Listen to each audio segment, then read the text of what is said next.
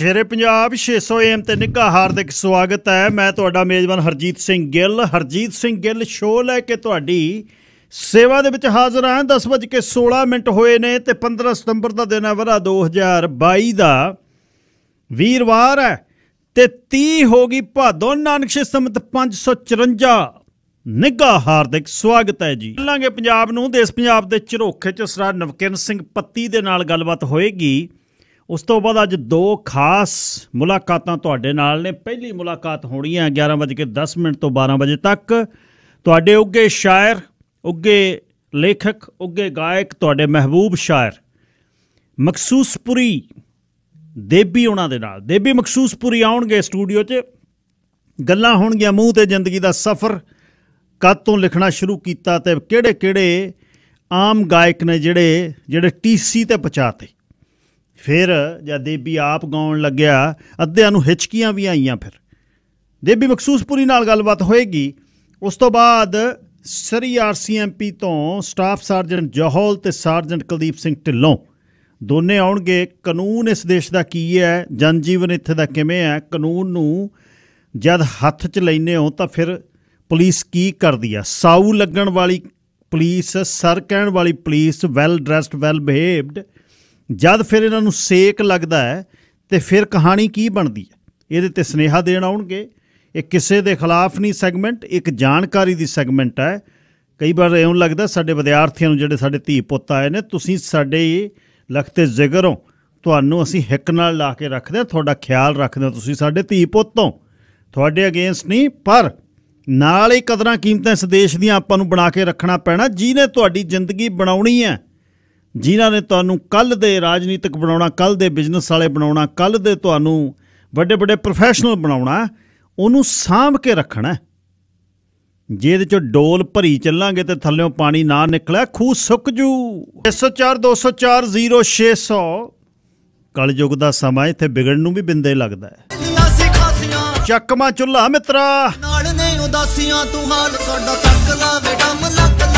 6042040600 तो 6047291224 पहला on air का नंबर है तो दूजा अपना नंबर है जिहड़ा तुहानूं सदा ही पिछले 13 सालों तो शुरू दे विच सैल नंबर तुहानूं देना शुरू कीता ते तुसीं भी मान दिंदे हो ते मैनूं इस गल दा माण है कि भाईचारा मेरे नाल अपने दुख सुख करदा है। 6047291224 ये WhatsApp ते टैक्सट लई मेरा नंबर है। कुछ आशकाना खुमार भी, कुछ शायराना सरूर है, जे लुका लवां कोई सेक है, जे विखा सकां निरा नूर है। मेरे मन दी अगल फरोल लै, तैनूं प्यास है तो जल टोल लै, इस अगन दी किसे परत विच किते जल भी होना जरूर है। कदे पाक कठाली जनून दी, कदे ताश शऊर दी लाट विच तप तप के कुंदन होण लई मैनूं हर अगन मंजूर है।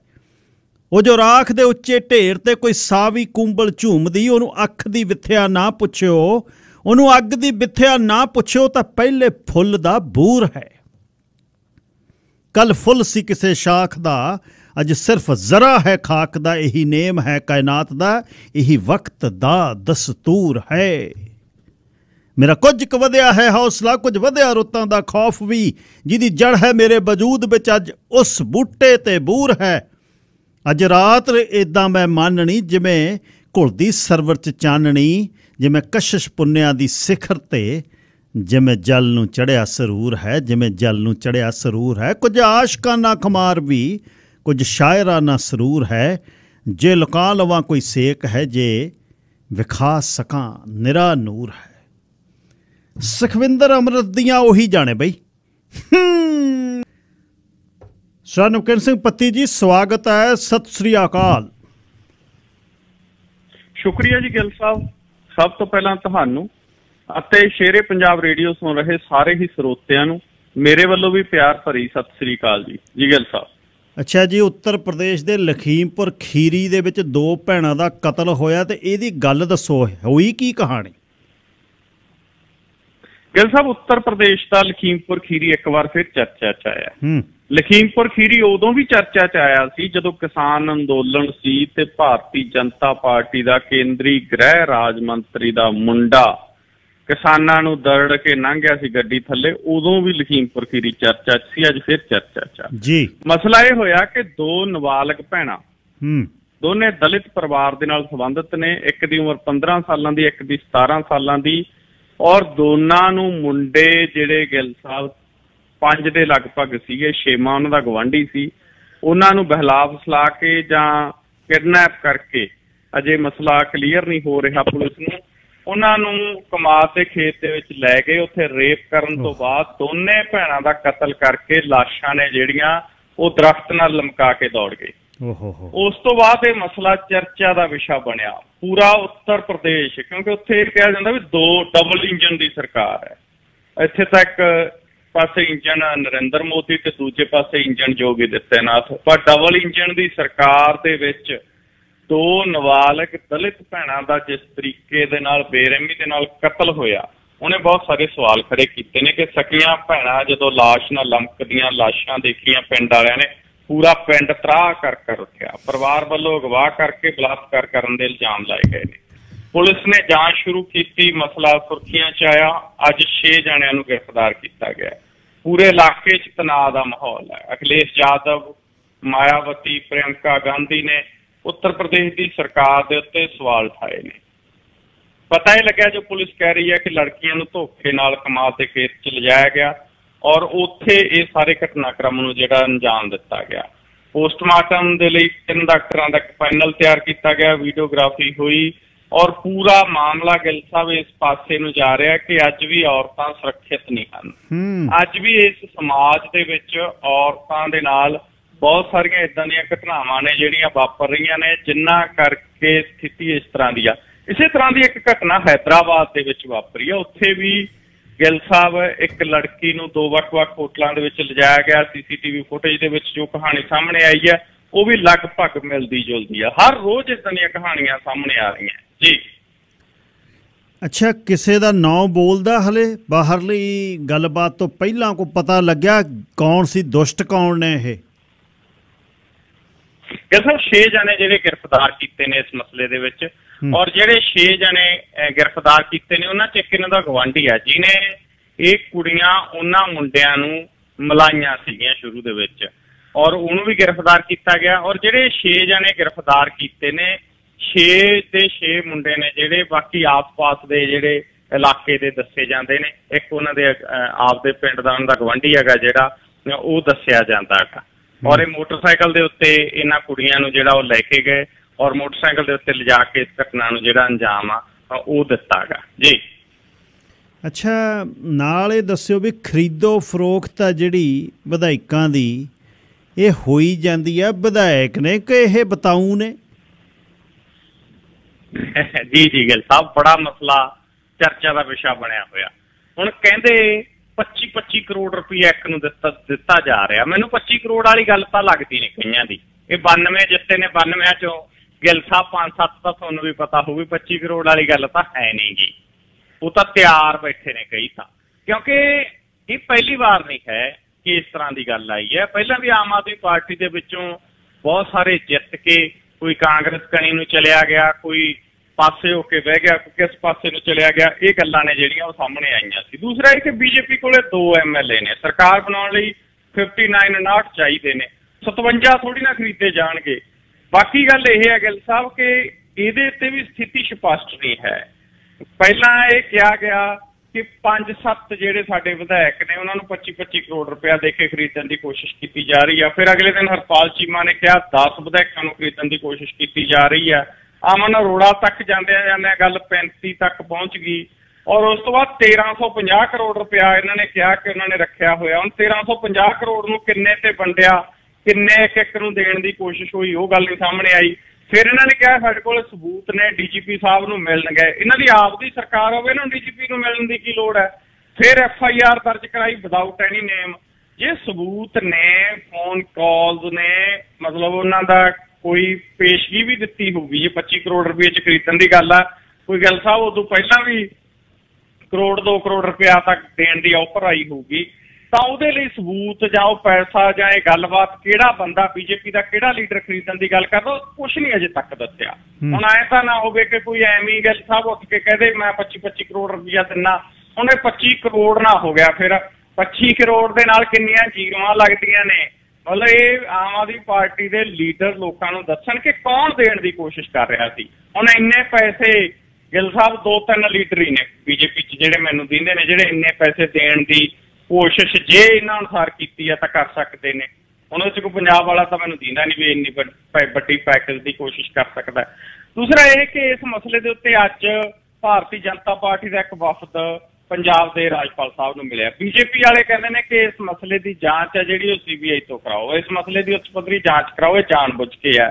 ਦੂਜੇ ਪਾਸੇ ਗਿੱਲ ਸਾਹਿਬ ਇਸੇ ਮਸਲੇ ਨੂੰ ਲੈ ਕੇ ਕਾਂਗਰਸ ਆ ਜਿਹੜੀ ਉਹ ਹੋਰ ਤਰ੍ਹਾਂ ਦੇ ਬਿਆਨ ਦੇ ਰਹੀ ਹੈ, ਅਕਾਲੀ ਦਲ ਹੋਰ ਤਰ੍ਹਾਂ ਦੇ ਰਿਹਾ। ਇੱਕ ਮਸਲਾ ਇਹ ਵੀ ਹੈ ਕਿ ਇਹਨਾਂ ਦਾ ਫੌਜਾ ਸਿੰਘ ਫਰਾਰੀ ਆ ਜਿਹੜਾ ਕੈਬਨਿਟ ਮੰਤਰੀ ਦੀ ਆਡੀਓ ਲੀਕ ਹੋਈ, ਉਹਦਾ OSD ਰੁੱਸਿਆ ਫਿਰਦਾ।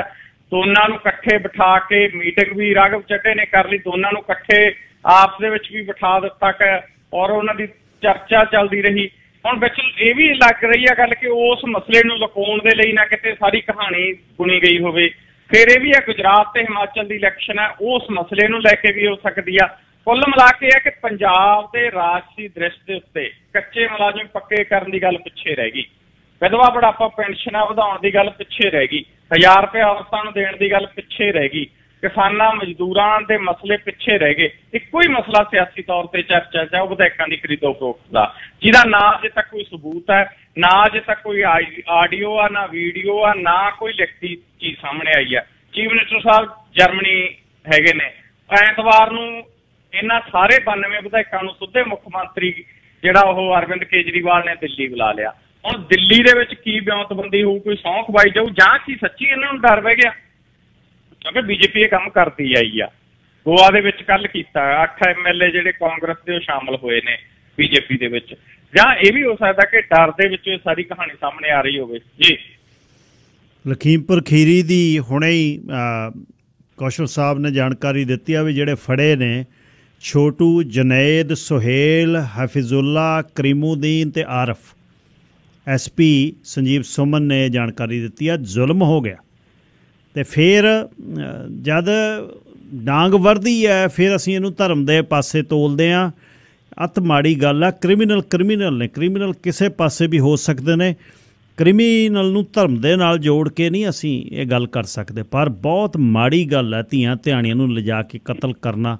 ਅਤੇ ਇਹ 6 ਫੜੇ ਨੇ। ਹੁਣ ਬਾਕੀ ਗੱਲ ਸੱਚ ਕੀ ਆ ਆਉਣ ਵਾਲੇ ਸਮੇਂ 'ਚ ਆਏਗੀ।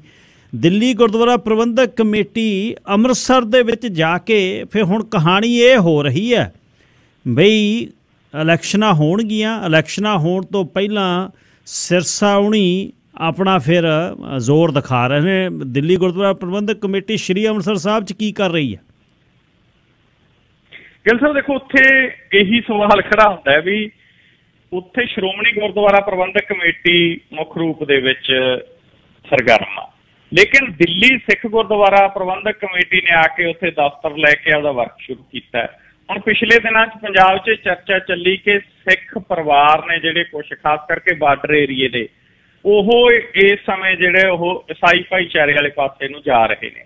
ਉਹਦੇ 'ਚੋਂ ਅੱਜ ਜਿਹੜਾ ਦਿੱਲੀ ਸਿੱਖ ਗੁਰਦੁਆਰਾ ਮੈਨੇਜਮੈਂਟ ਕਮੇਟੀ ਨੇ ਪ੍ਰੋਗਰਾਮ ਕੀਤਾ, ਉਹ 'ਚ 45 ਪਰਿਵਾਰਾਂ ਦੀ ਸਿੱਖ ਧਰਮ ਦੇ ਵਿੱਚ ਘਰ ਵਾਪਸੀ ਕਰਵਾਈ ਆ।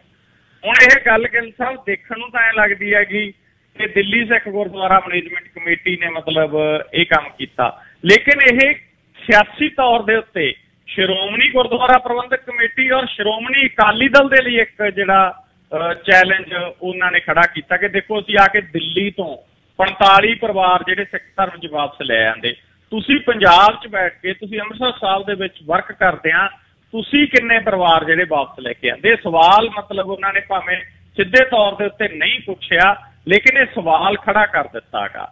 ਔਰ ਇਹ ਸਾਰੇ ਮਸਲੇ ਨੇ ਗਿੱਲ ਸਾਹਿਬ ਇਸ ਗੱਲ ਨੂੰ ਜਿਹੜਾ ਗਾ ਉਹ ਕਿਤੇ ਨਾ ਕਿਤੇ ਅੱਗੇ ਲਿਆਂਦਾ ਗਾ ਕਿ ਸ਼੍ਰੋਮਣੀ ਗੁਰਦੁਆਰਾ ਪ੍ਰਬੰਧਕ ਕਮੇਟੀ ਦੀਆਂ ਚੋਣਾਂ ਜੇ ਆਉਣ ਵਾਲੇ ਸਮੇਂ ਦੇ ਵਿੱਚ ਆਉਂਦੀਆਂ ਨੇ ਤਾਂ ਦਿੱਲੀ ਸਿੱਖ ਗੁਰਦੁਆਰਾ ਮੈਨੇਜਮੈਂਟ ਕਮੇਟੀ ਹੈ ਜਿਹੜੀ ਪੰਜਾਬ ਦੇ ਵਿੱਚ ਉਹ ਸਰਗਰਮੀ ਕਰੂ। ਕਿਉਂਕਿ ਅੱਜ ਜਦੋਂ 45 ਪਰਿਵਾਰਾਂ ਦੀ ਘਰ ਵਾਪਸੀ ਜਿਹੜੀ ਉਹ ਕਰਵਾਈ ਜਾ ਰਹੀ ਸੀ ਦਿੱਲੀ ਸਿੱਖ ਗੁਰਦੁਆਰਾ ਪ੍ਰਬੰਧਕ ਕਮੇਟੀ ਦੇ ਵੱਲੋਂ, ਉਧਰੋਂ ਸਿਮਰਜੀਤ ਸਿੰਘ ਮਾਨ ਹੋਰਾਂ ਦੇ ਵੱਲੋਂ ਵੀ ਇੱਕ ਸਮਾਗਮ ਆ ਜਿਹੜਾ ਅੰਮ੍ਰਿਤਸਰ ਸਾਹਿਬ ਦੇ ਵਿੱਚ ਅੱਜ ਕੀਤਾ ਗਿਆ। ਔਰ ਸਿਮਰਜੀਤ ਸਿੰਘ ਮਾਨ ਹੋਰਾਂ ਨੇ ਮੰਗ ਕੀਤੀ ਕਿ ਸ਼੍ਰੋਮਣੀ ਗੁਰਦੁਆਰਾ ਪ੍ਰਬੰਧਕ ਕਮੇਟੀ ਦੀਆਂ ਚੋਣਾਂ ਨੇ ਜਿਹੜੀਆਂ ਉਹ ਕਰਵਾਈਆਂ ਜਾਣ। ਸੋ ਇਹ ਬਾਦਲ ਪਰਿਵਾਰ ਔਰ ਸ਼੍ਰੋਮਣੀ ਅਕਾਲੀ ਦਲ ਔਰ ਸ਼੍ਰੋਮਣੀ ਗੁਰਦੁਆਰਾ ਪ੍ਰਬੰਧਕ ਕਮੇਟੀ ਉਹਨਾਂ ਦੇ ਲਈ ਇੱਕ ਸਥਿਤੀ ਇਦਾਂ ਦੀ ਪੈਦਾ ਹੋ ਰਹੀ ਹੈਗੀ ਕਿ ਉਹ ਹਾਸ਼ੀਏ ਦੇ ਉੱਤੇ ਜਾ ਰਹੇ ਨੇ। ਔਰ ਇਸੇ ਦਰਮਿਆਨ ਸ਼੍ਰੀ ਅਕਾਲ ਤਖਤ ਸਾਹਿਬ ਦੇ ਜਥੇਦਾਰ ਸਾਹਿਬ ਦਾ ਬਿਆਨ ਵੀ ਹੈ ਜਿਹੜਾ ਗਿੱਲ ਸਾਹਿਬ ਅੱਜ ਉਹ ਵੀ ਚਰਚਾ ਦਾ ਵਿਸ਼ਾ ਬਣਿਆ।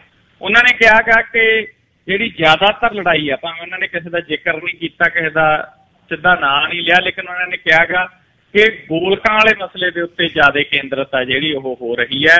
ਔਰ ਇਹ ਜਿਹੜਾ ਉਹਨਾਂ ਦਾ ਬਿਆਨ ਹੈ, ਇਸ ਬਿਆਨ ਨੂੰ ਇਸੇ ਸੰਦਰਭ ਦੇ ਵਿੱਚ ਦੇਖਿਆ ਜਾ ਰਿਹਾ ਗਾ ਜਿਸ ਸੰਦਰਭ ਦੇ ਵਿੱਚ ਦਿੱਲੀ ਸਿੱਖ ਗੁਰਦੁਆਰਾ ਮੈਨੇਜਮੈਂਟ ਕਮੇਟੀ ਸਰਗਰਮ ਹੋਈ ਹੈ ਪੰਜਾਬ 'ਚ। ਜੀ ਦਿੱਲੀੋਂ ਰਹੀ ਹੈ ਹਲੇ ਪੰਜਾਬ ਨੂੰ ਆਉਣਿਆ, ਫਿਰ ਇਉਂ ਦੱਸਿਓ ਵੀ ਤਾਲਿਬਾਨਾਂ ਨੇ ਸ਼੍ਰੀ ਗੁਰੂ ਗ੍ਰੰਥ ਸਾਹਿਬ ਜੀ ਦੇ ਸਰੂਪ ਲਿਆਉਣੋਂ ਰੋਕ ਦਿੱਤਾ ਦਿੱਲੀ ਨੂੰ ਜੀ?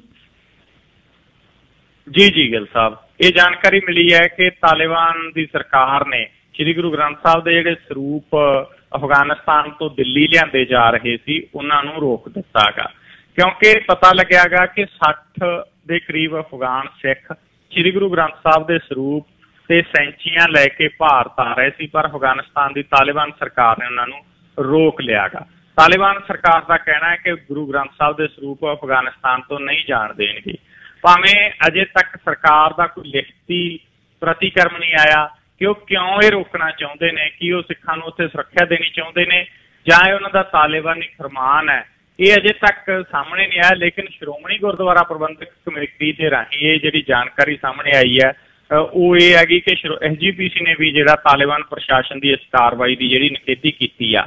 ਬਹੁਤ ਸਾਰੀਆਂ ਸਿੱਖ ਸੰਸਥਾਵਾਂ ਸਰਗਰਮ ਨੇ ਇਸ ਵਿਸ਼ੇ ਦੇ ਉੱਤੇ ਕਿ ਕਾਬੁਲ ਦੇ ਵਿੱਚ ਜਿਹੜੇ ਸਿੱਖ ਫਸੇ ਹੋਏ ਨੇ ਅਜੇ ਉਹਨਾਂ ਨੂੰ ਭਾਰਤ ਵਾਪਸ ਲਿਆਂਦਾ ਜਾਵੇ ਔਰ ਉੱਥੋਂ ਸ਼੍ਰੀ ਗੁਰੂ ਗ੍ਰੰਥ ਸਾਹਿਬ ਦੇ ਸਰੂਪ ਨੇ ਜਿਹੜੇ ਉਹ ਵਾਪਸ ਲਿਆਂਦੇ ਜਾਣ। ਲੇਕਿਨ ਇਸੇ ਦਰਮਿਆਨ ਜਿਹੜਾ ਰੋਕਣ ਦਾ ਮਸਲਾ ਤਾਲਿਬਾਨ ਦੇ ਵੱਲੋਂ ਸਾਹਮਣੇ ਆਇਆ ਹੈਗਾ, ਉਹਦਾ ਆਉਣ ਵਾਲੇ ਦਿਨਾਂ ਦੇ ਵਿੱਚ ਸਥਿਤੀ ਸਪਸ਼ਟ ਹੋਵੇਗੀ ਕਿ ਉਹਨਾਂ ਦਾ ਮੰਤਵ ਕੀ ਹੈ, ਮਕਸਦ ਕੀ ਹੈ ਇਸ ਮਸਲੇ ਨੂੰ ਲੈ ਕੇ। ਜੀ ਅੱਛਾ ਜੀ, ਪੰਜਾਬ ਨੂੰ ਆਈਏ, ਪਹਿਲਾਂ ਤਾਂ ਇਹ ਦੱਸਿਓ ਵੀ ਜਿਹੜਾ ਸਿੰਜਾਈ ਵਿਭਾਗ ਦੇ ਵਿੱਚ ਇਹਦੇ 'ਚ ਕੀ ਨਵਾਂ ਘਟਾਲਾ ਕਿਹੜਾ ਆ ਗਿਆ ਇਹਦੇ 'ਚ, ਤੇ ਭਗਵੰਤ ਮਾਨ ਉਹਨਾਂ ਨੇ ਦੇਤੀ ਖੁੱਲੀ ਛੁੱਟੀ ਵਿਜੀਲੈਂਸ ਨੂੰ? ਗਿੱਲ ਸਾਹਿਬ ਖੁੱਲੀ ਛੁੱਟੀ ਦੇਤੀ। ਇਹ ਘਟਾਲਾ ਅਸਲ ਦੇ ਵਿੱਚ ਉਹੀ ਪੁਰਾਣਾ 2017 ਵਾਲਾ ਗਾ, ਕਿਉਂਕਿ ਸਿੰਚਾਈ ਵਿਭਾਗ ਦੇ ਵਿੱਚ ਜਿਹੜਾ 17 ਵੇਲੇ ਘਟਾਲਾ ਖੁੱਲਿਆ ਸੀ ਨਾ, ਉਸ ਘਟਾਲੇ ਦੀਆਂ ਤੰਦਾਂ ਨੇ ਜਿਹੜੀਆਂ ਉਹ ਪਿਛਲੀ ਸਰਕਾਰ ਦੇ ਨਾਲ ਜਾ ਕੇ ਜੁੜਦੀਆਂ। ਹੁਣ ਤੱਕ ਦੀ ਜਿਹੜੀ ਆ ਤਾਣੀ ਗੁਣੀ ਜਿਹਦੇ 'ਚ ਭਾਰਤ ਭੂਸ਼ਣ ਆਸ਼ੂ ਫੜ ਲਿਆ, ਧਰਮਸੋਤ ਫੜ ਲਿਆ, ਗਿਲਜੀਆ ਦੇ ਉੱਤੇ ਜਾ ਕੇ ਗਾਜ ਡਿੱਗੀ, ਹੋਰ ਬਹੁਤ ਸਾਰੀਆਂ ਮਤਲਬ ਕਾਂਗਰਸੀ ਲੀਡਰਾਂ ਦੀ ਸਥਿਤੀ ਏਦਾਂ ਦੀ ਬਣੀ, ਚੰਨੀ ਅਜੇ ਤੱਕ ਵਾਪਸ ਨਹੀਂ ਮੁੜ ਰਿਹਾ ਡਰਦਾ ਤਾਂ। ਲੇਕਿਨ ਜਿਹੜਾ ਇਹ ਘਟਾਲਾ ਗਾ ਸਿੰਚਾਈ ਵਿਭਾਗ ਵਾਲਾ, ਇਹ ਅਕਾਲੀ ਸਰਕਾਰ ਦੀ ਸਥਿਤੀ ਹੈ ਜਿਹੜੀ ਉਸ ਵਕਤ ਦੀ ਉਹਦੇ ਤੇ ਸਵਾਲੀਆ ਨਿਸ਼ਾਨ ਖੜੇ ਕਰੂਗਾ, ਕਿਉਂਕਿ 17 ਦੇ ਵਿੱਚ ਗਿੱਲ ਸਾਹਿਬ ਇਸ ਮਸਲੇ ਦੇ ਉੱਤੇ ਵਿਜੀਲੈਂਸ ਨੇ ਇੱਕ ਜਾਂਚ ਕੀਤੀ ਸੀ ਔਰ ਉਸ ਜਾਂਚ ਦੇ ਵਿੱਚ ਇੱਕ ਠੇਕੇਦਾਰ ਨਾਮਜ਼ਦ ਕੀਤਾ ਸੀ ਗੁਰਿੰਦਰ ਸਿੰਘ ਭਾਪਾ। ਗੁਰਿੰਦਰ ਸਿੰਘ ਉਰਫ ਭਾਪਾ ਦਾ ਉਦੋਂ ਕਵਾਲੀਆ ਬਿਆਨ ਸੀਗਾ ਜਿਹੜਾ ਵਿਜੀਲੈਂਸ ਨੇ ਦਰਜ ਕੀਤਾ ਸੀ। ਉਹਨੇ ਕਿਹਾ ਸੀ ਕਿ 3 ਰਿਟਾਇਰਡ IAS ਅਫਸਰ, 2 ਸਾਬਕਾ ਮੰਤਰੀ ਤੇ 2 ਮੰਤਰੀਆਂ ਦੇ PA ਮੋਟੀਆਂ ਰਕਮਾਂ ਲੈ ਗਏ। ਔਰ ਕਵਾਲੀਆ ਬਿਆਨ ਜਿਹੜਾ 17 ਅਗਸਤ 2017 ਨੂੰ ਦਰਜ ਕੀਤਾ ਗਿਆ ਸੀਗਾ, ਉਹਦੇ 'ਚ ਗਿੱਲ ਸਾਹਿਬ ਉਹਨੇ ਕਿਹਾ ਸੀਗਾ ਕਿ ਇਹ ਠੇਕੇਦਾਰ ਦਾ ਜ਼ਿਕਰ ਸੀ ਕਿ ਇੱਕ ਸੇਵਾ ਮੁਕਤ ਅਧਿਕਾਰੀ ਨੇ 5.5 ਕਰੋੜ, ਦੂਜੇ ਨੂੰ 8.5 ਕਰੋੜ, ਤੀਜੇ ਨੂੰ 7 ਕਰੋੜ ਦੀ ਰਿਸ਼ਵਤ ਦਿੱਤੀ। ਠੇਕੇਦਾਰ ਨੇ 2 ਸਾਬਕਾ ਮੰਤਰੀਆਂ ਤੇ ਉਹਨਾਂ ਦੇ PA ਨੂੰ ਮੋਟੇ ਗੱਫੇ ਦੇਣ ਦਾ ਖੁਲਾਸਾ ਗਾ ਜਿਹੜਾ ਉਹ ਕੀਤਾ ਸੀ। ਔਰ ਉਸ ਤੋਂ ਬਾਅਦ ਗਿੱਲ ਸਾਹਿਬ ਇਹ ਜਾਂਚ ਆ ਜਿਹੜੀ ਰੁਕ ਗਈ ਸੀਗੀ, ਫਿਰ ਜਾਂਚ ਅੱਗੇ ਨਹੀਂ ਸੀ ਵਧੀ। 2006-07 ਦੌਰਾਨ ਗੁਰਿੰਦਰ ਸਿੰਘ ਠੇਕੇਦਾਰ ਦੀ ਕੰਪਨੀ ਦੀ ਜਿਹੜੀ ਸਾਲ ਦੀ ਆਮਦਨ ਸੀ 4 ਕਰੋੜ 74 ਲੱਖ ਸੀ, ਪਰ 16-17 ਦੇ ਵਿੱਚ ਆ ਕੇ 10 ਸਾਲਾਂ ਦੇ ਵਿੱਚ ਹੀ ਵੱਧ ਕੇ 300 ਕਰੋੜ ਹੋ ਗਈ। ਇੰਨੀ ਆਮਦਨ ਕਿਵੇਂ ਵਧੀ? ਉਹਦਾ ਕਾਰਨ ਇਹ ਸੀ ਜਿਹੜਾ ਵਿਜੀਲੈਂਸ ਦੇ ਸਾਹਮਣੇ ਆਇਆ ਸੀ ਕਿ 1000 ਕਰੋੜ ਰੁਪਏ ਦੇ ਟੈਂਡਰ ਜਿਹੜੇ ਲਾਟ ਹੋਏ ਉਹ ਵਿਭਾਗੀ ਰੇਟਾਂ ਨਾਲੋਂ 10 ਤੋਂ 50% ਵੱਧ ਰੇਟਾਂ ਦੇ ਉੱਤੇ ਦਿੱਤੇ ਗਏ ਔਰ ਉਹਦੀਆਂ ਅਦਾਇਗੀਆਂ ਨੇ ਜਿਹੜੀਆਂ ਉਹ ਇਸ ਹਿਸਾਬ ਦੇ ਨਾਲ ਹੋਈਆਂ ਕਿ ਜਿਹਦਾ ਠੇਕੇਦਾਰ ਨੂੰ ਲਾਭ ਹੋਇਆ। ਔਰ ਇਹ ਮਸਲੇ ਦੀ ਜਾਂਚ ਆ ਜਿਹੜੀ ਉੱਥੇ ਰੋਕ ਦਿੱਤੀ ਗਈ ਸੀ। ਹੁਣ ਭਗਵੰਤ ਮਾਨ ਨੇ ਇਸ ਜਾਂਚ ਦੀ ਖੁੱਲੀ ਛੁੱਟੀ ਦੇ ਦਿੱਤੀ ਹੈ ਔਰ ਮਹੱਤਵਪੂਰਨ ਤੱਥ ਇਹ ਹੈਗਾ ਕਿ ਆਉਣ ਵਾਲੇ ਸਮੇਂ ਦੇ ਵਿੱਚ ਕਈਆਂ ਦੇ ਉੱਤੇ ਗਾਜ ਆ ਜਿਹੜੀ ਡਿੱਗ ਸਕਦੀ ਹੈ, ਕਿਉਂਕਿ ਬਿਊਰੋ ਨੇ ਇਸ ਕੇਸ 'ਚ ਗੁਲਸ਼ਨ ਨਾਗਪਾਲ ਐਕਸੀਅਨ, ਪਰਮਜੀਤ ਘੁੰਮਣ ਚੀਫ ਇੰਜੀਨੀਅਰ ਜਿਹੜਾ ਰਿਟਾਇਰਡ ਹੋ ਗਿਆ, Bajrang Lal Singla XEN, Harinder Singh chief engineer ਤੇ ਹੋਰ ਬਹੁਤ ਸਾਰੇ ਜਿਹੜੇ IAS IPS ਅਫਸਰ ਨੇ ਉਹਨਾਂ ਨੂੰ ਨਾਮਜ਼ਦ ਕੀਤਾ ਸੀ। ਮਹੱਤਵਪੂਰਨ ਤੱਥ ਇਹ ਵੀ ਹੈ ਕਿ ਕੈਪਟਨ ਅਮਰਿੰਦਰ ਸਿੰਘ ਤੇ ਚੰਨੀ ਦੀ ਅਗਵਾਈ ਵਾਲੀਆਂ ਸਰਕਾਰਾਂ ਨੇ ਇਸ ਮਾਮਲੇ ਤੇ ਬਾਅਦ 'ਚ ਚੁੱਪੀ ਧਾਰੀ ਰੱਖੀ। ਹੁਣ ਭਗਵੰਤ ਮਾਨ ਨੇ ਜੇ ਖੁੱਲੀ ਛੁੱਟੀ ਦਿੱਤੀ ਹੈ ਤਾਂ ਦੇਖਦੇ ਹਾਂ ਕਿ ਗੱਲ ਅੱਗੇ ਵਧੂਗੀ ਵੀ ਜਾਂ ਗੱਲ ਫਿਰ ਗਾਜ ਅੱਗੇ ਜਾ ਕੇ ਰੁਕ ਜੇਗੀ ਜੀ। ਅੱਛਾ ਜੀ, ਆਸ਼ੂ ਦੀ ਕੋਈ ਖਬਰ ਦਿੱਤੀ ਹੋਣੀ, ਬਹੁਤ ਦਿਨ ਹੋ ਗਏ। ਗਿੱਲ ਸਾਹਿਬ, ਆਸ਼ੂ ਦੀ ਜਾਣਕਾਰੀ ਇਹ ਮਿਲੀ ਹੈ ਕਿ ਉਸ ਮਸਲੇ ਦੇ ਵਿੱਚ ਉਹਦੀਆਂ ਮੁਸ਼ਕਲਾਂ ਦੇਖੋ ਵੱਧ ਸਕਦੀਆਂ ਨੇ, ਕਿਉਂਕਿ ਉਹਦੀ ਜ਼ਮਾਨਤ ਦੀ ਅਰਜ਼ੀ ਹੈ ਜਿਹੜੀ ਉਹ ਰੱਦ ਹੋ ਗਈ। ਜ਼ਮਾਨਤ ਦੀ ਅਰਜ਼ੀ ਪਿਛਲੇ ਦਿਨ ਹੀ ਰੱਦ ਹੋਣ ਤੋਂ ਬਾਅਦ ਹੁਣ ਇਸ ਮਸਲੇ ਦੇ ਵਿੱਚ ਵਿਜੀਲੈਂਸ ਨੇ ਲੁਧਿਆਣਾ ਦਾ ਇੱਕ ਖਾਸਾ ਵੱਡਾ ਆੜਤੀਆ ਫੜਿਆ। ਅੱਜ ਇਹ ਆੜਤੀਏ ਨੂੰ ਜਦੋਂ ਫੜਿਆ 12 ਲੱਖ ਰੁਪਈਆ ਗਿੱਲ ਸਾਹਿਬ ਰੱਖੀ ਬੈਠਾ ਸੀ ਗੱਲੇ 'ਚ। 12 ਲੱਖ ਰੁਪਈਆ ਇਸ ਆੜਤੀਏ ਤੋਂ ਫੜਿਆ ਗਿਆ। ਇਹਦੀ ਪਛਾਣ ਆੜਤੀਏ ਦੀ ਕ੍ਰਿਸ਼ਨ ਲਾਲ ਉਰਫ ਧੋਤੀ ਵਾਲਾ, 50 ਸਾਲ ਦੀ ਇਹਦੀ ਉਮਰ ਹੈ, ਉਹਦੇ ਵਜੋਂ ਹੋਈ ਹੈ ਔਰ ਇਹ ਭਾਰਤ ਭੂਸ਼ਣ ਆਸ਼ੂ ਦਾ ਨੇੜਲਾ ਦੱਸਿਆ ਜਾਂਦਾ ਹੈਗਾ। ਇਹਦੇ ਤੇ ਗਿੱਲ ਸਾਹਿਬ ਇਲਜ਼ਾਮ ਇਹ ਹੈ ਵੀ ਬਾਹਰਲੇ ਸੂਬਿਆਂ ਤੋਂ ਮਾੜੀ ਕੁਆਲਿਟੀ ਦਾ ਝੋਨਾ ਜਿਹੜਾ ਗਾ ਇਹ ਲੈ ਕੇ ਆਉਂਦਾ ਸੀ ਸਸਤੇ ਭਾਅ ਔਰ ਇੱਥੇ ਆ ਕੇ ਉਹਨੂੰ ਵਧੀਆ ਕੁਆਲਿਟੀ ਵਾਲੇ 'ਚ ਰਲਾ ਕੇ ਵਿਭਾਗ ਦੀ ਮਿਲੀ ਭੁਗਤ ਦੇ ਨਾਲ ਔਰ ਇੱਥੇ ਆ ਕੇ ਗਿੱਲ ਸਾਹਿਬ ਜਿਹੜਾ ਰੇਟ ਪੰਜਾਬ ਵਾਲੇ ਕਿਸਾਨਾਂ ਨੂੰ ਮਿਲਦਾ ਸੀ ਉਹ ਰੇਟ ਆ ਜਿਹੜਾ ਵਿਭਾਗ ਤੋਂ ਲੈ ਜਾਂਦਾ ਸੀ। ਮੋਟੀ ਕਮਾਈ ਇਸ ਵਿਅਕਤੀ ਨੇ ਜਿਹੜੀ ਪਿਛਲੇ ਦਿਨਾਂ ਦੇ ਵਿੱਚ ਕੀਤੀ ਹੈ ਔਰ ਸਾਧੂ ਇਸ ਮਸਲੇ ਦੇ ਵਿੱਚ ਆਸ਼ੂ ਹੋਰਾਂ ਦੇ ਨਾਲ ਇਹਦੀ ਨੇੜਤਾ ਦੇ ਕਰਕੇ ਇਹਦੀ ਗ੍ਰਿਫਤਾਰੀ ਹੈ ਜਿਹੜੀ ਉਹ ਹੋਈ ਹੈ। ਸੋ ਇਹ ਵੀ ਆਉਣ ਵਾਲੇ ਦਿਨਾਂ ਦੇ ਵਿੱਚ ਲੱਗਦਾ ਗਾ ਕਿ ਹੋਰ ਖੁਲਾਸੇ ਕਰ ਸਕਦਾ ਭਾਰਤ ਭੂਸ਼ਣ ਆਸ਼ੂ ਬਾਰੇ ਜੀ। ਸਿੱਧੂ ਮੂਸੇਵਾਲੇ ਦੇ ਕਤਲ ਦੇ ਵਿੱਚ ਇਹ ਜਿਹੜਾ ਦੀਪਕ ਮੁੰਡੀ ਆ ਇਹਦੇ ਬਾਰੇ ਚਾਨਣਾ ਪਾਓ ਮਾੜਾ ਜਿਹਾ। ਗਿੱਲ ਸਾਹਿਬ, ਇਹ 6ਵਾਂ ਸ਼ੂਟਰ ਹੈ ਕਿਉਂਕਿ 6 ਜਣਿਆਂ ਨੇ ਦਿੱਲੀ ਪੁਲਿਸ ਔਰ ਪੰਜਾਬ ਪੁਲਿਸ ਦੀ ਗੱਲ 'ਚ ਸਾਹਮਣੇ ਆਇਆ ਸੀ ਸਿੱਧੂ ਮੂਸੇਵਾਲੇ ਦਾ ਗੋਲੀਆਂ ਮਾਰ ਕੇ ਕਤਲ ਕੀਤਾ। 6 ਚੋਂ 2 ਐਨਕਾਊਂਟਰ 'ਚ ਮਾਰੇ ਗਏ, 3 ਪੁਲਿਸ ਨੇ ਪਹਿਲਾਂ ਫੜ ਲਏ ਸੀ। ਇਹ ਇਕੱਲਾ ਰਹਿੰਦਾ ਸੀ ਜਿਹਦੀ ਪਿਛਲੇ ਦਿਨਾਂ ਦੇ ਵਿੱਚ ਗ੍ਰਿਫਤਾਰੀ ਹੈ ਜਿਹੜੀ ਹੋਈ ਹੈ ਦੀਪਕ ਮੁੰਡੀ ਦੀ। 22 ਸਾਲ ਦੀ ਇਹਦੀ ਉਮਰ ਹੈ। ਪੂਰਾ ਨਾਂ ਇਹਦਾ ਦੀਪਕ ਸਾਂਗਵਾਨ ਹੈ, ਹਰਿਆਣਾ ਦਾ ਰਹਿਣ ਵਾਲਾ ਜੀ ਔਰ ਇਹ ਆਪਦੇ ਪਿੰਡ ਨਹੀਂ ਸੀ ਰਹਿੰਦਾ ਕਿਉਂਕਿ ਇਹਦਾ ਬਚਪਨ ਦਾ ਮਤਲਬ ਜਿਹੜਾ ਪਿੰਡ ਹੈਗਾ ਦੀਪਕ ਦਾ ਮੁੰਡੀ ਉੱਥੇ ਦੀ ਬਜਾਏ ਨਾਨਕੇ ਘਰ ਰਿਹਾ ਗਾ ਹਰਿਆਣੇ ਦੇ ਵਿੱਚ ਹੀ। ਦੁਬਲ ਧਨ ਇਹਦਾ ਨਾਨਕਾ ਪਿੰਡ ਹੈ, ਉੱਥੇ ਇਹ ਵੱਡਾ ਹੋਇਆਗਾ ਔਰ ਉੱਥੋਂ ਇਹ ਗਿੱਲ ਸਾਹਿਬ ਜਿਹੜਾ ਕ੍ਰਾਈਮ ਦੀ ਦੁਨੀਆ 'ਚ ਗਿਆ। ਫਿਰ ਇਹਦੇ ਪਰਿਵਾਰ ਨੇ ਇਹਨੂੰ ਬੇਦਖਲ ਕੀਤਾ ਔਰ ਮੁੰਡੀ ਦਾ ਪਰਿਵਾਰ ਇਹ ਕਹਿੰਦਾ ਹੈਗਾ ਕਿ ਅਸੀਂ ਮਤਲਬ ਮਜ਼ਦੂਰ ਬੰਦੇ ਹਾਂ, ਮਜ਼ਦੂਰੀ ਕਰਨ ਵਾਲਾ ਪਰਿਵਾਰ ਹੈ, ਬੜੀ ਮਿਹਨਤ ਮੁਸ਼ੱਕਤ ਦੇ ਨਾਲ ਆਪਦਾ ਗੁਜ਼ਾਰਾ ਕਰਦੇ ਹਾਂ, ਪਰ ਇਹ ਸਾਡਾ ਮੁੰਡਾ ਸਾਡੇ ਕਹਿਣੇ ਤੋਂ ਬਾਹਰ ਆ ਜਿਹਦੇ ਕਰਕੇ ਅਸੀਂ ਬੇਦਖਲ ਕੀਤਾ ਔਰ ਉਹ ਕਹਿੰਦੇ ਜੇ ਇਹਨੇ ਕਸੂਰ ਕੀਤਾ ਇਹਨੂੰ ਸਜ਼ਾ ਦਿਓ, ਅਸੀਂ ਨਹੀਂ ਇਹਦੇ ਪਿੱਛੇ ਆਉਂਦੇ। ਗਿੱਲ ਸਾਹਿਬ, ਦੀਪਕ ਮੁੰਡੀ ਨੇ ਹੁਣ ਜਿਹੜੇ ਖੁਲਾਸੇ ਕੀਤੇ ਨੇ ਉਹ ਖੁਲਾਸੇ ਬੜੇ ਅਹਿਮ ਨੇ। ਅੱਜ ਜਿਹੜੀ ਜਾਣਕਾਰੀ ਮਾਨਸਾ ਪੁਲਿਸ ਨੂੰ ਮਿਲੀ ਹੈ ਕਿਉਂਕਿ ਰਿਮਾਂਡ ਤੇ ਆ ਮਾਨਸਾ ਪੁਲਿਸ ਕੋਲੇ, ਉਹਦੇ 'ਚ ਇਹਨੇ ਇਹ ਕਿਹਾ ਵੀ ਮੇਰੇ ਕੋਲੇ ਜਿਹੜੇ ਹਥਿਆਰ ਸੀ ਰਾਜਸਥਾਨ ਤੋਂ ਮਿਲੇ। ਇਹ ਕਹਿੰਦਾ ਮੈਨੂੰ ਜਿੰਨਾ ਸਹਿਯੋਗ ਸੀ ਉਹ ਰਾਜਸਥਾਨ ਤੋਂ ਮਿਲਿਆ ਔਰ ਰਾਜਸਥਾਨ ਤੋਂ ਹੀ ਮੈਨੂੰ ਮਤਲਬ ਸਾਰਾ ਇਸ ਮਸਲੇ ਦਾ ਪਲਾਨ ਆ ਜਿਹੜਾ ਉਹ ਸਮਝਾਇਆ ਗਿਆ ਔਰ ਇਸ ਮਸਲੇ 'ਚ ਹੁਣ ਇਹ ਵੀ ਖੁਲਾਸੇ ਹੋਏ ਨੇ ਕਿ ਇਹਨਾਂ ਦਾ ਨਿਸ਼ਾਨਾ ਗਾ ਜਿਹੜਾ ਲਾਰੈਂਸ ਬਿਸ਼ਨੋਈ ਗੈਂਗ ਦਾ ਉਹ ਸਲਮਾਨ ਖਾਨ ਸੀ ਅਗਲਾ। ਔਰ ਇਹਦੇ ਤੋਂ ਇਹ ਵੀ ਗਿੱਲ ਸਾਹਿਬ ਗੱਲਾਂ ਨੇ ਜਿਹੜੀਆਂ ਸਾਹਮਣੇ ਭਾਵੇਂ ਪੰਜਾਬ ਪੁਲਿਸ ਦੀਆਂ 2 ਟੀਮਾਂ ਅੱਜ ਹੀ ਰਾਜਸਥਾਨ ਨੂੰ ਤੁਰ ਗਈਆਂ। ਜਿਹੜੇ ਨੇ ਜ਼ਿਕਰ ਕੀਤੇ, ਜਿਹੜੀਆਂ ਥਾਵਾਂ ਦਾ ਇਹਨੇ ਜ਼ਿਕਰ ਕੀਤਾ ਉਹ ਉਧਰ ਨੂੰ ਪੰਜਾਬ ਪੁਲਿਸ ਦੀਆਂ ਜਿਹੜੀਆਂ ਟੀਮਾਂ ਨੇ ਉਹ ਗਈਆਂ ਨੇ। ਪਰ ਇੱਕ ਗੱਲ ਸਵਾਲ ਹੋਰ ਖੜਾ ਹੋ ਗਿਆ ਕਿ ਜਿਸ ਤਰ੍ਹਾਂ ਦੀਆਂ ਤੰਦਾਂ ਹੁਣ ਖੁੱਲ ਰਹੀਆਂ ਨੇ ਕਿਉਂਕਿ NIA ਨੇ ਛਾਪੇਮਾਰੀ ਕੀਤੀ ਹੈ।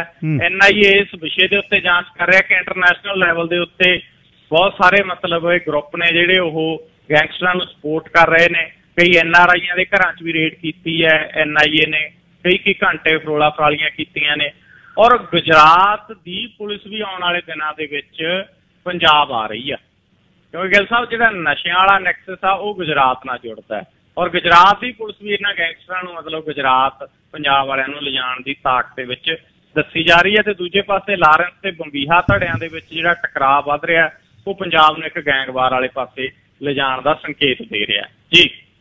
ਧੰਨਵਾਦ ਜੀ। ਕੱਲ ਸਵੇਰੇ ਫਿਰ ਸ਼ਾਮਲ ਹੋਵਾਂਗੇ 10:20 ਤੇ। ਆਪਣਾ ਖਿਆਲ ਰੱਖਿਓ। ਧੰਨਵਾਦ ਬਹੁਤ ਬਹੁਤ। ਸ਼ੁਕਰੀਆ ਜੀ ਗਿੱਲ ਸਾਹਿਬ, ਤੁਹਾਡਾ ਤੇ ਸਾਰੇ ਸਰੋਤਿਆਂ ਦਾ ਵੀ ਧੰਨਵਾਦ। ਸਟਾਰ ਨਵਕਿਨ ਸਿੰਘ ਪੱਤੀ ਸੇਖਵਾਂ ਬਰਨਾਲਿਓਂ ਗੱਲਬਾਤ ਕਰ।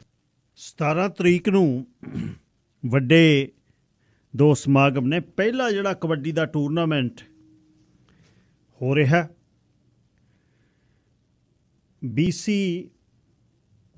ਨੈਸ਼ਨਲ ਕਬੱਡੀ ਫੈਡਰੇਸ਼ਨ ਵੱਲੋਂ ਇਹ ਫ੍ਰੀ ਟੂਰਨਾਮੈਂਟ ਹੈ ਸਰੀ ਦੇ ਵਿੱਚ ਬੈਲ ਸੈਂਟਰ ਦੀਆਂ ਗਰਾਊਂਡਾਂ ਦੇ ਵਿੱਚ, ਅਤੇ ਇੱਥੇ ਦੀਪ ਢਿੱਲੋਂ ਅਤੇ ਜਾਸਮੀਨ ਜੱਸੀ ਦਾ ਅਖਾੜਾ ਵੀ ਲੱਗਣਾ, ਅਤੇ 6 ਟੀਮਾਂ ਨੇ ਖੇਲਣਾ 11 ਵਜੇ ਤੋਂ 7 ਵਜੇ ਤੱਕ 17 ਨੂੰ, ਅਤੇ ਕੋਈ ਇਹਦੇ ਵਿੱਚ ਐਂਟਰੀ ਫੀਸ ਨਹੀਂ, ਅਤੇ ਦੀਪ ਢਿੱਲੋਂ ਅਤੇ ਜਾਸਮੀਨ ਜੱਸੀ ਨੇ ਗਾਉਣਾ।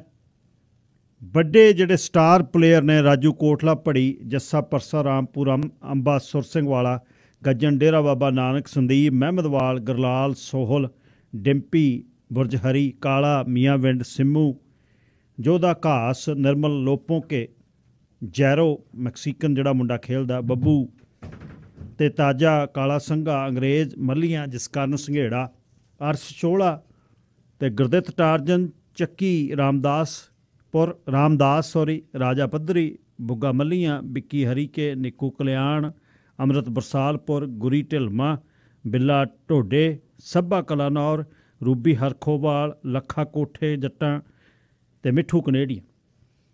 ਇਹ ਸਿਰੇ ਦੇ ਪਲੇਅਰ ਨੇ ਜਿਹੜੇ ਨੈਸ਼ਨਲ ਕਬੱਡੀ ਫੈਡਰੇਸ਼ਨ ਦੇ ਵਿੱਚ ਇਸ ਵੀਕਐਂਡ 'ਤੇ ਜਿਨ੍ਹਾਂ ਦਾ ਟੂਰਨਾਮੈਂਟ 17 ਨੂੰ, ਅਤੇ ਨਾਲ ਫਿਰ ਆਥਣੇ ਜੇ ਅਖਾੜਾ ਦੀਪ ਢਿੱਲੋਂ ਅਤੇ ਜਾਸਮੀਨ ਜੱਸੀ ਦਾ।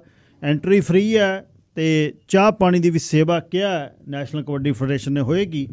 ਜਾਣਕਾਰੀ ਲਈ ਗੋਲਡੀ ਖਟੜਾ 778 881 7842 ਜਾਂ ਕੁਲਵੀਰ ਦੁਲੇ 604 722 4272 'ਤੇ ਤੁਸੀਂ ਗੱਲਬਾਤ ਕਰ ਸਕਦੇ ਹੋ।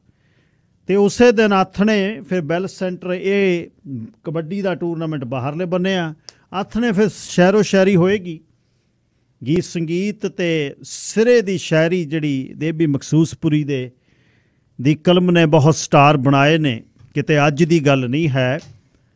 ਬਹੁਤ ਸਮਾਂ ਸ਼ਿੰਦੇ ਆਉਣਾ ਤੋਂ, ਕੁਲਦੀਪ ਮਾਣਕ ਤੋਂ, ਅਤੇ ਫਿਰ ਹੰਸਰਾਜ ਹੰਸ, ਅਤੇ ਪਤਾ ਹੀ ਨਹੀਂ ਕਿੰਨੇ ਗਾਇਕ ਨੇ, ਪੁੱਛਾਂਗੇ ਬਸ 10-15 ਮਿੰਟ ਤੱਕ ਗੱਲਬਾਤ ਉਹਨਾਂ ਨਾਲ ਸ਼ੁਰੂ ਕਰਦੇ ਹਾਂ।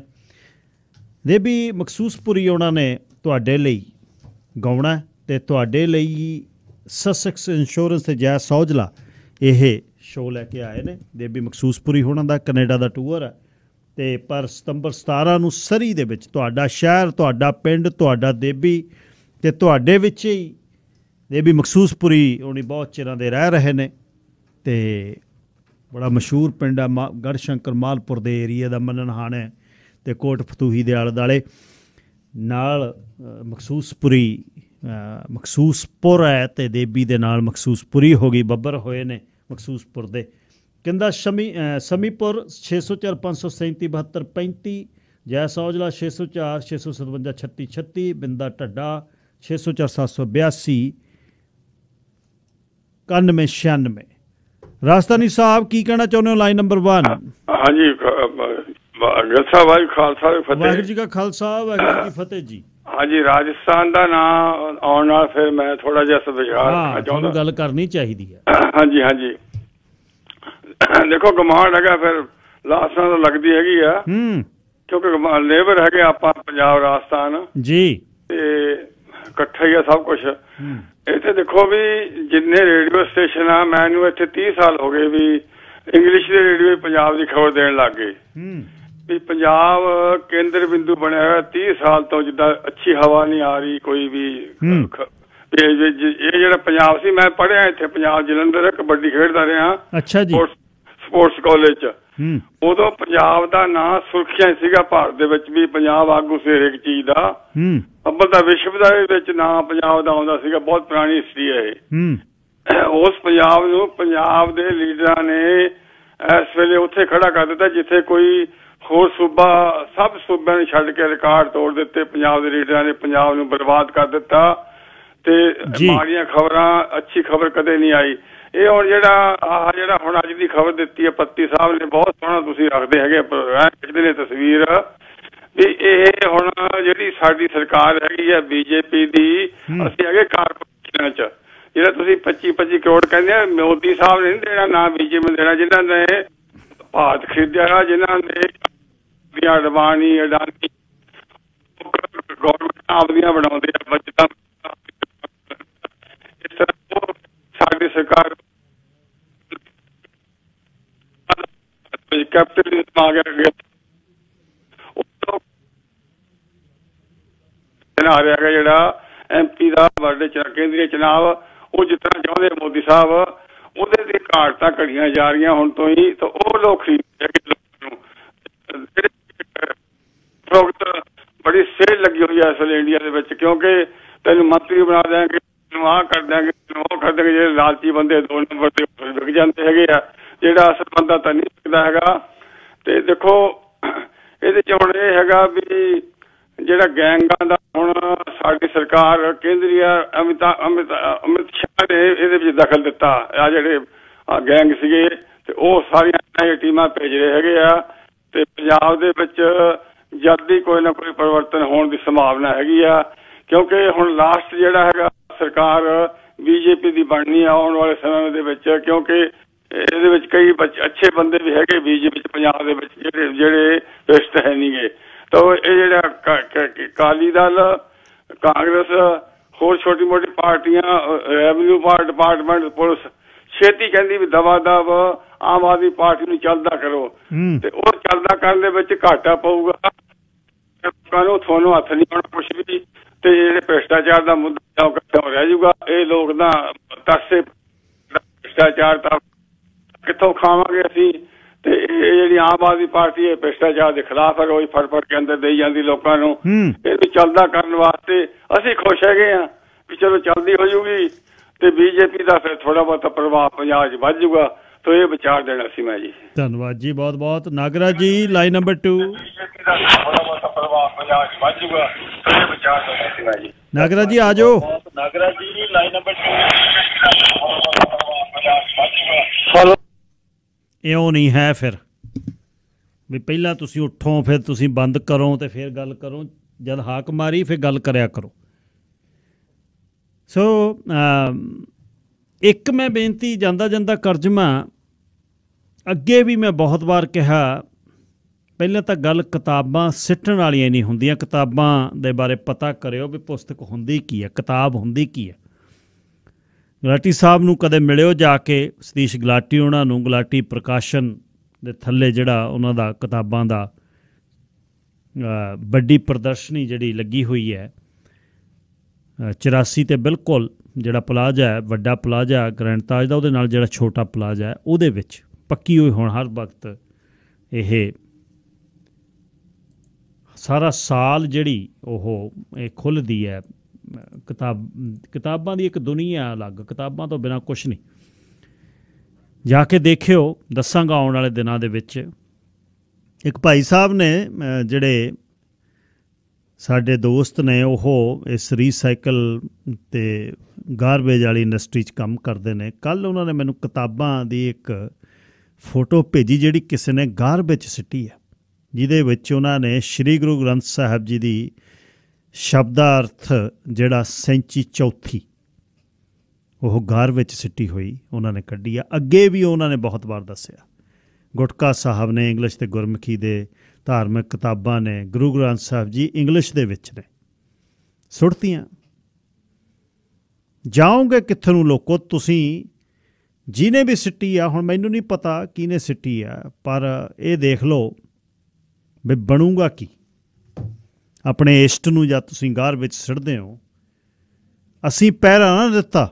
ਗੁਰੂਆਂ ਦੇ ਨਾਂ 'ਤੇ ਇੱਥੇ ਦੁਕਾਨਾਂ ਖੁੱਲ੍ਹ ਗਈਆਂ, ਗੁਰੂਆਂ ਦੇ ਨਾਂ 'ਤੇ ਮਠਿਆਈ ਵਾਲੀਆਂ ਫੈਕਟਰੀਆਂ ਖੁੱਲ੍ਹ ਗਈਆਂ, ਗੁਰੂਆਂ ਦੇ ਨਾਂ 'ਤੇ ਆਟਿਆਂ ਵਾਲੀ ਅਤੇ ਗੋਲਡਨ ਟੈਂਪਲ ਆਟਾ ਜੀ ਅਤੇ ਜੇ ਅਤੇ ਬੋ, ਅਸੀਂ ਪਹਿਰੇ ਨਹੀਂ ਦਿੱਤੇ।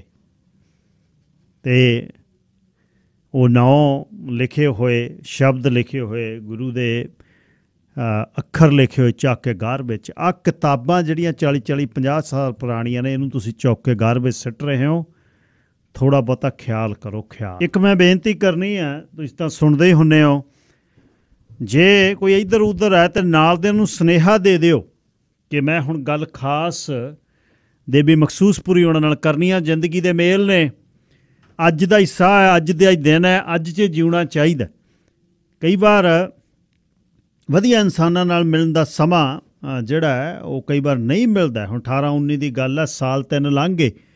ਸੋ ਮੈਂ ਹੁਣੇ ਉਹਨਾਂ ਨਾਲ ਗੱਲਬਾਤ ਸ਼ੁਰੂ ਕਰਨੀ ਆ ਅਤੇ ਸਾਰਿਆਂ ਨੂੰ ਬੇਨਤੀ ਆ, ਪਹਿਲੀ ਤਾਂ ਗੱਲ 17 ਤਰੀਕ ਨੂੰ ਯਾਦ ਰੱਖਿਓ, ਦਿਨੇ ਉੱਥੇ ਕਬੱਡੀ ਆ ਅਤੇ ਰਾਤ ਨੂੰ ਫਿਰ ਅੰਦਰ ਕਬੱਡੀਆਂ ਖੁੱਲ੍ਹੀਆਂ ਪੈਣੀਆਂ, ਹੱਥ ਛੱਡਵੀਆਂ ਕੈਂਚੀਆਂ ਜਿਹੜੀਆਂ ਦੇਬੀ ਮਖਸੂਸਪੁਰੀ ਹੋਣੀ ਆਪ ਸਪੋਰਟਸ ਕਰਦੇ ਰਹੇ ਨੇ। ਮਾਲਪੁਰ ਨਾਲ ਯਾਦਾਂ ਜੁੜੀਆਂ, ਮਾਲਪੁਰ ਅਤੇ ਗੜ੍ਹ ਸ਼ੰਕਰ ਦੇ ਵਿੱਚ ਹਰ ਰੋਜ਼ ਮੈਂ ਗੇੜੀ ਲਾਉਣਾ, ਲੰਗੇਰੀ ਤੋਂ ਲੈ ਕੇ ਸਕਰੂਲੀ ਦੇ ਰਾਹੀਂ ਆਲੇ ਦੁਆਲੇ ਸਾਰੇ ਮੇਰੇ ਮਿੱਤਰ ਪਿਆਰੇ ਨੇ।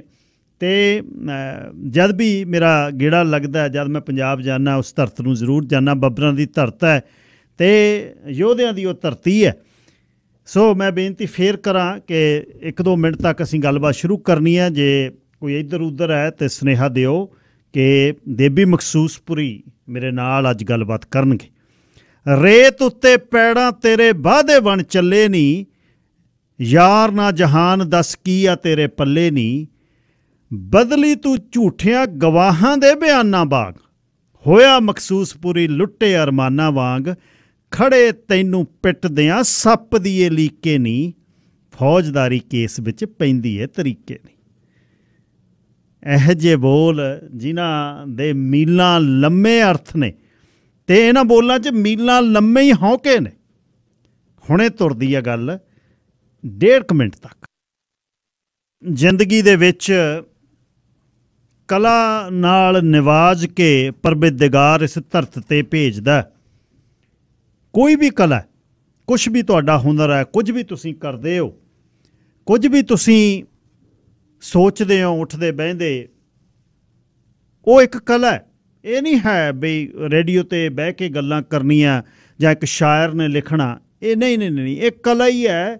ਉਹਦੀ ਕਲਾ ਹੀ ਵਰਤ ਰਹੀ ਹੈ ਜਿਹਦੇ 'ਚ ਤੁਹਾਨੂੰ ਉਹ ਭੇਜਦਾ ਹੈ ਅਤੇ ਤੁਸੀਂ ਉਸ ਦੇ ਖਾਕੇ 'ਚ ਰਹਿ ਕੇ, ਚੌਖਟੇ 'ਚ ਰਹਿ ਕੇ ਇੱਥੇ ਦਾ ਜੀਵਨ ਬਤੀਤ ਕਰਕੇ ਇਸ ਧਰਤ ਤੋਂ ਚਲੇ ਜਾਂਦੇ ਹੋ। ਕੁਝ ਰੂਹਾਂ ਇਹੋ ਜਿਹੀਆਂ ਹੁੰਦੀਆਂ ਜਿਨ੍ਹਾਂ ਨਾਲ ਬੈਠ ਕੇ ਸਕੂਨ ਮਿਲਦਾ। ਮੈਨੂੰ ਹਾਲੇ ਵੀ ਯਾਦ ਹੈ, ਪਹਿਲੀ ਵਾਰ ਦੇਬੀ ਹੋਰਾਂ ਨਾਲ ਮੈਂ ਹਾਲੇ ਰੇਡੀਓ ਸ਼ੁਰੂ ਕੀਤਾ ਸੀ। ਬਾਈ ਕੁਲਵੀਰ ਸਹੋਤੇ ਡਾਂਸੀਵਾਲ ਉਹਨਾਂ ਨੇ ਕੋਹੇਨੂਰ ਫੋਕ ਆਰਟਸ ਦੇ ਵਿੱਚ ਬਾਈ ਨੂੰ ਵਧੀਆ ਗੱਦੀਆਂ ਲਿਆ ਕੇ ਗੱਭੇ ਬਿਠਾ ਤਾ ਅਤੇ ਅਸੀਂ ਆਲੇ ਦੁਆਲੇ ਬੈਠ ਗਏ। ਉਹ ਮਹਿਫਲ ਚੱਲੀ।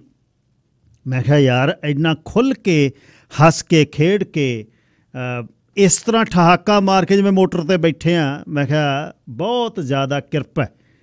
ਦੇਬੀ ਮਖਸੂਸਪੁਰੀ ਉਹਨਾਂ ਨੇ ਜਦ ਲਿਖਿਆ ਤਾਂ ਇੰਨਾ ਤਕੜਾ ਲਿਖਿਆ ਅਤੇ ਵੱਡੀਆਂ ਆਵਾਜ਼ਾਂ ਲੈ ਕੇ ਸੁਰਿੰਦਰ ਸ਼ਿੰਦਾ ਤੋਂ ਕੁਲਦੀਪ ਮਾਣਕੋਣਾ ਤੋਂ ਡਿਊਟ ਕੀ, ਅਤੇ ਉਸ ਤੋਂ ਬਾਅਦ ਜਦ ਫਿਰ ਹੰਸਰਾਜ ਹੰਸ ਉਹਨਾਂ ਦੀ ਗੱਲਬਾਤ ਹੋਈ, ਲੋਕੋ ਮੈਂ ਪਾਕ ਮੁਹੱਬਤ ਹਾਂ, ਉਹ ਗੀਤ ਕਿਤੇ ਮੁੜ ਕੇ ਨਾ ਗਾ ਹੋਣੇ ਨੇ, ਨਾ ਮੁੜ ਕੇ ਲਿਖ ਹੋਣੇ ਨੇ।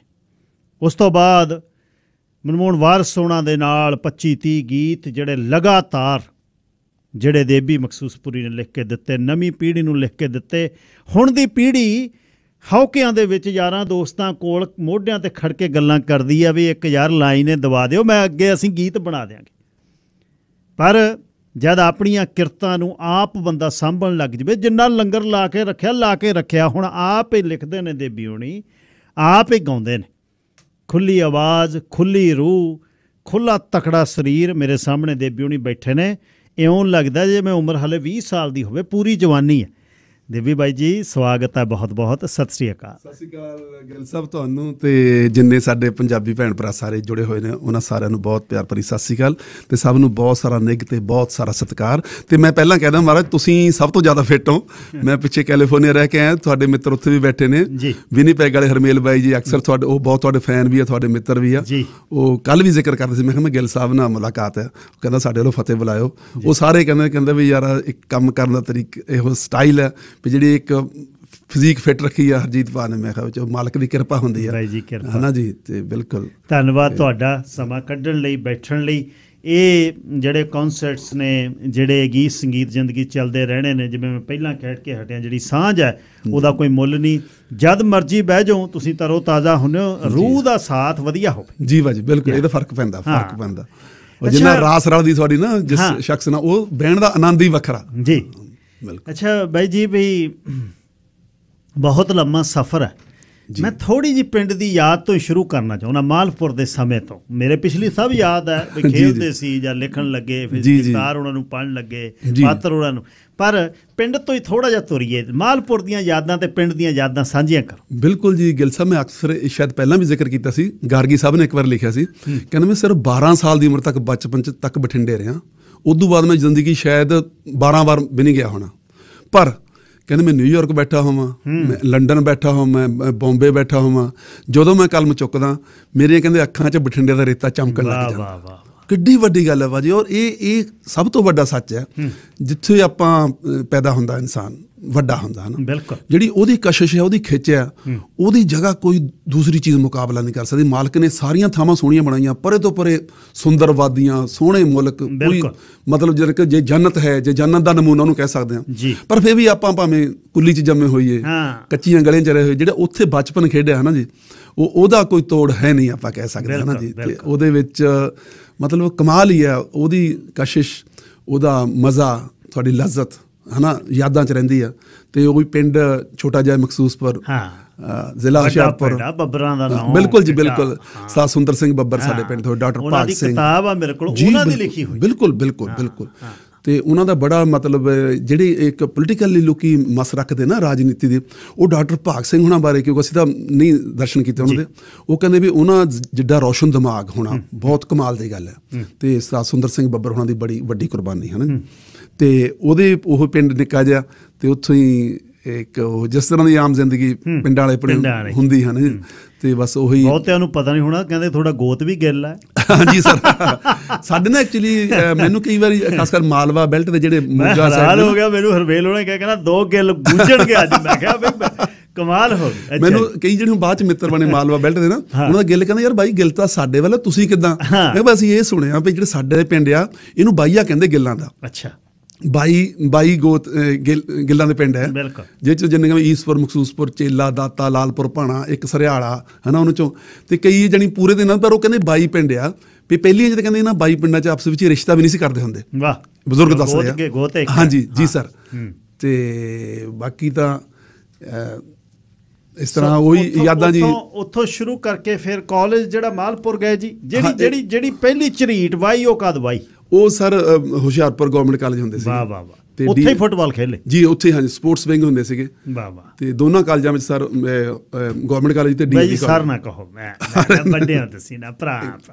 ਸ਼ੁਕਰੀਆ। ਅੱਛਾ, ਤੇ ਉੱਥੇ ਮਤਲਬ ਫਿਰ ਹੋਸਟਲ 'ਚ ਰਹਿੰਦੇ ਹੁੰਦੇ ਸੀਗੇ, ਤੇ ਫੁੱਟਬਾਲ ਮਤਲਬ ਸੌਕਰ ਜਿਹੜਾ ਨਾ, ਤੇ ਸਾਡੇ ਬੜੇ ਉਸ ਵੇਲੇ ਦੇ ਇੱਥੇ ਪਲੇਅਰ ਸਾਰੇ ਬੜੇ ਇੱਥੇ ਹੈਗੇ ਹਾਂ, ਮਖਲੂਰ ਟੈਕਸੀਆਂ, ਹੋਰ 2-3 ਆਪਣੇ ਮਿੱਤਰ ਹੈ ਜੀ ਪਰੇ, ਟੈਕਸੀ ਨਾਲ ਯਾਦ ਬਹੁਤ ਜੁੜੀ ਹੈ। ਬਿਲਕੁਲ ਸਰ, ਉਹ ਹੈਗੇ ਮਤਲਬ ਲਗਭਗ ਮਿੱਤਰ ਆਪਣੇ ਭੋਲੇ ਹੋ ਰਹੀ, ਜਿਹੜੀ ਸੋ ਮੈਨੀ ਨੇਮਸ, ਸੈਂਕੜੇ ਮੁੰਡੇ ਸਾਰੇ ਜਿਹੜੇ ਮੇਰੇ ਤੋਂ 4 ਸਾਲ ਸੀਨੀਅਰ ਸੀ, 2 ਸਾਲ ਪਿੱਛੇ ਸੀ ਮੇਰੇ ਨਾਲ ਸੀ, ਉਹ ਲਗਭਗ ਸਾਰੇ ਇੱਥੇ ਹੀ ਆ ਜੀ ਹੈ ਨਾ।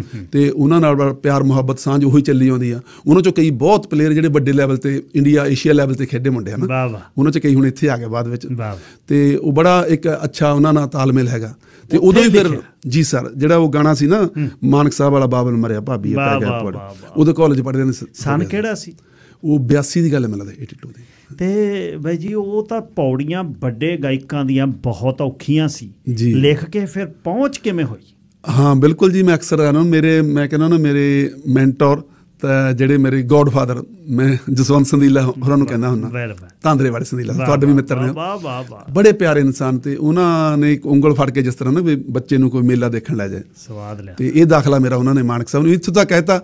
ਤਾਂ ਉਹ ਮੈਂ ਇੱਕ ਵਾਰ ਮਜ਼ਾਕ 'ਚ ਗੱਲ ਕਰਦਾ ਕਿ ਮਾਨਕ ਸਾਹਿਬ ਦਾ ਸੁਭਾਅ ਸੀਗਾ, ਉਹ ਕਹਿੰਦੇ ਆਹ ਜਵਾਕ ਜਾ ਮੇਰੇ ਪਿੱਛੇ ਬੁਲਾਤਾ ਓਏ, ਇਹ ਕਹਿੰਦਾ ਕੰਜਰ ਦਾ ਪਹਿਲੇ ਸਿੱਖ ਲੈ ਡੰਡੇ ਨੂੰ ਹੱਥ ਪਾਉਣ ਨੂੰ ਫਿਰਦਾ, ਸਿੱਧਾ ਹੀ ਭੇਜਣ ਨੂੰ ਫਿਰਦਾ। ਹਾਂ, ਉਹ ਕਹਿੰਦੇ, ਉਹ ਸੰਦੀਲਾ ਸਾਹਿਬ ਨੇ ਇੱਥੋਂ ਤੱਕ ਕਹਿਤਾ, ਕਹਿੰਦੇ ਵੀ ਬਾਈ ਇੱਦਾਂ ਹੈ ਬਈ ਮੇਰਾ ਜ਼ਿੰਦਗੀ 'ਚ ਕਦੇ ਵੀ ਨਾ ਗਾਣਾ ਰਿਕਾਰਡ ਕਰੀ, ਆ ਜਵਾਕ ਦਾ ਕਰਦੇ, ਸਵਾਦ ਲਿਆ ਹੈ ਨਾ ਜੀ। ਤੇ ਉਹ ਮੈਂ ਅੱਜ ਵੀ ਸੋਚਦਾ ਹੁੰਦਾ, ਸੰਦੀਲਾ ਸਾਹਿਬ ਅੱਜ ਵੀ ਮਿਲਦੇ, ਮੈਂ ਕਿਹਾ ਜੀ ਭਾਜੀ ਜੇ ਤੁਸੀਂ ਇਹ ਗੱਲ ਨਾ ਕਹਿੰਦੇ ਨਾ, ਸ਼ਾਇਦ ਉਹ ਗੱਲਬਾਤ ਉਹ ਮੇਰੀ ਨਾ ਐਂਟਰੀ ਮਿਲਦੀ, ਤਾਂ ਨਾ ਸ਼ਾਇਦ ਮੈਂ ਇੰਨਾ ਇੱਕ ਮਤਲਬ ਪੈਸ਼ਨ ਨਾਲ ਜੁੜਦਾ ਹੈ ਨਾ। ਤੇ ਉਹ ਇੱਕ ਦਾਖਲਾ ਮਤਲਬ ਹੁਣ ਵੀ ਮੈਂ ਜੀ ਕੈਲੀਫੋਰਨੀਆ ਟੂਰ ਕਰਕੇ ਆਇਆ, 3 ਕੁ ਪ੍ਰੋਗਰਾਮਾਂ 'ਤੇ ਸਾਡੀ ਛੋਟੀ ਭੈਣ ਸ਼ਕਤੀ ਮਾਨਕ, ਉਹਨਾਂ ਦੀ ਬੇਟੀ, ਉਹਨੇ ਸਟੇਜ ਐਂਕਰਿੰਗ ਕੀਤੀ।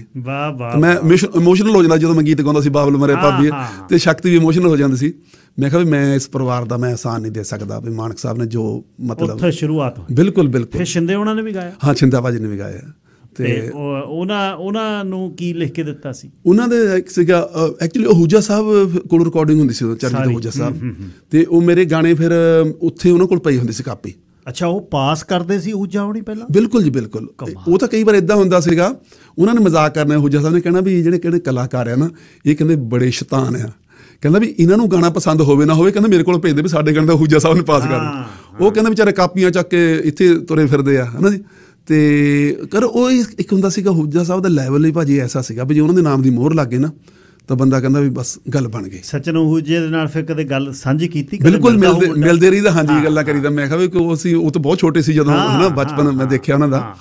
ਤੇ ਉਹਨਾਂ ਦਾ ਫਿਰ ਇੱਕ ਦੌਰ, ਇੱਕ ਕੰਮ ਕਰਨ ਦਾ ਔਰਾ, ਜਿਹੜਾ ਤਰੀਕਾ ਅਹੂਜਾ ਸਾਹਿਬ ਦਾ, ਬਹੁਤ ਔਖੀਆਂ ਪੌੜੀਆਂ ਸੀ, ਹਨਾ। ਉਹ ਪੌੜੀਆਂ ਦਿੱਲੀ ਦੀਆਂ, ਉਹਨਾਂ ਦਾ ਸੰਗੀਤ, ਤੇ ਕਿਵੇਂ ਲੋਕ ਲੁਧਿਆਣੇ ਤੋਂ ਗਾਇਕ ਕਿਵੇਂ ਗੱਡੀਆਂ ਚੜ ਜਾਂਦੇ। ਜੀ ਬਿਲਕੁਲ।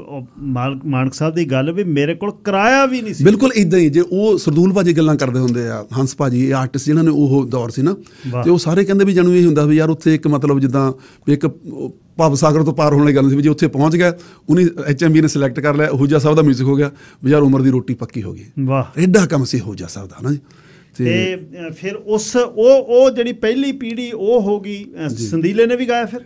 ਸੰਦੀਲਾ ਸਾਹਿਬ ਨੇ ਉਹਨੇ ਗਾਏ ਨਹੀਂ, ਤਾਂ ਉਹਨਾਂ ਸਟੇਜ ਤੇ ਮੈਨੂੰ ਇਹ ਹੁੰਦਾ ਸੀ ਜਦੋਂ ਪੰਜਾਬ 'ਚ ਨਾ ਕਿਤੇ ਉਹਨਾਂ ਦਾ ਖਾੜਾ ਹੁੰਦਾ ਸੀ ਮੈਡਮ ਪਰਮਿੰਦਰ ਉਹਨਾਂ ਨਾਲ, ਕਿਤੇ ਮੈਂ ਬੁੱਕ ਕਰਾ ਦੇਣਾ ਦੋਸਤਾਂ ਮਿੱਤਰਾਂ ਨੂੰ, ਉਹ ਕਹਿੰਦਾ ਚੱਲ ਤੂੰ ਵੀ ਇੱਕ ਅੱਧਾ ਗਾਣਾ ਗਾ ਲਗਾ। ਉਹ ਕਹਿੰਦਾ ਤੇਰੀ ਜਾਗ ਖੁੱਲ ਜਾਊਗੀ, ਗਾਹਾਂ ਕਿਤੇ ਗਾਉਣ ਲੱਗੇਗਾ ਨਾ। ਤਾਂ ਮੈਨੂੰ ਯਾਦ ਹੈ, ਉਹ ਫਿਰ ਬੜਾ ਕਹਿੰਦਾ ਨਹੀਂ ਤੂੰ ਗਾ ਲਾ ਇੱਕ ਅੱਧਾ ਗਾਣਾ। ਲਿਖਣ ਦਾ ਸਫ਼ਰ ਫਿਰ ਜਦ ਪੂਰਾ ਮੱਗ ਗਿਆ ਜੀ, ਗਾਇਕੀ ਦਾ ਜਾਨੀ ਕੀੜਾ ਨਾਲ ਰਿਹਾ, ਕਿਉਂਕਿ ਜਿਹੜਾ ਲਿਖਦਾ ਹੈ ਉਹਨੇ ਤਰਨਮ ਚ ਸੁਣਾਉਣਾ ਵੀ ਆ ਦੋਸਤਾਂ। ਜੀ ਬਿਲਕੁਲ। ਉਹ ਥੋੜਾ ਜਿਹਾ ਮੀਟਰ ਦੀ ਉਹਨੂੰ ਸਮਝ ਹੁੰਦੀ ਹੈ ਜੀ, ਇੱਕ ਬੈਲੈਂਸ ਉਹ ਲਿਖ ਲੈਂਦਾ ਬੰਦਾ, ਹੈ। ਤੇ ਉਹਦਾ ਇਸ ਤਰ੍ਹਾਂ ਸੀਗਾ ਬਾਈ ਜੀ ਕਿ ਇੱਥੇ ਜਾਨੀ ਉਦੋਂ ਇਹ ਨਹੀਂ ਸੀ ਸੋਚਿਆ ਵੀ ਜਿੱਦਾਂ ਦੋਸਤਾਂ ਮਿੱਤਰਾਂ ਦੀ ਮਹਿਫਲ ਤੁਹਾਡੇ ਅਗਰ ਮਿੱਤਰਾਂ ਨੇ ਯਾਰ ਸੁਣਾ ਕੁਛ ਜਾਂ ਇਵਨ ਕਿ ਜਦੋਂ ਸਪੋਰਟਸ ਕਰਦੇ, ਫੁੱਟਬਾਲ ਖੇਡਦੇ ਸੀ ਗਰਾਊਂਡ 'ਚ, ਕਿਤੇ ਮੈਚ ਖੇਡ ਕੇ ਥੱਕ ਕੇ ਪ੍ਰੈਕਟਿਸ ਕਰਕੇ ਸਾਹਿਬ, ਜਾਂ ਕਿਤੇ ਟੂਰ ਤੇ ਇੱਧਰ ਕਿਤੇ ਸਾਊਥ ਹੱਲਾਂ, ਮੈਂ ਨਾ ਹੁਸ਼ਿਆਰਪੁਰ ਪੁਲਿਸ, ਪੰਜਾਬ ਪੁਲਿਸ ਹੁਸ਼ਿਆਰਪੁਰ ਦੀ ਟੀਮ ਹੁੰਦੀ ਸੀ, ਉਹ ਮੈਨੂੰ ਐਜ਼ ਏ ਗੈਸਟ ਪਲੇਅਰ ਨਾਲ ਲੈ ਜਾਂਦੇ ਸੀਗੇ। ਟ੍ਰੇਨ 'ਚ ਜਾਣਾ, ਸਾਊਥ ਉੜੀਸਾ ਸਾਈਡ ਮੈਂ ਬੜਾ ਗਾਇਆ ਉਹਦਾ ਨਾ, ਉਦੋਂ ਵੀ ਟ੍ਰੇਨ 'ਚ ਯਾਰ ਗਾਣਾ ਸੁਣਾ ਕੇ, ਹੈ ਨਾ। ਵਾਹ ਵਾਹ ਵਾਹ। ਤੇ ਉਹ ਇੱਕ ਇਸ ਮਨ 'ਚ ਸੀਗਾ ਵੀ ਚੱਲ ਮੈਂ ਮਹਿਫਲਾਂ 'ਚ ਗਾ ਲਿਆ, ਹੈ ਨਾ ਜੀ। ਤੇ ਉਹ ਫਿਰ ਇਹ ਜਦ ਜਾ ਭਾਗ ਲੱਗਣਾ ਸੀ, ਇੱਧਰ ਨੂੰ ਤੁਰਨਾ ਸੀ, ਫਿਰ ਇਸ ਧਰਤੀ ਜੀ ਵੈਨਕੂਵਰ ਕੈਨੇਡਾ। ਸੋ ਪ੍ਰਵਾਸ ਉਰੇ ਹੋਇਆ ਫਿਰ? ਜੀ ਹਾਂਜੀ ਬਿਲਕੁਲ। ਇੱਥੇ ਆ ਕੇ ਕਿਹੜੇ ਸਾਲ 'ਚ ਆ ਗਏ? ਇਹ ਮੈਂ 87 ਸਰ ਆ ਗਿਆ। ਅੱਛਾ, 87 ਵਿੱਚ। ਫਿਰ ਇੱਥੋਂ ਜਿਹੜੀ ਅਗਲੀ ਲਾਈਨ ਫਿਰ ਇੱਥੋਂ ਚੱਲੀ ਹੰਸਰਾਜ ਉਹਨਾਂ ਦੀ ਤੇ ਜੀ ਬਿਲਕੁਲ। ਉਦੋਂ ਹੁੰਦੇ ਅਹੂਜਾ ਸਾਹਿਬ ਕੋਲ ਗੀਤ ਪਏ ਹੋਣੇ ਜਾਂ ਹੰਸ ਭਾਜੀ ਕੋਲ ਪਏ ਹੋਣੇ ਨਾ, ਸਰਦੂਲ ਭਾਜੀ ਕੋਲ ਪਏ ਹੋਣੇ, ਤਾਂ ਉਹ ਫਿਰ ਉਦੋਂ ਰਿਕਾਰਡਿੰਗ, ਫਿਰ ਉਹ ਜਿਹੜੇ ਗਾਣੇ ਸੀਗੇ ਆਸ਼ਕਾਂ ਦੀ ਕਾਹਦੀ ਜ਼ਿੰਦਗੀ ਹੰਸ ਭਾਜੀ ਦਾ ਨਾ, ਤਾਂ ਉਹ ਵੈਸੇ ਇੰਗਲੈਂਡ ਦੀ ਰਿਕਾਰਡਿੰਗ ਸੀ ਬਲਦੇਵ ਮਸਤਾਨਾ ਸਾਹਿਬ ਦੀ। ਉਹ ਮੈਂ ਚਿੱਠੀ 'ਚ ਲਿਖ ਕੇ ਗੀਤ ਭੇਜਿਆ ਸੀਗਾ ਇੱਥੋਂ, ਮੈਂ ਰਿਚਮੰਡ ਰਹਿੰਦਾ ਸੀ ਉਦੋਂ, ਤੇ ਮੈਨੂੰ ਯਾਦ ਪਾਕ ਮੁਹੱਬਤ ਜੀ ਹਾਂਜੀ ਜੀ। ਉਹ ਤਾਂ ਉਹਦਾ ਸੰਗੀਤ ਤੇ ਉਹਦਾ ਕੋਈ ਤੋੜ ਹੈ। ਬਿਲਕੁਲ ਜੀ ਹਾਂਜੀ। ਉਹ ਵੀ ਦੋਵੇਂ ਐਲਬਮ ਬਲਦੇਵ ਮਸਤਾਨਾ ਭਾਜੀ ਦਾ ਮਿਊਜ਼ਿਕ ਸੀਗਾ ਜੀ। ਤੇ ਉਹਦੇ ਵਿੱਚ ਕੋਈ ਕੰਮ ਹੁੰਦਾ ਕਈ ਵਾਰ ਜਿੱਦਾਂ ਲੱਗਦਾ ਵੀ ਇੱਕ ਵਾਰ ਉਹ ਹੋ ਗਿਆ, ਉਦੋਂ ਦਾ ਰਿਪੀਟ ਸ਼ਾਇਦ ਨਹੀਂ ਹੋ ਸਕਦਾ। ਯਾਦ ਹੈ ਲੋਕੋ ਮੈਂ ਪਾਕ ਮੁਹੱਬਤ ਸੁਣਾ ਸਕਦੇ ਹੋ ਕੋਈ? ਜੀ ਬਿਲਕੁਲ। ਉਹਦਾ ਇੱਕ ਅੰਤਰਾ ਹੈਗਾ, ਉਹ ਰਿਕਾਰਡ ਨਹੀਂ ਸੀ ਹੋਇਆ।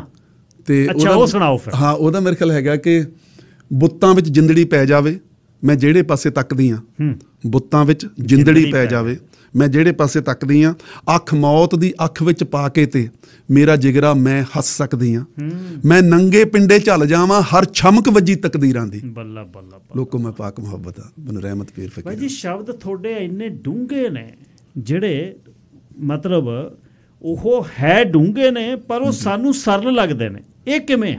ਨਹੀਂ ਤਾਂ ਡੂੰਘਿਆਂ ਨੂੰ ਜਦ ਅਸੀਂ ਸੁਣਦੇ ਹਾਂ ਜੀ, ਹੁਣ ਪਾਤਰ ਸਾਹਿਬ ਪੰਜਾਬ ਦੇ ਨੇ ਜੀ, ਬਿਲਕੁਲ ਲੁਧਿਆਣੇ ਦੇ ਨੇ, ਸਾਡੀ ਬੋਲੀ ਆ, ਬਹੁਤ ਸ਼ਬਦ ਨੇ ਜਿਹੜੇ ਸਾਡੇ ਸੂਤ ਨਹੀਂ ਆਉਂਦੇ। ਗੁਰਤੇਜ ਕਹਾਰਵਾਲਾ ਦੇ ਬਹੁਤ ਸ਼ਬਦ ਨੇ ਜਿਹੜੇ ਸਾਡੇ ਸੂਤ ਨਹੀਂ ਆਉਂਦੇ।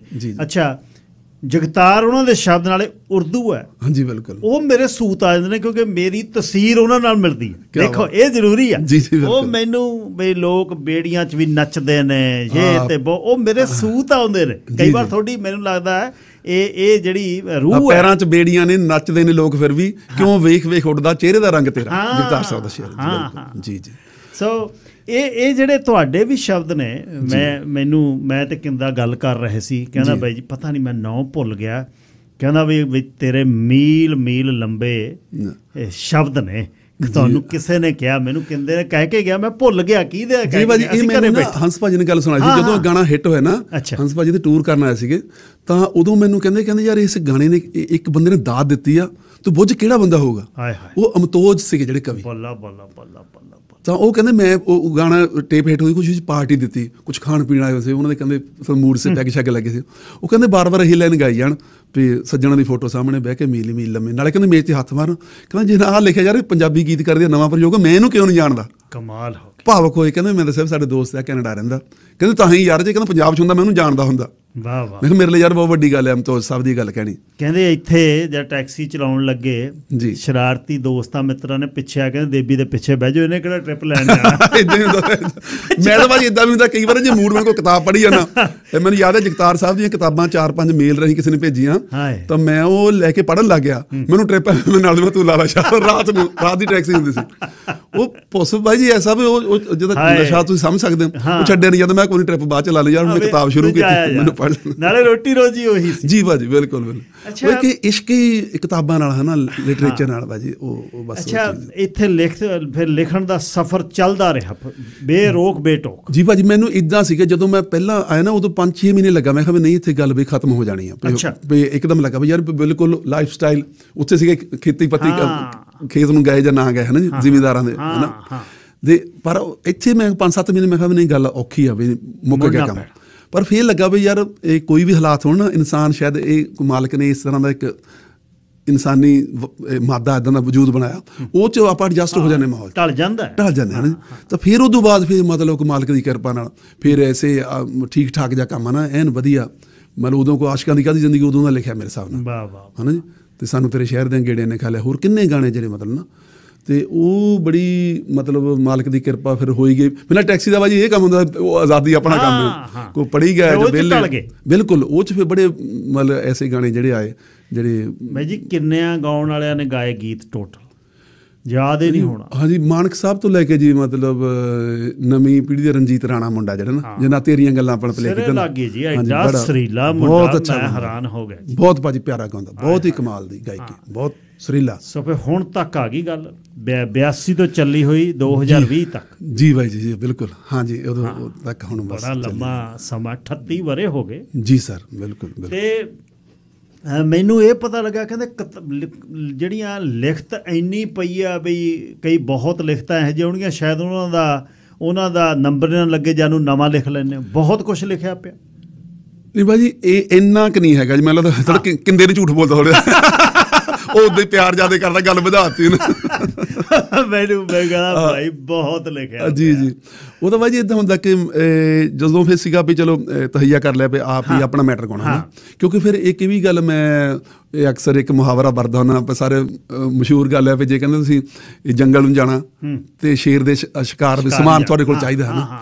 ਕਿਉਂਕਿ ਹੁਣ ਜਦੋਂ ਮੈਂ ਸਰ ਐਂਟਰ ਹੋਇਆ ਇਸ ਫੀਲਡ ਵਿੱਚ ਤਾਂ ਕਿੱਡੇ ਵੱਡੇ ਗਵਈਏ ਤੇ ਫਿਰ ਉਹ ਲੱਗਾ ਵੀ ਇੱਕ ਦੋ ਸਿਆਣੇ ਮਿੱਤਰਾਂ ਨੇ ਕਿਹਾ, ਕਹਿੰਦੇ ਯਾਰ ਵੀ ਜੇ ਹੁਣ ਤੂੰ ਜਾਣਾ ਵੀ ਉਹਨੂੰ 'ਚ ਤੂੰ ਸੁਰ 'ਚ ਤਾਂ ਉਹਨਾਂ ਦਾ ਮੁਕਾਬਲਾ ਨਹੀਂ ਕਰ ਸਕਦਾ, ਬਹੁਤ ਅੱਛੇ ਗਵਈਏ ਚਿਰਦੇ ਲੱਗੇ ਹੋਏ। ਹਾਂਜੀ ਹਾਂ, ਵੀ ਬਿਲਕੁਲ ਤੂੰ ਨਾਲ ਮਿਹਨਤ ਕਰੀ ਆ, ਸਿੱਖ ਗਏ ਵੀ ਬੋਲ ਤੂੰ ਆਪਣੇ ਤੇਰੇ ਰੱਖ ਹੈ ਨਾ। ਤੇ ਉਹ 'ਚ ਹੀ ਹੁੰਦਾ ਵੀ ਚੱਲ ਫਿਰ ਆਪਣਾ ਸੇਵ ਕਰ ਲਏ। ਇੱਕ ਦੇਬੀ ਲਾਈਵ ਜਿਹੜਾ ਆਪਾਂ ਟ੍ਰੈਂਡ ਕਰਦੇ ਨਾ, ਜਿੱਥੋਂ ਸ਼ੁਰੂ ਹੋਇਆ ਜੀ ਉਹ 'ਚ ਪੋਇਟਰੀ। ਹੁਣ ਵੀ ਇਸ ਵਾਰ ਗਿੱਲ ਸਾਹਿਬ ਜਿਹੜੀ ਕਰ ਰਹੇ ਆ ਦੇਬੀ ਲਾਈਵ 8 ਕਿ ਟੋਰਾਂਟੋ ਰਿਕਾਰਡ ਹੋ ਰਹੀ ਹੈ ਜੀ। ਅੱਛਾ, ਉੱਥੇ ਕਰ ਰਹੇ? ਹਾਂਜੀ, ਟੋਰਾਂਟੋ ਵਾਲੀ ਟੀਮ ਹੈ ਨਾ ਜੀ, ਛੋਟੂ ਵੱਡੇ ਹੋਣੀ, ਰੂਪੀ ਹੋਣੀ, 0.0 ਵਾਲੇ ਵੀਰ, ਉਹ ਸਾਰੇ ਫਿਰ 2-3 ਸਾਲ ਪਹਿਲਾਂ ਕਨਸਰਟ ਉੱਥੇ ਕਰਨਾ ਜਦੇ ਰਿਕਾਰਡ। ਹਾਂਜੀ, ਉਹ ਨਾਲ ਹੀ ਸਾਰਾ ਜੀ ਐਤਕੀ ਪਹਿਲੀ ਵਾਰ ਕਰਨ ਲੱਗੇ ਕੈਨੇਡਾ 'ਚ। ਤੇ ਚਲੋ ਉਹਨਾਂ ਦਾ ਵੀਰਾਂ ਦਾ ਸ਼ੁਕਰਾਨਾ, ਉਹਨੇ ਇਹ ਇੰਨਾ ਹੰਬਲਾ ਮਾਰ ਰਹੇ ਜੀ। ਇੱਕ ਮੈਂ ਵੇਖਿਆ ਤੁਹਾਡਾ ਜਿਹੜਾ ਸਰਕਲ ਹੈ, ਮੈਂ ਜਿਹੜੇ ਤੁਸੀਂ ਯਾਰ ਬਾਈ ਜੀ ਕਮਾਏ ਨੇ ਜੀ, ਜਿੱਦਣ ਦੇ ਆ ਸ਼ੋਅ ਦੀ ਤੁਹਾਡੀ ਗੱਲ ਲੱਗੀ ਆ ਵੀ ਮੈਨੂੰ ਪਤਾ, ਮੈਂ ਤੇ ਕਹਿੰਦਾ ਮਿਲਦੇ ਰਹਿੰਦੇ ਆ ਜੀ। ਮਤਲਬ ਇਹ 4 ਮਹੀਨੇ ਦੀ ਗੱਲ ਚੱਲਦੀ ਆ ਵੀ ਸ਼ੋਅ ਆਉਣਾ। ਹਾਂਜੀ ਬਿਲਕੁਲ। ਇੰਨੇ ਸਪਾਂਸਰ, ਕਿਸੇ ਨੂੰ ਤੁਸੀਂ ਹਾਕ ਨਹੀਂ ਮਾਰਦੇ, ਕਿਵੇਂ ਸਾਰੇ ਭੱਜੇ ਫਿਰਦੇ ਆ, ਕਿਵੇਂ ਤੁਹਾਡਾ ਪਿਆਰ ਕਰਦੇ ਆ, ਤੁਹਾਡੀ ਬਹੁਤ ਵੱਡੀ ਕਮਾਈ ਹੈ ਭਾਜੀ। ਇਹੀ ਕੋਈ ਮਾਲਕ ਦੀ ਕਿਰਪਾ ਹੀ ਮੈਂ ਸਮਝਦਾ ਹੈ ਨਾ। ਕੋਈ ਸੱਜਣ ਮਿੱਤਰ ਐਸੇ ਆ ਜਿਹੜੇ ਜੁੜ ਜਾਂਦੇ ਨਾਲ ਹੈ ਨਾ, ਜੁੜੇ ਹੋਏ ਆ ਹੁਣ ਤੱਕ ਵੀ ਹੈ ਨਾ।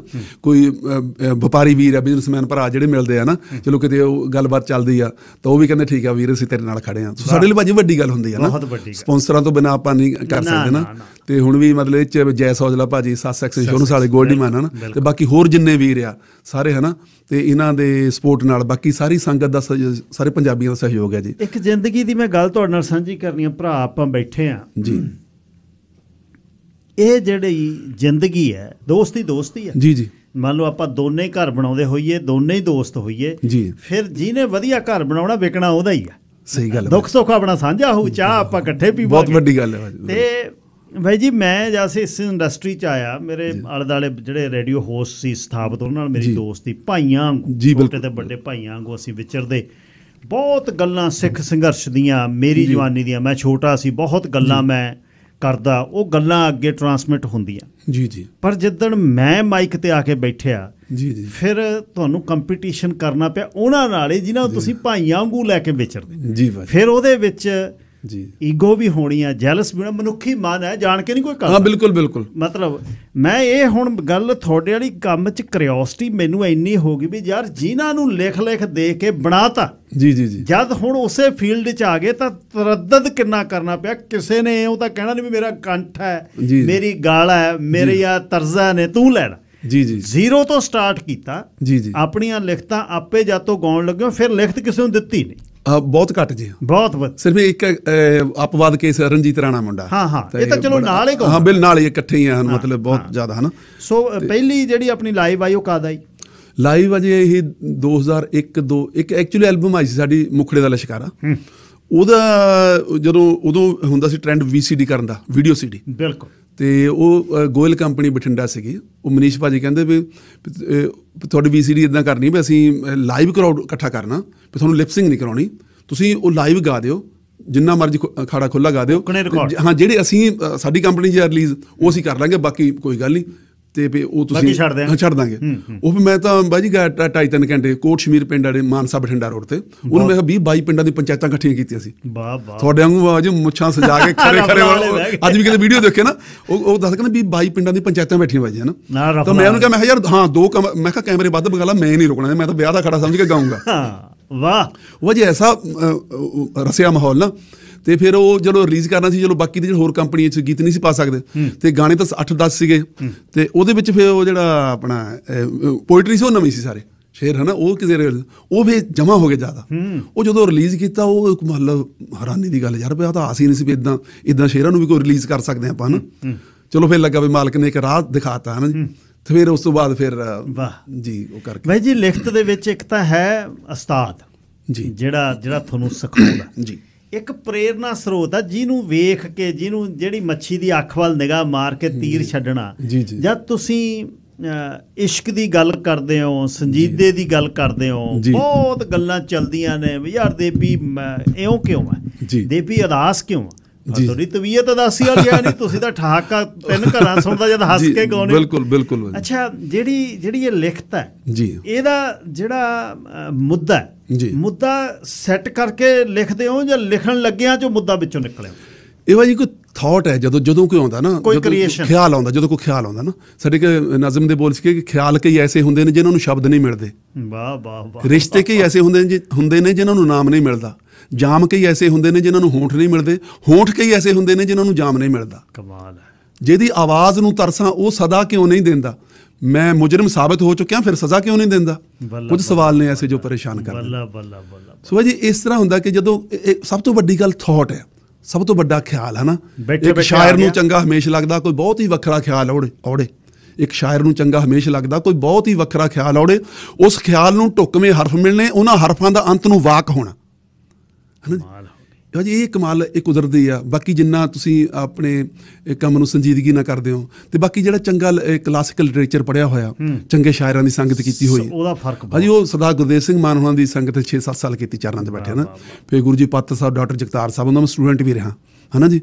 ਤੇ ਗੁਰੂ ਜੀ ਪਾਤਰ ਸਾਹਿਬ ਦਾ ਇਸ ਤਰ੍ਹਾਂ ਲੱਗਦਾ, ਮੈਂ ਹਮੇਸ਼ਾ ਕਹਿੰਦਾ ਨਾ ਯਾਰ ਅਸੀਂ ਭਾਗਾਂ ਵਾਲੇ ਹਾਂ ਵੀ ਅਸੀਂ ਉਦੋਂ ਧਰਤੀ ਤੇ ਹੈਗੇ ਹਾਂ ਜਦੋਂ ਗੁਰੂ ਜੀ ਪਾਤਰ ਸਾਹਿਬ ਸ਼ਾਇਰੀ ਕਰਦੇ। ਹੁਣ ਵੀ ਮਿਲਦੇ? ਬਿਲਕੁਲ ਜੀ। ਮੈਂ ਤਾਂ ਉਹੀ ਹੁੰਦਾ, ਮੈਂ ਕਈ ਵਾਰ ਹੱਸਦਾ ਹੁੰਦਾ, ਉਦੋਂ ਮੈਂ ਮਾਲਕ ਦੀ ਕਿਰਪਾ ਨਾਲ ਅੱਜ ਤੱਕ ਔਕਾਤ 'ਚ ਰਹੀਦਾ, ਵੀ ਜੇ ਕਿਤੇ ਲੱਗੇ ਨਾ ਵੀ ਔਕਾਤ 'ਚੋਂ ਨਿਕਲਣ ਲੱਗੇ ਆ, ਵੀ ਗੁਰੂ ਜੀ ਲੁਧਿਆਣੇ ਰਹਿੰਦੇ, ਮੈਂ ਫਗਵਾੜੇ ਹੁੰਦਾ, ਤੇ ਇੱਕ ਵਾਰ ਦਰਸ਼ਨ ਕਰੀਦੇ, ਫਿਰ ਜਾ ਕੇ ਟਿਕਾਣੇ ਤੇ ਲੱਗ ਜਾਈਦਾ। ਸਾਡੀ ਗਜ਼ਲ ਦੇ ਇੱਕ ਸ਼ੇਰ ਵੀ ਹੈ ਸਾਰੇ ਇਹਦੇ ਵਿੱਚ ਕਿ ਹੱਸਣ ਤੇ ਕੋਈ ਫੀਸ ਨਹੀਂ ਹੈ, ਹੱਸਣ ਤੇ ਕੋਈ ਫੀਸ ਨਹੀਂ ਹੈ, ਤੰਦਰੁਸਤੀ ਦੀ ਰੀਸ ਨਹੀਂ ਹੈ, ਹੱਸਦੇ ਹਾਂ ਇਹਦਾ ਮਤਲਬ ਇਹ ਨਹੀਂ ਕਿ ਸਾਨੂੰ ਕੋਈ ਤਕਲੀਫ ਨਹੀਂ। ਵਾਹ ਵਾਹ ਵਾਹ। ਜੰਗ ਦੇ ਬੱਦਲ ਜੱਗ ਤੇ ਛਾਏ, ਅੱਜ ਕੱਲ੍ਹ ਮੌਸਮ ਠੀਕ ਨਹੀਂ ਹੈ, ਸਾਡਾ ਕੰਮ ਉਡੀਕਦੇ ਰਹਿਣਾ, ਆਉਣ ਦੀ ਕੋਈ ਤਰੀਕ ਨਹੀਂ ਹੈ, ਚੇਤਾ ਤੇਰਾ ਅੱਜ ਵੀ ਆਵੇ ਪਰ ਹੁਣ ਓਨੀ ਟੀਸ ਨਹੀਂ ਹੈ, ਦੇਬੀ ਤੂੰ ਵੀ ਲਿਖਦਾ ਰਹਿਣਾ ਪਰ ਪਾਤਰ ਸਾਹਿਬ ਦੀ ਰੀਸ ਨਹੀਂ। ਅਸਲੀਅਤ ਬਾਜੀ ਇਹ ਆ। ਸਵਾਦ ਲਿਆ। ਉਹ ਬਾਬਾ ਜੀ ਉਹ ਕਿਰਪਾ ਹੈ ਉਹਨਾਂ ਦਾ, ਗੁਰੂ ਲੋਕਾਂ ਦੀ, ਸ਼ਾਇਰਾਂ ਦੀ, ਉਹ ਵੱਡੇ ਅਦੀਬਾਂ ਦੀ, ਜਿਹਨਾਂ ਦੀ ਸੰਗਤ, ਜਿਹਨਾਂ ਦੇ ਆਸ਼ੀਰਵਾਦ ਮਿਲਿਆ, ਮੁਫਤ 'ਚ ਮਿਲਿਆ ਹਨ। ਸਮਾਂ ਤਾਂ ਨਹੀਂ ਕੋਈ ਨਿਯਤ ਹੁੰਦਾ, ਇਹ ਤਾਂ ਪਤਾ ਨਹੀਂ ਕਦ ਬਸ ਉਹ ਜਦੋਂ ਕਦੇ ਜ਼ਿਹਨ 'ਚ ਗੱਲ ਆ ਗਈ ਹੈ ਨਾ ਜੀ, ਤੇ ਬਸ ਉਦੋਂ ਤੁਸੀਂ ਜੇ ਫ੍ਰੀ ਹੈਗੇ ਆ ਤਾਂ ਜਾਂ ਫਿਰ ਤੁਹਾਡੇ ਜ਼ਿਹਨ 'ਚ ਨੋਟ ਹੋ ਜਾਂਦੀ ਗੱਲ ਵੀ ਜਦੋਂ ਵਿਹਲੇ, ਜਦੋਂ ਉਹਨੂੰ ਫਿਰ ਸ਼ਬਦ। ਜ਼ਿੰਦਗੀ ਸਾਦੀ ਆ ਬਹੁਤ ਤੁਹਾਡੀ, ਜਿੱਦਣ ਵੇਲ ਹੁੰਦਾ ਉੱਥੇ ਕੋਈ ਕਨਸਰਟ ਨਾ ਹੋਵੇ, ਕਿਤੇ ਵੀ ਟਰੈਵਲ ਨਾ ਕਰਨਾ ਹੋਵੇ, ਫਗਵਾੜਾ ਹੋਵੇ ਜਾਂ ਮਖਸੂਸਪੁਰ ਹੋਵੇ, ਫਿਰ ਕੀ ਕਰਦੇ ਹੋ ਉੱਧਰ? ਭਾਜੀ ਮੈਂ ਫਿਰ ਕੋਈ ਲੱਭਦਾ ਕਿਸੇ ਬੰਦੇ ਨੂੰ ਜਿਹੜਾ ਇੱਕ ਪੁਰਾਣਾ ਚੁਟਕਲਾ ਆਇਆ ਨਾ, ਕਹਿੰਦੇ ਬੰਦਾ ਬਾਜ਼ਾਰ 'ਚ ਭੱਜਿਆ ਜਾਵੇ, ਉਹਦੇ ਪਿੱਛੇ ਭੱਜਿਆ, ਸੁਣਾ ਗਿਆ ਮੇਰੀ ਸੁਣ, ਉਹ ਕਹਿੰਦਾ ਆਪਣੀ ਕਵਿਤਾ ਸੁਣਾ, ਤੇ ਮੈਂ ਧੱਕੇ ਨਾਲ ਸਰੋਤਾ ਫੜ ਲੈਣਾ ਵੀ ਆ ਜਾ ਵੀ ਚੱਲੀਏ ਸੁਣਾਈਏ ਕੁਝ ਨਾ। ਕੋਈ ਵੀ ਸੱਜਣ ਮਿੱਤਰ ਤੁਹਾਡੇ ਵਰਗਾ ਹੱਥ ਚੜ ਗਿਆ, ਚਲੋ ਯਾਰ ਰੂਹਦਾਰੀ ਕਰੀਏ ਹੈ ਨਾ। ਤੇ ਮੇਰਾ ਤਾਂ ਕਈ ਵਾਰ ਚਲੋ ਮਾਲਕ ਦੀ ਕਿਰਪਾ ਜੀ, ਕਿਤੇ ਮੈਂ ਅੱਧੇ ਘੰਟੇ ਵੀ ਕਿਤੇ ਵਾਂਢੇ ਗਏ ਹੈ ਨਾ, ਅਸੀਂ ਦੁਆਬੇ ਵਾਲੇ ਵਾਂਢਾ ਸ਼ਬਦ ਵਰਤਦੇ ਹਾਂ ਹੈ ਨਾ, ਵੀ ਕਿਸੇ ਓਪਰੀ ਜਗ੍ਹਾ ਵੀ ਉੱਥੇ ਗੱਲਾਂ ਹੀ ਤੁਰ ਪਈ, ਕਹਿੰਦੇ ਯਾਰ ਬਾਈ ਹੋਰ ਬਹਿ ਜਾ ਥੋੜ੍ਹਾ ਚਿਰ ਹੈ ਨਾ, ਜੀ ਜਿਹਾ ਲੱਗਿਆ ਰਹਿੰਦਾ ਵੀ ਰੂਹਦਾਰੀ। ਹਾਂਜੀ, ਪਿੰਡ ਬਿਲਕੁਲ ਫਗਵਾੜੇ ਤੋਂ 17-18 ਕਿਲੋਮੀਟਰ ਹੈ ਸਾਡਾ। ਸਾਡੇ ਕਜ਼ਨ ਪਰਮਜੀਤ, ਸਾਡੇ ਚਾਚੇ ਦਾ ਬੇਟਾ ਉੱਥੇ ਰਹਿੰਦਾ, ਤੇ ਬਾਕੀ ਪਿੰਡ ਵਾਲੇ ਸਾਰੇ ਪਿਆਰ। ਹੁਣ ਵੀ ਅਸੀਂ ਇੱਕ ਦਿਨ ਸਾਡੇ ਪਿੰਡ ਦੀਆਂ ਫੈਮਿਲੀ, ਅਸੀਂ ਘਰ, ਮੈਂ ਕਿਹਾ ਸਿਰਫ 15 ਫੈਮਲੀਆਂ, 2-3 ਸਾਲ ਦੇ ਸੋਚੀ ਜਾਂਦੇ ਫਿਰ ਘਰ ਸੱਦ ਨਹੀਂ ਹੋਇਆ। ਸਾਰੇ ਪਰਿਵਾਰ, ਜਿੰਨੀਆਂ ਬੇਟੀਆਂ ਸਾਡੇ ਪਿੰਡ ਦੀਆਂ, ਨੂੰਹਾਂ ਧੀਆਂ, ਉਹ ਸਾਰੇ ਅਸੀਂ ਘਰੇ ਇਕੱਠੇ ਹੋਏ, ਤੇ ਬੜਾ ਚੰਨਾ ਨੂੰ ਸੱਦਾ ਦਿੱਤਾ, ਭਾਈ ਤੁਸੀਂ ਪ੍ਰੋਗਰਾਮ ਤੇ ਆਓ। ਅੱਛਾ ਬਾਈ ਜੀ, ਹੁਣ 17 ਦਾ ਜਿਹੜਾ ਸ਼ੋਅ ਹੈ, ਸ਼ੋਅ ਬਹੁਤ ਹੋਏ ਪਿਛਲੇ 4 ਮਹੀਨੇ, ਕਿਉਂਕਿ ਕੋਵਿਡ ਬਿਲਕੁਲ 2 ਸਾਲ ਦਾ ਬੰਦ ਹੈ, ਮਤਲਬ ਤਰਥੱਲੀ ਮਚਾਤੀ ਸ਼ੋਆਂ ਨੇ। ਬਿਲਕੁਲ ਹੁਣ ਆਪਣਾ ਜਿਹੜਾ ਇਹ, ਚਲੋ ਰਿਕਾਰਡਿੰਗ ਤਾਂ ਹੋਣੀ ਆ ਟੋਰਾਂਟੋ, ਪਰ ਇੱਥੇ ਰਿਕਾਰਡਿੰਗ ਤੋਂ ਘੱਟ ਕਮੀ ਨਹੀਂ ਹੋਣੀ। ਇਹ ਤੁਹਾਡਾ ਪਿੰਡ ਹੈ ਬਿਲਕੁਲ ਜੀ, ਆਪਣਾ ਤੁਸੀਂ ਆਏ ਜਿਵੇਂ ਮਖਸੂਸਪੁਰ ਗਾਉਣਾ। ਬਿਲਕੁਲ ਬਿਲਕੁਲ ਬਿਲਕੁਲ ਬਿਲਕੁਲ। ਅੱਛਾ, ਕੀ ਬਾਈ ਜੀ ਇਸ ਵਾਰ ਲਈ ਤਰਤੀਬ ਕੀ ਰੱਖੀ ਹੋਈ ਹੈ? 2-3 ਘੰਟੇ ਕੀ ਗਾਉਣਾ, ਕੀ ਸੁਣਾਉਣਾ? ਬਿਲਕੁਲ ਜੀ, ਮੈਨੂੰ ਹੁਣ ਜਿੰਨੇ ਕਿ ਵੀ ਨਾ ਕੁਲਵੀਰ ਆਪਣੇ ਸੋਹਤਾ ਸਾਹਿਬ, ਪ੍ਰੋਫੈਸਰ ਸਾਹਿਬ, ਤਾਂ ਉਹਨੂੰ ਇੱਕ ਦਿਨ ਮਿਲੇ, ਤਾਂ ਉਹ ਮੈਨੂੰ ਹੱਸਣ ਲੱਗ ਗਿਆ, ਕਹਿੰਦਾ ਭਾਜੀ ਤੁਸੀਂ ਬੁਰਾ ਨਾ ਮਨਾਓ, ਤੁਸੀਂ ਤਾਂ ਪ੍ਰੋਗਰਾਮ ਕਰਕੇ ਚੱਲ ਜਾਂਦੇ ਆ, ਅਸੀਂ ਕਹਿੰਦੇ ਵਿਚਰਦੇ ਆ ਸਾਰੇ ਜਨ। ਤਾਂ ਉਹ ਕਹਿੰਦੇ ਯਾਰ ਭਾਜੀ ਨੇ ਸ਼ੇਰ ਥੋੜੇ ਘੱਟ ਸੁਣਾਏ, ਵੀ ਲੋਕ ਵੀ ਗਾਣਾ ਭਾਵੇਂ ਘੱਟ ਗਾਓ, ਪਸੰਦ ਹੀ ਉਹ ਕਰਦੇ ਆ, ਐਕਸਕਿਊਜ਼ ਮੀ, ਤੇ ਉਹ ਤੁਸੀਂ ਪੋਇਟਰੀ ਜ਼ਿਆਦਾ ਚਾਹੀਦੀ ਆ। ਮੈਂ ਯਾਰ ਕਿਆ ਬਾਤ ਹੈ। ਫਿਰ ਹੋਰ ਜਿੰਨਾ ਕਿੰਦਾ ਆਪਣਾ, ਉਹ ਵੀ ਕਹਿੰਦਾ ਜਿੰਨੇ ਸਪਾਂਸਰ ਵੀ ਨਾਲ ਗੱਲ ਹੋਈ, ਕੋਈ ਟਿਕਟਾਂ ਲੈਂਦੇ ਸੱਜਣ, ਤਾਂ ਉਹ ਕਹਿੰਦਾ ਮੈਂ ਪੁੱਛੀ ਜਾਂਦਾ ਵੀ ਤੁਸੀਂ ਕੀ ਮੂਡ ਆ, ਸਾਰੇ ਕਹਿੰਦੇ ਨਹੀਂ ਯਾਰ ਪੋਇਟਰੀ ਸਾਨੂੰ ਜ਼ਿਆਦਾ ਚਾਹੀਦੀ ਆ। ਤਾਂ ਹੁਣ ਮੈਂ ਜ਼ਿੰਦਗੀ 'ਚ ਪਹਿਲੀ ਵਾਰੀ, ਤੇ ਮਤਲਬ ਇੰਨਾ ਮੈਨੂੰ ਪ੍ਰੈਸ਼ਰ ਪੈ ਗਿਆ, ਮੈਂ ਪਹਿਲੀ ਵਾਰ ਲਿਸਟ ਬਣਾਈ ਭਾਜੀ, ਯਾਨੀ ਉਹ ਸ਼ੇਰਾਂ ਦੇ ਨਾ 1-2 ਹਰਫ ਲਿਖ ਲੈ ਤਾਂ ਕਿ ਯਾਦ ਰਵੇ। ਤੇ ਯਾਰ ਕੋਈ ਜਿਹਨੇ ਪੁਰਾਣੇ ਤੋਂ ਲੈ ਕੇ ਪਹਿਲੀ ਲਾਈਵ ਤੋਂ ਲੈ ਕੇ ਜਾਂ ਹੋਰ ਵੀ ਜਿਹੜਾ ਕੋਈ ਨਵਾਂ ਜ਼ਿਹਨ 'ਚ ਆ ਗਿਆ, ਸਾਰੇ ਲਿਖੇ ਉਹ ਮੈਂ ਬਸ ਯਾਦ ਤਾਂ ਹੈਗੇ ਆ, ਉਹਦਾ ਪੁਆਇੰਟ ਕਰ ਲਿਆ। ਹਾਂਜੀ, ਵੀ ਜੇ ਮੈਨੂੰ ਉਹ ਮੈਂ ਕਿਹਾ ਮੁੰਡੇ ਨੂੰ ਫੜਾ ਦੇਣੀ, ਯਾਰ ਤੂੰ ਮੈਨੂੰ ਦੱਸੀ ਜਾਏ ਵੀ ਆਪਣਾ ਘਰ ਆ ਇੱਥੇ ਹੈ ਨਾ, ਜਿੰਨੀ ਹੁਣ ਆਸ ਆ ਉਹਨਾਂ ਨੇ ਰੱਖੀ ਹੋਈ ਵੀ ਮਾਲਕ ਲਾਜ ਰੱਖੇ, ਕਿਰਪਾ ਰੱਖੇ ਵੀ ਉੱਥੇ ਤੱਕ ਪਹੁੰਚ ਜਾਈਏ। ਨਵਾਂ ਇਹਦੇ ਲਈ ਵੀ ਨਵਾਂ ਲਿਖਿਆ ਕੁਛ, ਮੈਨੂੰ ਇਹ ਵੀ ਪਤਾ ਲੱਗਿਆ, ਹਾਂ ਕੁਛ ਨਾ ਕੁਛ ਆਉਂਦਾ ਰਹਿੰਦਾ। ਹਾਂਜੀ ਬਿਲਕੁਲ ਬਿਲਕੁਲ ਬਿਲਕੁਲ, ਜੇ ਕੁਝ ਨਾ ਕੁਝ ਤਾਂ ਫਿਰ ਜਦੋਂ ਕੋਈ ਫਰੈਸ਼ ਜਿਹੜਾ ਲਿਖੇ। ਜੀ ਜੀ ਭਾਜੀ ਬਿਲਕੁਲ। ਅੱਛਾ, ਜਿਹੜੇ ਤਰੰਨਮ ਵਾਲੇ ਗੀਤ ਨੇ, ਜਾਂ ਤੁਹਾਡਾ ਵੀ ਆਪਣਾ ਸ਼ੌਕ ਹੈ, ਮੈਨੂੰ ਲੱਗਦਾ ਪੋਇਟਰੀ ਤੇ ਬਾਹਲਾ ਖੁਸ਼ ਹੋ ਜਾਂ ਘੁੰਮ ਕੇ ਗੇੜਾ ਦੇ ਆਉਣਾ। ਜੀ ਬਿਲਕੁਲ ਬਿਲਕੁਲ ਬਿਲਕੁਲ ਭਾਜੀ। ਮੈਨੂੰ ਲੱਗਦਾ ਕਿ 2 ਤਰੀਕੇ ਦਾ ਮਾਹੌਲ ਹੁੰਦਾ ਜੀ ਸਟੇਜ ਦਾ, ਮੈਂ ਨੋਟ ਕਰਦਾ। ਜਦੋਂ ਅਸੀਂ ਪੰਜਾਬ 'ਚ ਵਿਆਹ ਦਾ ਖੜਾ ਲਾਉਂਦੇ ਹਾਂ ਤਾਂ ਉਹ ਨੈਚੁਰਲੀ ਸਾਰੇ ਨੱਚਣਾ ਭੰਗੜਾ ਪੈਣਾ ਹੁੰਦਾ ਉੱਥੇ ਦਾ ਚੱਕ। ਹੁਣ ਪਿੱਛੇ ਸਿਆਲ 'ਚ ਮੈਨੂੰ ਲੱਗਦਾ ਅਸੀਂ ਇੱਕ ਵੀ ਜਿੰਨੇ ਕੀ ਪ੍ਰੋਗਰਾਮ ਲਾਏ ਨਾ, ਕਿਤੇ ਵੀ ਪੋਇਟਰੀ ਮੈਂ ਕਿਹਾ ਯਾਰ ਇੱਥੇ ਕੀ ਕੋਈ ਸ਼ੁਰੂ 'ਚ ਨੱਚਣ ਲੱਗ ਜਾਂਦੇ ਆ। ਤੇ ਇੱਕ ਮੁੰਡਾ ਹੈ ਆਪਣਾ ਕਰਨ ਗਿੱਲ, ਟੋਰਾਂਟੋ ਤੋਂ, ਆਪਣਾ ਬਹੁਤ ਪਿਆਰਾ ਅਜ਼ੀਜ਼ ਆ, ਉਹਦਾ ਨਾਭੇ ਵਿਆਹ ਸੀਗਾ ਮੈਨੂੰ ਯਾਦ ਆ। ਤੇ ਉਹ ਜਿਹੜਾ ਮੁੰਡਾ ਤੇਰੀਆਂ ਗੱਲਾਂ ਵਾਲਾ ਪਾਲੀ ਸੰਧੂ, ਇਹ ਮਾਡਲ ਹੈ, ਇਹ ਵੀ ਆਇਆ ਸੀ, ਉਹਦਾ ਦੋਸਤ ਹੈ, ਇਹਨੇ ਕੇਸਰੀ 'ਚ ਵੀ ਕੰਮ ਕੀਤਾ, ਅਕਸ਼ੇ ਕੁਮਾਰ ਉਹਨਾਂ ਨੂੰ ਵੱਡਾ ਐਕਟਰ ਹੈ ਉਹ। ਇੰਨਾ ਕੋ ਮਾਲਕ ਦੀ ਕਿਰਪਾ ਨਾਲ ਕਹਿੰਦਾ ਭਾਜੀ ਮੈਨੂੰ ਇੰਨਾ ਰਿਸਪੌਂਸ ਮਿਲਿਆ ਸੀ ਗਾਣੇ ਦਾ। ਤਾਂ ਉਹ ਸਟੇਜ ਤੇ ਆ ਕਹਿੰਦਾ ਭਾਜੀ ਮੇਰੇ ਵਾਲਾ ਗਾਣਾ ਵੀ ਗਾ ਦਿਓ, ਤੇਰੀਆਂ ਗੱਲਾਂ ਹੈ ਨਾ। ਮੈਂ ਕਿਹਾ ਆ ਜਾ ਯਾਰ ਹੈ ਨਾ। ਤਾਂ ਉਦੋਂ ਫਿਰ ਮੈਨੂੰ ਲੱਗਦਾ ਫਿਰ ਉਹ ਸਾਰੇ ਕਿ ਯਾਰ ਵੀ ਅੱਧਾ ਪੌਣਾ ਘੰਟਾ ਫਿਰ ਉਹ ਚੱਲੇ ਗਏ, ਪੋਇਟਰੀ ਚੱਲੀ ਜੀ ਭਾਜੀ। ਮੈਂ ਜੀ ਕੁਛ ਸਾਨੂੰ ਵੀ ਜਿਹੜਾ ਸੁਣਾਓ, ਤੁਹਾਡਾ ਜਿਹੜੀ ਨਾ ਉਹ ਲੈਵਲ ਦਾ ਜਿਹੜਾ ਲੋਕੋ ਮੈਂ ਪਾਕ ਮੁਹੱਬਤ ਹੈ, ਉਹ ਜਿਹਾ ਕੁਛ ਸੁਣਨ ਨੂੰ ਜੀ ਕਰਦਾ ਭਾਜੀ ਏਦਾਂ ਦਾ। ਬਾਕੀ ਜਿੱਦਾਂ ਮੈਨੂੰ ਕਿਸੇ ਨੇ ਕਿਹਾ ਸੀਗਾ ਵੀ ਕਹਿੰਦਾ ਯਾਰ ਇਹ ਮੈਨੂੰ ਯਾਦ, ਮੈਂ ਕਈ ਵਾਰ ਜ਼ਿਕਰ ਕੀਤਾ ਕਿ ਲੈਕਚਰਰ ਸੀਗੇ ਯੂਨੀਵਰਸਿਟੀ ਤੋਂ, ਉਹਨੂੰ ਚਿੱਠੀ ਆਈ ਸੀ ਬੜੇ ਸਾਲ ਪਹਿਲਾਂ, ਜੋ ਚਿੱਠੀਆਂ ਦੌਰ ਸੀ। ਉਹਨੇ ਐਂਡ ਤੇ ਇਹ ਲਿਖਿਆ ਸੀ, ਕਹਿੰਦਾ ਯਾਰ ਮੈਂ ਤੈਨੂੰ ਚੈਲੰਜ ਕਰਦਾ, ਇਹ ਗਾਣੇ ਨੂੰ ਟੱਪ ਕੇ ਦਿਖਾਈ ਤੂੰ ਕਿਤੇ, ਵਾਹ ਵਾਹ, ਇਹ ਵੀ ਸ਼ਾਇਦ ਕ੍ਰੋਸ ਕਰੇ। ਪਰ ਮੈਂ ਪਿੱਛੇ 2 ਚੀਜ਼ਾਂ ਆਈਆਂ ਤਾਂ ਮੈਨੂੰ ਗੁਰਪ੍ਰੀਤ ਘੁੱਗੀ ਭਾ ਉਹਨਾਂ ਨੇ ਕਿਹਾ, ਉਹ ਹੁਣ ਉਹਨਾਂ ਨੇ ਸਾਂਝੀ ਗੱਲ ਕਰੀ ਦੀ ਆ। ਇੱਕ ਤਾਂ ਪਾਰਟੀਸ਼ਨ ਤੇ ਗਾਣਾ ਸੀਗਾ 47 ਤੇ, ਉਹ 'ਚ ਕੰਮ ਵੀ ਉਹਨਾਂ ਨੇ ਐਕਟਿੰਗ ਕੀਤੀ, ਵੀਡੀਓ ਬਣਿਆ 11.5 ਮਿੰਟ ਦਾ ਗਾਣਾ, ਤੇ ਉਹ ਸਟਾਲਨ ਵੀਰ ਉਹਨਾਂ ਨੇ ਵੀਡੀਓ ਕੀਤਾ। ਤੇ ਉਹ ਮੈਂ ਤੁਹਾਨੂੰ ਉਹਦੇ 2 ਹਾਂਜੀ ਬਿਲਕੁਲ ਹਾਂ, ਉਹ ਸੀਗਾ ਕਿ ਭਾਰਤ ਵਰਸ਼ ਦੀ ਕਿਸਮਤ ਦੇ ਕੀ ਕਹਿਣੇ, ਕਿੰਨੀ ਵਾਰ ਲੁਟੇਰਾ ਹੁਕਮਰਾਨ ਬਣਿਆ, ਸਦੀਆਂ ਤੀਕ ਗੁਲਾਮੀ ਦੇ ਰਹੇ ਸੰਗਲ, ਇਹਨੂੰ ਲੁੱਟਣ ਦਾ ਇੱਥੇ ਸਮਾਨ ਬਣਿਆ, ਇਹਦੀ ਸਾਂਝ ਤੇ ਏਕਤਾ ਤਿੜਕਦੀ ਰਹੀ ਜਦੋਂ ਕਦੇ ਹਾਕਮ ਬੇਈਮਾਨ ਬਣਿਆ, ਗੋਰੀ ਚਮੜੀ ਨੇ ਫੁੱਟ ਦੇ ਬੀਜ ਬੀਜੇ, ਜਿਹਦਾ ਖੂਨੀ ਨਤੀਜਾ ਪਾਕਿਸਤਾਨ ਬਣੇ। ਵਾਹ ਵਾਹ ਭਾਜੀ 11.5 ਮਿੰਟ ਦਾ ਗਾਣਾ, ਇਹ ਮੈਂ ਜ਼ਰੂਰ ਪੇਸ਼ ਕਰੂੰਗਾ। ਸੁਣਾ। ਹਾਂ ਬਿਲਕੁਲ ਸਰ। ਇਹ 'ਚ ਪੰਜਾ ਸਾਹਿਬ, ਨਨਕਾਣਾ, ਕਰਤਾਰਪੁਰ ਵੀ ਕਿੰਨੇ ਗੁਰੂਆਂ ਦੇ ਉੱਥੇ ਅਸਥਾਨ ਰਹਿ ਗਏ, ਜਿਨ੍ਹਾਂ ਵਾਸਤੇ ਰੋਜ਼ ਅਰਦਾਸ ਕਰੀਏ, ਜਿਨ੍ਹਾਂ ਵਿੱਚ ਧੜਕੇ ਸਾਡੀ ਜਾਨ ਰਹਿ ਗਏ। ਮਾਰਾਂ ਮਾਰੀਆਂ ਜਿੱਥੇ ਰਣਜੀਤ ਸਿੰਘ ਨੇ, ਸਿੱਖ ਰਾਜ ਦੇ ਕਿੰਨੇ ਨਿਸ਼ਾਨ ਰਹਿ ਗਏ। ਸਾਡਾ ਪੂਰਾ ਸਰੀਰ ਇੱਥੇ ਪਹੁੰਚਿਆ ਨਹੀਂ, ਕੁਝ ਅੰਗ ਸਾਡੇ ਪਾਕਿਸਤਾਨ ਰਹਿ ਗਏ। ਸਵਾਦ ਲਿਆ ਬਿਲਕੁਲ ਇਹ ਪੇਸ਼ ਕਰਾਂਗੇ ਜੀ। ਜਦ ਲੋਕਾਂ ਨੂੰ ਦੱਸਦੇ ਆ ਬਈ ਆਪਾਂ 2.5 ਕਰੋੜ ਸਿੱਖਾਂ ਵਾਲੇ ਪੰਜਾਬ ਦੇ ਨਹੀਂ ਤਾਂ 20 ਕਰੋੜ ਵਾਲੀ ਬੋਲੀ ਵਾਲੇ। ਬਿਲਕੁਲ ਜੀ, 7-8 ਕਰੋੜ ਤਾਂ ਪਾਕਿਸਤਾਨ ਚ ਪੰਜਾਬੀ ਬੋਲਦੇ ਹਨ ਜੀ। ਬਿਲਕੁਲ ਨਾਲੇ ਐਨ ਠੇਠ ਬੋਲਦੇ ਜੀ ਭਾਈ ਜੀ। ਬਿਲਕੁਲ ਉਹਨਾਂ ਨੇ ਨਹੀਂ ਬਸਾਰੀ ਭੋਰਾ। ਬਿਲਕੁਲ ਉਹਨਾਂ ਦਾ ਲਹਿਜਾ ਬੜਾ ਕਮਾਲ ਦਾ, ਜਿਹੜਾ ਅੰਮ੍ਰਿਤਸਰ ਇਹ ਮਾਝਾ ਏਰੀਆ ਨਾ ਲਾਹੌਰ ਦਾ, ਉਹ ਬਿਲਕੁਲ ਉਹਨਾਂ ਦੀ ਉਹ ਟੋਨ ਹੈ। ਤੇ ਇੱਕ ਬਾਈ ਜੀ ਇੱਕ ਪੋਇਟਰੀ ਸੀਗੀ, ਮੈਨੂੰ ਸ਼ਾਇਦ ਤੁਹਾਨੂੰ ਅੱਛਾ ਲੱਗੇਗਾ ਜੀ। ਉਹ ਸੀਗਾ ਕਿ ਸਾਡਾ ਖੂਨ ਪੀ ਕੇ ਗੁਜ਼ਰੇ ਜੋ ਉਹ ਪੈਰ ਨਹੀਂ ਭੁੱਲੇ, ਸਾਡਾ ਖੂਨ ਪੀ ਕੇ ਗੁਜ਼ਰੇ ਜੋ ਉਹ ਪੈਰ ਨਹੀਂ ਭੁੱਲੇ, ਸਦਾ ਤਕਲੀਫ ਜਨ ਦਿੱਤੀ ਉਹ ਤੇਰਾ ਸ਼ਹਿਰ ਨਹੀਂ ਭੁੱਲੇ। ਅਬਦਾਲੀ, ਮੀਰ, ਮੰਨੂ, ਡੈਰ ਤੇ ਉਡਵੈਰ ਨਹੀਂ ਭੁੱਲੇ, ਸਾਨੂੰ ਕਦੇ ਵੀ ਗਲਾਂ 'ਚ ਵੜਦੇ ਟਾਇਰ ਨਹੀਂ ਭੁੱਲੇ। ਦੋ ਵੇਲੇ ਅਸੀਂ ਅਰਦਾਸ ਵਿੱਚ ਸਭ ਦਾ ਭਲਾ ਮੰਗੀਏ, ਚੇਤੇ ਦੋਸਤੀ ਰੱਖੀਏ, ਕਦੇ ਵੀ ਵੈਰ ਨਹੀਂ ਭੁੱਲੇ। ਸਾਡੇ ਮੁਰਸ਼ਦ ਦਾ ਪਰਿਵਾਰ ਖੇਰੂ ਖੇਰੂ ਜਨ ਕੀਤਾ, ਅਜੇ ਤੱਕ ਰੜਕਦੀ ਸਰਸਾ ਦੀ ਅਥਰੀ ਲਹਿਰ ਨਹੀਂ ਭੁੱਲੇ। ਵਾਹ ਵਾਹ ਵਾਹ। ਵਾਗੇ ਪਾਰ ਆ ਕੇ ਭਾਵੇਂ ਸਾਡੇ ਪੈਰ ਤਾਂ ਲੱਗ ਗਏ, ਵਾਗੇ ਪਾਰ ਆ ਕੇ ਭਾਵੇਂ ਸਾਡੇ ਪੈਰ ਤਾਂ ਲੱਗ ਗਏ, ਪੁਰਾਣੇ ਯਾਰ ਤੇ ਉਹ ਪਿੰਡ ਕਸਬੇ ਸ਼ਹਿਰ ਨਹੀਂ ਭੁੱਲੇ।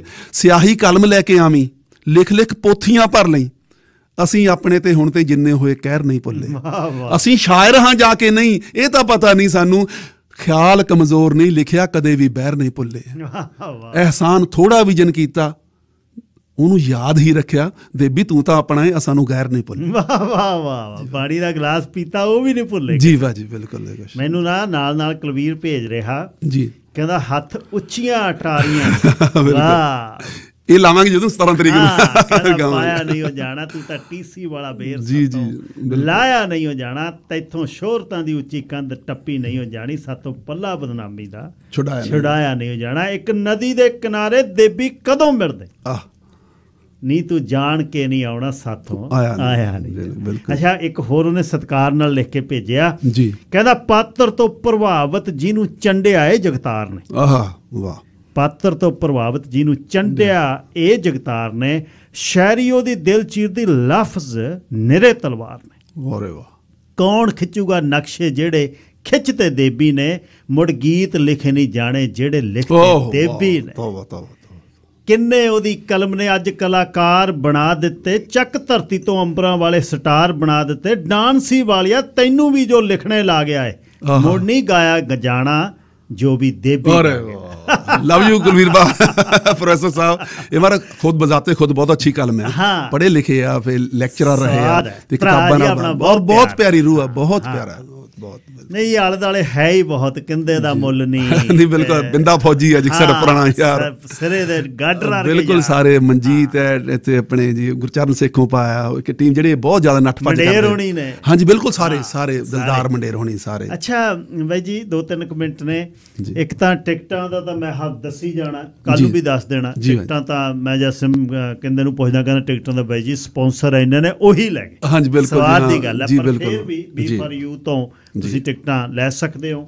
ਫੋਨ ਨੰਬਰ ਜਿਹੜੇ ਨੇ ਕਿੰਦੇ ਦਾ ਜਿਹੜਾ ਹੈ ਉਹ ਮੈਂ ਤੁਹਾਨੂੰ ਦਿੰਦਾ, 604 537 7235।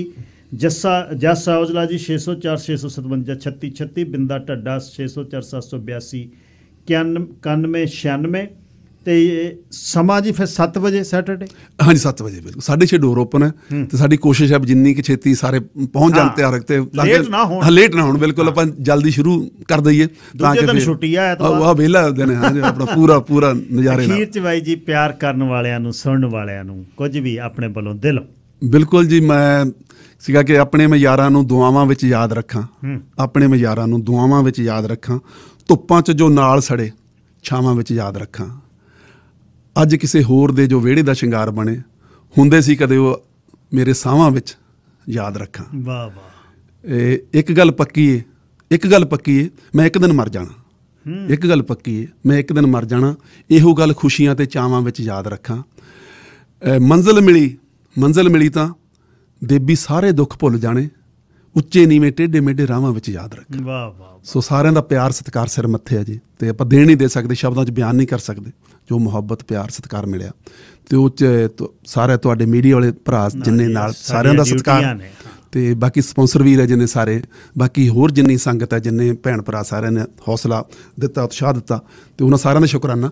ਤੇ ਬਾਕੀ ਜੀ ਉਦੋਂ ਸ਼ਾਮ ਫਿਰ ਕੋਸ਼ਿਸ਼ ਹੈ ਵੀ ਆਪਾਂ ਵਧੀਆ ਸ਼ਾਮ ਇੱਕ ਰੰਗੀਨ ਹਸੀਨ ਸੰਗੀਤਮਈ ਸ਼ਾਮ ਬਣਾਈਏ। ਪਿੰਡ ਦੀ, ਸਰੀ ਦੀ, ਪੰਜਾਬ ਦੀ ਜੀ ਬਾਜੀ, ਸਾਰੀ ਇੱਕ ਸਾਂਝੀ ਇੱਕ ਸਾਡਾ ਇਕੱਠ ਹੋਣਾ ਜਿਹਦੇ ਨਾਲ ਬੈਠ ਕੇ ਸਾਰਿਆਂ ਨੂੰ। ਜੀ ਬਾਜੀ, ਬਿਲਕੁਲ ਬਿਲਕੁਲ। ਜਿਉਂਦੇ ਵਸਦੇ ਰਹੋ ਬਾਈ ਜੀ। ਬਹੁਤ ਬਹੁਤ ਸ਼ੁਕਰੀਆ, ਬਹੁਤ ਸ਼ੁਕਰੀਆ ਜਿੰਨੇ ਤੁਹਾਡੇ ਮੈਸੇਜ ਭੇਜੇ ਨੇ ਵੀਰਾਂ ਨੇ, ਵਿਨੀਪੈਗ ਵਾਲੇ ਬਾਈ ਹਰਮੇਲ ਹੋਣਾ, ਸਾਰੇ ਜਿੰਨੇ ਸੱਜਣ ਹੋਰ ਸਾਰੇ ਸੁਨੇਹੇ ਭੇਜੇ, ਸਾਰਿਆਂ ਨੂੰ ਬਹੁਤ ਸਤਿਕਾਰ, ਸਤਿ ਸ੍ਰੀ ਅਕਾਲ।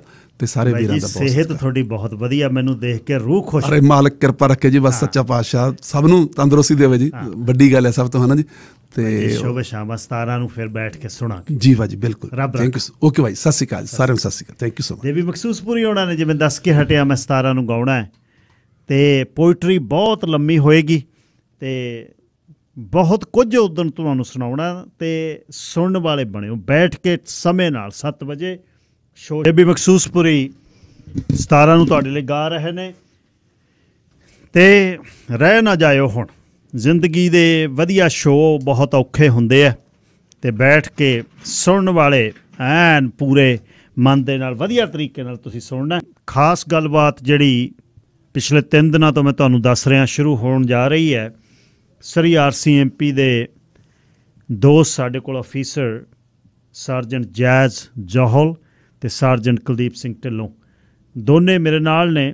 ਕਮਿਊਨਿਟੀ 'ਚ ਕੀ ਹੋ ਰਿਹਾ, ਕਮਿਊਨਿਟੀ ਨੇ ਸਤਿਕਾਰ ਨਾਲ ਕਿਵੇਂ ਰਹਿਣਾ, ਲਾ ਐਂਡ ਆਰਡਰ ਕੀ ਹੈ, ਕਾਨੂੰਨ ਕਦ ਹੱਥ 'ਚ ਲਿਆ ਜਾਂਦਾ, ਕਿਹੜੇ ਸਮੇਂ ਜਦ ਤੁਸੀਂ ਲਾਈਨ ਕ੍ਰਾਸ ਕਰਦੇ ਹੋ ਅਤੇ ਉਹਦਾ ਕੀ ਖਿਆਲ ਰੱਖਣਾ, ਇਸ ਦੀ ਗੱਲਬਾਤ ਕਰਨ ਲਈ ਮੇਰੇ ਨਾਲ ਨੇ। ਹੁਣੇ ਗੱਲਬਾਤ ਉਹਨਾਂ ਨਾਲ ਸ਼ੁਰੂ ਕਰਦੇ ਹਾਂ।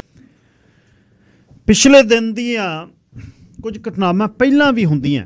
ਦੇਖੋ, ਮੈਂ ਸਭ ਤੋਂ ਪਹਿਲਾਂ ਜਿੰਨੇ ਸਾਡੇ ਸਟੂਡੈਂਟਸ, ਸਾਡੇ ਇੰਟਰਨੈਸ਼ਨਲ ਸਟੂਡੈਂਟਸ ਧੀਆਂ ਪੁੱਤ ਸੁਣ ਰਹੇ ਨੇ, ਤੁਹਾਡੇ ਮਾਣ ਸਤਿਕਾਰ ਲਈ, ਤੁਹਾਡੇ ਔਖੇ ਸਮੇਂ ਲਈ, ਸਪੈਸੀਫਿਕਲੀ ਇਸ ਮੰਚ ਤੋਂ, ਸ਼ੇਰੇ ਪੰਜਾਬ ਤੋਂ, ਜਦ ਸਾਨੂੰ ਕੁਝ ਵੀ ਪਤਾ ਲੱਗਿਆ ਕਿਸੇ ਕੰਮ 'ਤੇ ਤੁਹਾਡੇ ਨਾਲ ਕੋਈ ਤੁਹਾਡਾ ਲੈਂਡਲਾਰਡ ਕੋਈ ਵੀ ਧੱਕਾ ਕਰਦਾ, ਸਾਨੂੰ ਜਦ ਪਤਾ ਲੱਗਿਆ ਉਸ ਸਮੇਂ ਪਹਿਰਾ ਦਿੱਤਾ। ਅਤੇ ਪੁਲਿਸ ਓਬੀਅਸਲੀ ਵੀ ਤੁਹਾਡੇ ਲਈ ਹੈ, ਤੁਸੀਂ ਅਲੱਗ ਨਹੀਂ ਹੋ।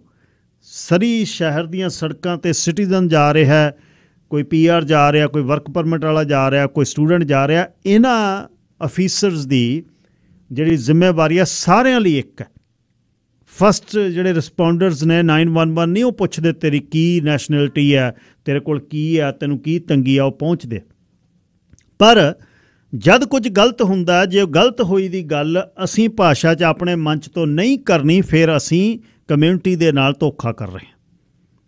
ਅਤੇ ਬਹੁਤ ਵੱਡੀ ਕਿਸਮਤ ਹੈ ਕਿ ਤੁਹਾਡੇ ਕੋਲ ਆਪਣੀ ਭਾਸ਼ਾ 'ਚ ਬੋਲਣ ਵਾਲੇ ਸੀਨੀਅਰ ਅਫੀਸਰ, ਸਾਰਜੈਂਟ ਲੈਵਲ ਤੱਕ, ਇੰਸਪੈਕਟਰ ਲੈਵਲ ਤੱਕ ਪਹੁੰਚੇ ਹੋਏ। ਤੁਹਾਡੀ ਆਪਣੀ ਡਿਟੈਚਮੈਂਟ ਦੇ ਵਿੱਚ ਕੋਈ ਸਮਾਂ ਹੁੰਦਾ ਸੀ ਤੁਹਾਡੀ ਆਪਣੀ ਭਾਸ਼ਾ ਬੋਲਣ ਵਾਲੇ ਅਫੀਸਰ ਨਹੀਂ ਸੀ। 20 ਸਾਲ ਇੱਥੇ ਪਹਿਲਾਂ, 25 ਸਾਲ ਪਹਿਲਾਂ ਜ਼ਿਆਦਾ ਕੋਈ ਸਾਨੂੰ ਪੰਜਾਬੀ ਅਫੀਸਰ ਦਿਖਦਾ ਸੀ। ਹੁਣ ਹਰ ਡਿਟੈਚਮੈਂਟ ਦੇ ਵਿੱਚ ਸੀਨੀਅਰ ਅਫਸਰ ਨੇ ਤੁਹਾਡੇ ਨਗਰ ਕੀਰਤਨ, ਸਾਡੀਆਂ ਟੂਰਨਾਮੈਂਟ, ਸਾਡਾ ਕੋਈ ਵੀ ਵੱਡਾ ਇਕੱਠ, ਸਾਡੇ ਅਫੀਸਰ ਸਤਿਕਾਰ ਦੇ ਨਾਲ ਦਸਤਾਰਾਂ ਸਜਾ ਕੇ, ਸਿਰਾਂ 'ਤੇ ਰੁਮਾਲ ਬੰਨ੍ਹ ਕੇ ਤੁਹਾਡੇ ਨਾਲ ਤੁਰਦੇ ਆ, ਤੁਹਾਨੂੰ ਸਮਝਾਉਂਦੇ ਆ, ਮਾਣ ਲੈ ਕੇ ਚੱਲਦੇ ਆ। ਉਹਨਾਂ ਦੇ ਨਾਲ ਚਾਹੇ ਹੋਰ ਕਮਿਊਨਿਟੀ ਦੇ ਵਿੱਚ ਅਫੀਸਰਸ ਨੇ, ਉਹ ਵੀ ਉਹ ਮਾਣ ਨੂੰ ਨਾਲ ਲੈ ਕੇ ਚੱਲਦੇ। ਪਰ ਜਦ ਕੋਈ ਗੱਲ ਇਹੋ ਜਿਹੀ ਹੋਣੀ ਆ ਜਿਹਨੂੰ ਸਹੀ ਕਰਨਾ, ਉਹ ਵੀ ਸਾਡੀ ਜ਼ਿੰਮੇਵਾਰੀ ਆ। ਦੋਨੇ ਸਾਰਜੈਂਟ ਢਿੱਲੋਂ ਅਤੇ ਸਾਰਜੈਂਟ ਜੋਹਲ, ਤੁਹਾਡਾ ਸਵਾਗਤ ਹੈ ਢਿੱਲੋਂ ਸਾਹਿਬ, ਬਹੁਤ ਬਹੁਤ ਸਤਿ ਸ਼੍ਰੀ ਅਕਾਲ। Thank you. ਸਤਿ ਸ਼੍ਰੀ ਅਕਾਲ ਗਿੱਲ ਸਾਹਿਬ, thank you for having us. Thank you ਜੀ। ਸਾਰਜੈਂਟ ਜੋਹਲ ਦੇ ਨਾਲ ਸ਼ੁਰੂ ਕਰਦੇ ਹਾਂ ਜੀ।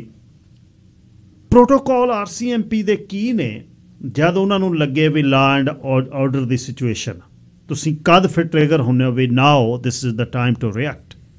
ਉਹ ਕੀ ਹੈ ਜਦ ਸਾਨੂੰ ਲੱਗੇ ਵੀ ਅਸੀਂ ਕਾਨੂੰਨ ਹੱਥ 'ਚ ਲੈ ਲਿਆ, ਉਹ ਸਿਚੁਏਸ਼ਨ ਕੀ ਹੈ? ਜੀ ਤੁਹਾਡਾ ਬਹੁਤ ਵਧੀਆ ਸਵਾਲ ਆ। ਸਭ ਤੋਂ ਪਹਿਲਾਂ ਤਾਂ ਮੈਂ ਇਹ ਕਹੂੰਗਾ ਵੀ ਇਹ ਜਿਹੜਾ ਅਸੀਂ ਗੱਲਬਾਤ ਕਰ ਰਹੇ ਹਾਂ ਇਹ ਸਾਰੇ ਸਟੂਡੈਂਟਸ ਨੂੰ ਨਹੀਂ ਅਪਲਾਈ ਕਰਦਾ। ਕੁਝ ਸਟੂਡੈਂਟਸ ਜਿਹੜੇ ਕਿ ਹੁੱਲੜਬਾਜ਼ੀ ਕਰ ਰਹੇ ਆ ਉਹਨਾਂ ਨੂੰ ਅਸੀਂ ਇਹ ਮੈਸੇਜ ਕਰਨਾ ਚਾਹੁੰਦੇ ਹਾਂ ਜੀ। ਅਤੇ ਇਹ ਇੱਦਾਂ ਸ਼ੁਰੂ ਹੁੰਦਾ ਆ ਵੀ ਜਦੋਂ ਕੋਈ ਦਾ ਲਾਅ ਇਹ ਕਹਿੰਦਾ ਹੈ ਵੀ crime is about to be committed, has been committed or is being committed, ਵੀ ਜਾਂ ਅਜੇ ਹੋਣਾ ਹੈ ਕ੍ਰਾਈਮ ਜਾਂ ਹੋ ਰਿਹਾ ਹੈ ਜਾਂ ਹੋ ਚੁੱਕਿਆ ਹੈ। ਸੋ ਉਦੋਂ ਅਸੀਂ ਆਬਵੀਅਸਲੀ ਇਨਵੋਲਵ ਹੁੰਦੇ ਹਾਂ। ਪਾਰਟ ਆਫ ਸਾਡੀ ਜਿਹੜੀ ਦੂਜੀ ਜੌਬ ਹੈ ਐਜੂਕੇਸ਼ਨ ਤੇ ਪ੍ਰੀਵੈਂਸ਼ਨ ਹੈਗੀ ਹੈ ਜੀ।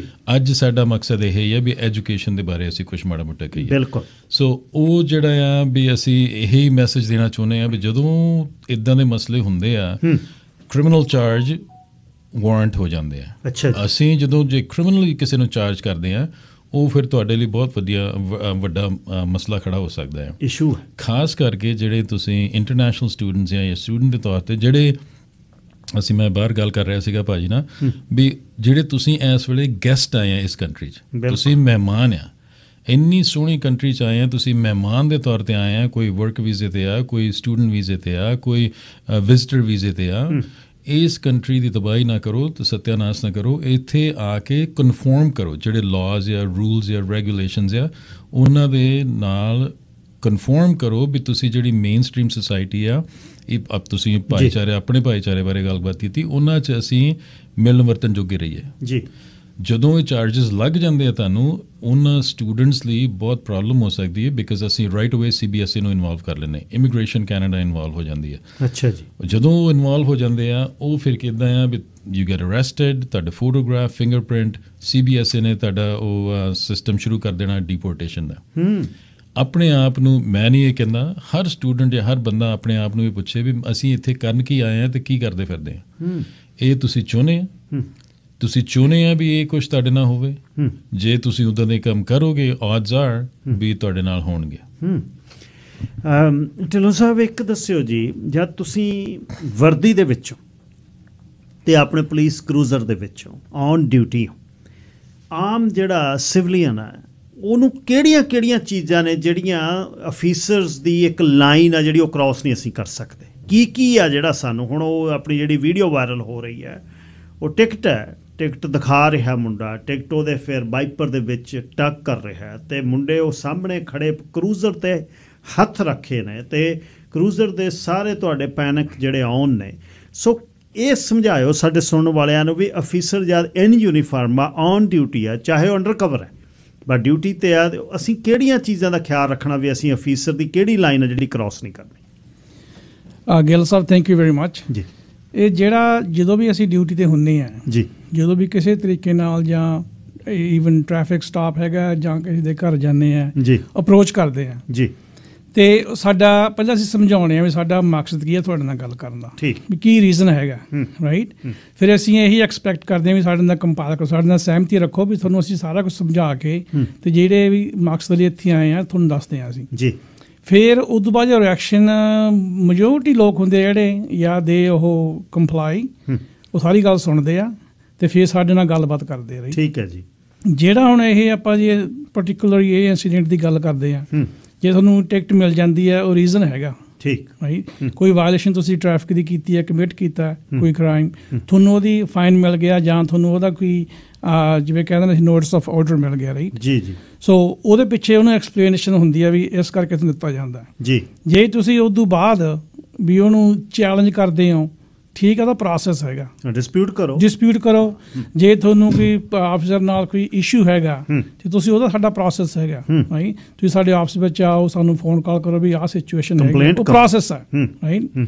ਪਰ ਤੁਸੀਂ ਕਾਨੂੰਨ ਦੇ ਆਪਦੇ ਹੱਥ ਵਿੱਚ ਨਾ ਲਓ। ਜਦੋਂ ਤੁਸੀਂ ਜਿਸ ਤਰ੍ਹਾਂ ਜੇ ਕੋਈ ਆਪਦੀ ਜੌਬ ਕਰ ਰਿਹਾ ਤੁਸੀਂ ਉਹਨੂੰ ਇੰਟਰਪਟ ਕਰਦੇ ਹੋ, ਮੂਹਰੇ ਜਾ ਕੇ ਸਟਾਪ ਕਰਦੇ ਹੋ, ਉਹ ਵੀ ਇੱਕ ਕ੍ਰਿਮੀਨਲ ਚਾਰਜਸ ਹੈਗੇ, ਅਬਸਟਰਕਸ਼ਨ ਆਫ ਜਸਟਿਸ। ਅੱਛਾ ਜੀ। ਹਾਂਜੀ। ਅਤੇ ਜੇ ਤੁਸੀਂ ਪੁਲਿਸ ਅਫਸਰ ਦੇ ਉੱਪਰ ਹੱਥ ਰੱਖ ਲਿਆ ਜਾਂ ਬਾਂਹ ਫੜ ਕੇ ਪਿੱਛੇ ਖਿੱਚਦੇ ਆ, ਉਹ ਅਸਾਲਟ ਪੁਲਿਸ ਅਫਸਰ ਹੋ ਜਾਂਦਾ। ਅੱਛਾ ਜੀ। ਰਾਈਟ, ਉਹ ਵੀ ਕ੍ਰਿਮੀਨਲ ਚਾਰਜਸ ਹੈਗੇ ਆ। ਸੋ ਉਸ ਤੋਂ ਬਾਅਦ ਜਿਹੜਾ ਸਾਨੂੰ ਕਾਨੂੰਨ ਹੈਗਾ ਆਪਣੇ ਇੱਥੋਂ ਕੈਨੇਡਾ ਦਾ, ਜੇ ਸਾਨੂੰ ਟ੍ਰੇਨਿੰਗ ਦਿੱਤੀ ਜਾਂਦੀ ਆ ਵੀ ਜਦੋਂ ਤੁਹਾਡੇ 'ਤੇ ਕੋਈ ਤੁਹਾਨੂੰ ਲੱਗਦਾ ਵੀ ਤੁਹਾਡੀ ਆਪਦੀ ਸੇਫਟੀ ਖਤਰੇ ਦੇ ਵਿੱਚ ਆ, ਰਾਈਟ, ਤੁਸੀਂ ਆਪਦੇ ਤੁਹਾਡੇ ਕੋਲ ਜਿਹੜੀ ਫੋਰਸ ਦਿੱਤੀ ਹੋਈ ਹੈ, ਯੂਜ਼ ਆਫ ਫੋਰਸ ਟੂਲਸ ਹੈਗੇ ਆ, as much as force necessary ਤੁਸੀਂ ਯੂਜ਼ ਕਰ ਸਕਦੇ ਹੋ। Reasonable force, right. Pepper spray ਆ, ਕੁਛ ਵੀ ਲੈ ਕੇ, ਕਮਿਊਨੀਕੇਸ਼ਨ ਤੋਂ ਲੈ ਕੇ ਵੀ ਸਟਾਪ, ਰਾਈਟ, ਵੀ ਬੰਦਾ ਪਹਿਲਾਂ ਸਟਾਪ ਕਰ ਸਕਦਾ, ਜੇ ਨਹੀਂ ਤੇ ਪੈਪਰ ਸਪਰੇ ਹੈਗੀ ਆ, ਬਟਾਨ ਹੈਗੇ ਆ, ਲੀਥਲ ਵੈਪਨ ਹੈ ਦਾ ਲਾਸਟ ਸੋਰਸ, ਰਾਈਟ। ਓਕੇ। ਸੋ ਉਹ ਸਾਡੇ ਕੋਲ ਸਾਰੀਆਂ ਟ੍ਰੇਨਿੰਗ, ਸਾਰੀਆਂ ਪਾਵਰਾਂ ਇੱਥੋਂ ਦੇ ਆਪਣੇ ਕਾਨੂੰਨ ਨੇ ਦਿੱਤੀਆਂ ਹੋਈਆਂ, ਰਾਈਟ। ਸੋ ਮੈਜੋਰਟੀ ਆਫ ਲੋਕ ਜਿਹੜੇ ਹੈਗੇ ਆ ਉਹ ਚੀਜ਼ ਨੇ, ਇਸ ਚੀਜ਼ ਦੀ ਕਦਰ ਕਰਦੇ ਆ, ਲਾ ਅਬਾਈਡਿੰਗ ਹੈਗੇ, ਰਾਈਟ। ਜਿਨ੍ਹਾਂ ਨੂੰ ਇਹ ਵੈਸੇ ਕਾਮਨ ਸੈਂਸ ਵੀ ਹੈਗਾ। ਜਦੋਂ ਆਪਾਂ ਤੁਹਾਨੂੰ ਪੁਲਿਸ ਅਫਸਰ ਕਹਿੰਦਾ ਵੀ ਸਟਾਪ, ਇਹਦਾ ਮਕਸਦ ਹੈ ਕਿ ਸਟਾਪ ਕਰੋ, ਰਾਈਟ। ਵੀ ਨੈਕਸਟ ਸਟੈਪ ਜਾਂਦੇ ਆ ਜਦੋਂ ਅਸੀਂ, ਤੇ ਉਹਦੇ ਕਨਸੀਕੁਐਂਸਿਸ ਕੀ ਨਿਕਲਦੇ ਆ ਉਹ ਸਿਚੁਏਸ਼ਨ 'ਤੇ ਡਿਪੈਂਡ ਕਰਦਾ। ਜਿਵੇਂ ਹੁਣ ਜਦੋਂ ਬੰਦਾ ਆਪਣਾ ਪੁਲਿਸ ਅਫਸਰ ਕਾਰ ਲੈ ਕੇ ਜਾ ਰਿਹਾ ਸੀ, ਲਾਈਟਾਂ ਉਹਨੇ ਔਨ ਕੀਤੀਆਂ ਹੋਈਆਂ ਸੀਗੀਆਂ, ਤੁਸੀਂ ਮੂਹਰੇ ਆਉਣੇ ਆ, ਉਹ ਐਮਰਜੈਂਸੀ ਵਹੀਕਲ ਹੈ, ਰਾਈਟ, ਰਿਸਪੌਂਡ ਕਰ ਰਹੇ ਆ ਕਿਤੇ ਜਾਂ ਜਾ ਰਿਹਾ, ਤੁਸੀਂ ਮੂਹਰੇ ਆਉਣੇ ਹੋ, ਤੁਸੀਂ ਅਬਸਟਰਕਟ ਕਰ ਰਹੇ ਹੋ ਉਹਦੀ ਡਿਊਟੀ ਕਰਨ ਤੋਂ। ਇਟਸ ਅਬਸਟਰਕਸ਼ਨ ਆਫ ਜਸਟਿਸ, ਡੇਂਜਰਸ ਹੈ, ਰਾਈਟ। ਉਹ ਕ੍ਰਿਮੀਨਲ ਚਾਰਜਸ ਹੈਗੇ ਆ। ਐਂਡ ਜੇ ਹੁਣ ਉਹਦੇ ਹੁਣ ਕਨਸੀਕੁਐਂਸਿਸ ਹੋਰ ਵੀ ਹੋ ਸਕਦੇ ਆ, ਜਿਸ ਤਰ੍ਹਾਂ ਜੇ ਫਰਜ਼ ਕਰੋ ਵੀ ਬੈਕਅਪ ਕਾਲ ਹੋ ਜਾਂਦੀ, ਉੱਥੇ ਕੋਈ ਹੋਰ ਅਫਸਰ ਆ ਜਾਂਦੇ, ਸਾਰੇ ਬੰਦੇ ਅਰੈਸਟ ਹੋ ਸਕਦੇ ਸੀ, ਸਾਰੇ ਬੰਦੇ ਦਾ ਚਾਰਜ ਲੱਗ ਸਕਦੇ ਸੀ, ਹੋ ਤਾਂ ਬਹੁਤ ਕੁਛ ਸਕਦਾ ਹੈਗਾ। ਪਰ ਜਿਹੜੀ ਲੀਸਟ ਅਮਾਊਂਟ ਆਫ ਕਹਿੰਦੇ ਨਾ ਅਸੀਂ ਫੋਰਸ, ਜਾਂ ਵੀ ਜਿਸ ਤਰ੍ਹਾਂ ਵੀ ਇਕੱਲਾ ਕੋਈ ਟਿਕਟ ਦਿੱਤੀ ਹੈ ਵੀ ਘੱਟ ਤੋਂ ਘੱਟ ਸਰਦਾ ਉਹਦੇ ਨਾਲ ਸਾਰੋ। ਪਹਿਲਾਂ ਇੱਥੋਂ ਦਾ ਜਿਹੜਾ ਕਾਨੂੰਨ ਆਪਣਾ ਹੈਗਾ ਉਹ ਆਪਾਂ ਕਹਿੰਦੇ ਸਾਫਟ ਹੈ, ਸਾਫਟ ਵੀ ਹੈਗਾ ਪਰ ਨਹੀਂ ਵੀ ਸਾਫਟ ਵੀ ਨਹੀਂ ਹੈਗਾ, ਡਿਫਰੈਂਟ ਹੈ। ਜੇ ਲਾਈਨ ਕ੍ਰਾਸ ਹੁੰਦੀ ਆ ਫਿਰ ਸਾਫਟ ਨਹੀਂ ਹੈ, ਡਿਫਰੈਂਟ ਆ ਉਹ, ਰਾਈਟ। ਜਿਹੜੀ ਅਪਰੋਚ ਆ ਸਾਡੀ ਉਹ ਡਿਫਰੈਂਟ ਹੈ। ਅਸੀਂ ਜਿਵੇਂ ਜਦੋਂ ਵੀ ਕਿਤੇ ਵੀ ਅਪਰੋਚ ਕਰਦੇ ਹਾਂ, ਸਾਨੂੰ ਹੁੰਦਾ ਵੀ ਘੱਟ ਤੋਂ ਘੱਟ ਵੀ ਤਕਲੀਫ ਨਾਲ ਵੀ ਜਿਹੜਾ ਮਸਲਾ ਹੱਲ ਹੋ ਜਾਏ, ਰਾਈਟ। ਸੋ ਕਈ ਲੋਕ ਸਮਝਦੇ ਆ, ਸਿਖਾਇਆ ਜਾਂਦਾ ਟ੍ਰੇਨਿੰਗ, ਰਾਈਟ। ਕਈ ਲੋਕ ਸਮਝਦੇ ਆ ਵੀ ਉਹ ਸ਼ਾਇਦ ਕਮਜ਼ੋਰੀ ਹੋਵੇ, ਇਹਨਾਂ ਨੂੰ ਪਤਾ ਨਹੀਂ ਜੌਬ ਕਿਵੇਂ ਕਰਨੀ ਆ। ਸ਼ੁਰੂਆਤ ਉੱਥੋਂ ਹੁੰਦੀ ਆ, ਰਾਈਟ। ਤੇ ਲੈ ਤਾਂ ਜਿੱਥੇ ਤੱਕ ਮਰਜ਼ੀ ਚਲੇ ਜਾਓ। ਅੱਛਾ ਸਰਜਨ ਜੋਹਲ, ਇਹ ਦੱਸਿਓ ਜੀ, ਆਫਿਸਰਸ ਦਾ ਆਪਣਾ ਡਿਸੀਜ਼ਨ ਵੀ ਆ ਉੱਥੇ? ਜੇ ਕੋਈ ਸ਼ਾਰਟ ਟੈਂਪਰਡ ਆਫਿਸਰ ਹੁੰਦਾ, ਵੈਸੇ ਤਾਂ ਤੁਸੀਂ ਟ੍ਰੇਨਡ ਹੋ, ਤੁਹਾਨੂੰ ਹਰ ਇੱਕ ਲੈਵਲ 'ਤੇ ਲੈ ਕੇ ਜਾਂਦਾ ਹੈ, ਪਰ ਜੇ ਉੱਥੇ ਕੋਈ ਹਾਟ ਹੈਡਡ ਕੋਈ ਆਫਿਸਰ ਹੋਵੇ, ਜਿਵੇਂ ਉਹ ਮੁੰਡੇ ਬੱਚੇ ਕਰ ਰਹੇ ਸੀ, ਕੁਛ ਹੋਰ ਡੇਂਜਰਸ ਵੀ ਹੋ ਸਕਦਾ ਸੀ?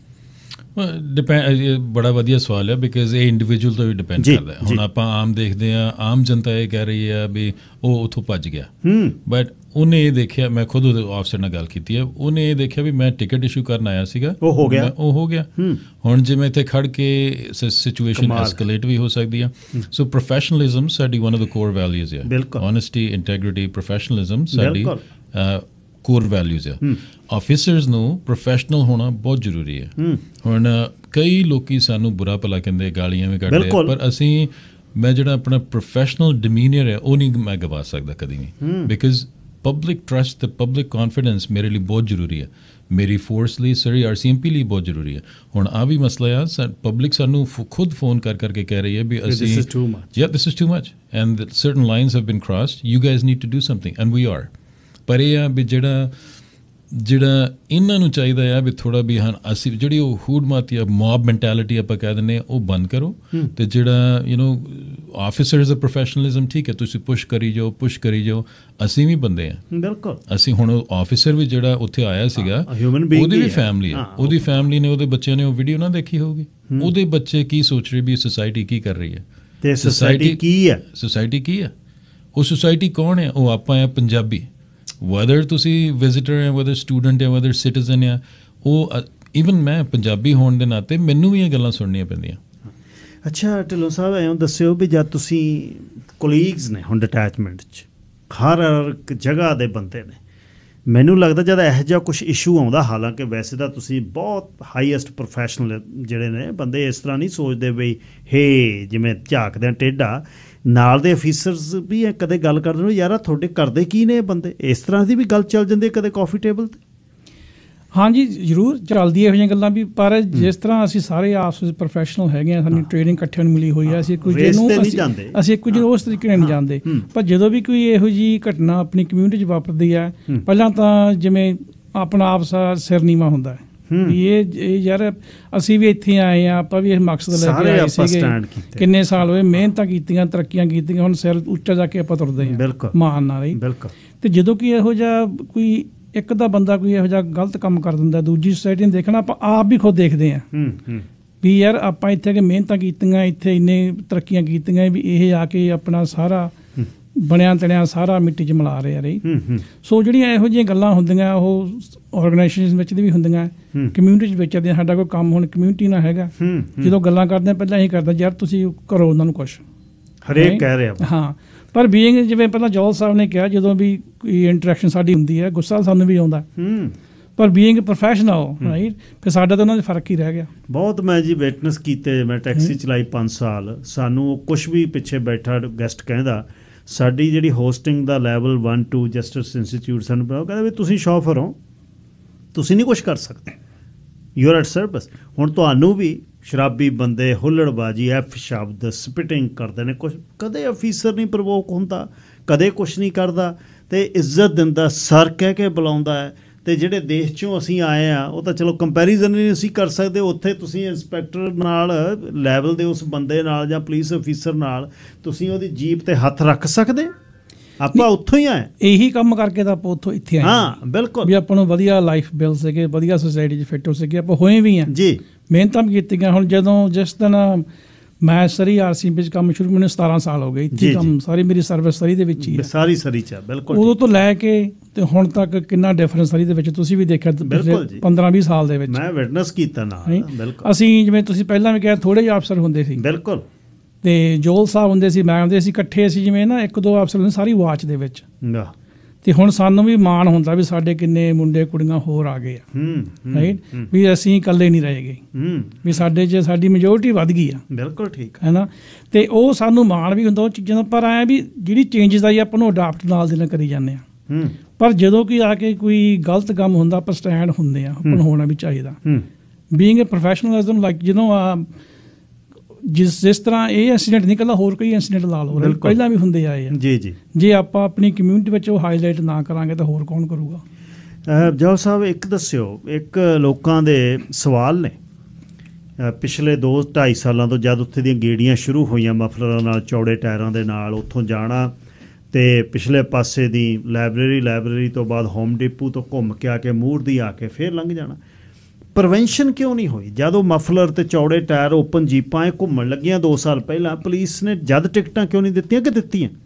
ਉਦੋਂ ਦਿੰਦੇ ਰਹੇ ਅਸੀਂ ਪ੍ਰੋਜੈਕਟਸ ਵੀ ਕੰਮ ਕੀਤਾ ਆ। ਸਾਡੇ crime reduction community response unit ਨੇ, SGET ਹੈ ਸਾਡੀ ਟੀਮ, ਉਹਨਾਂ ਨੇ ਰਲ ਕੇ CBSA ਦੇ ਨਾਲ ਰਲ ਕੇ ਅਸੀਂ ਪ੍ਰੋਜੈਕਟਸ ਕਰਦੇ ਰਹੇ। ਪਰ ਅਗੇਨ ਗਿਵਨ ਦ ਨੰਬਰਸ ਤੇ ਕਿੰਨੇ ਸਾਡੇ ਕੋਲ ਪੀਪਲ ਆ, ਕਿੰਨੇ ਵਾਚ ਤੇ ਕੰਮ ਕਰਦੇ ਆ, ਅਸੀਂ ਹਰ ਸਟਰੀਟ ਕੋਰਨਰ ਤੇ ਅਸੀਂ ਹੋ ਨਹੀਂ ਸਕਦੇ। ਸੋ ਅਸੀਂ ਪ੍ਰੋਜੈਕਟਸ ਕਰਦੇ ਹਾਂ, ਜਦੋਂ ਕੰਪਲੇਂਟਸ ਜਿੱਦਾਂ ਆਉਂਦੀਆਂ ਆ ਅਸੀਂ ਫਿਰ ਉੱਥੇ ਜਾ ਕੇ ਮਤਲਬ ਰਿਸਪੌਂਸ ਕਰਦੇ ਹਾਂ।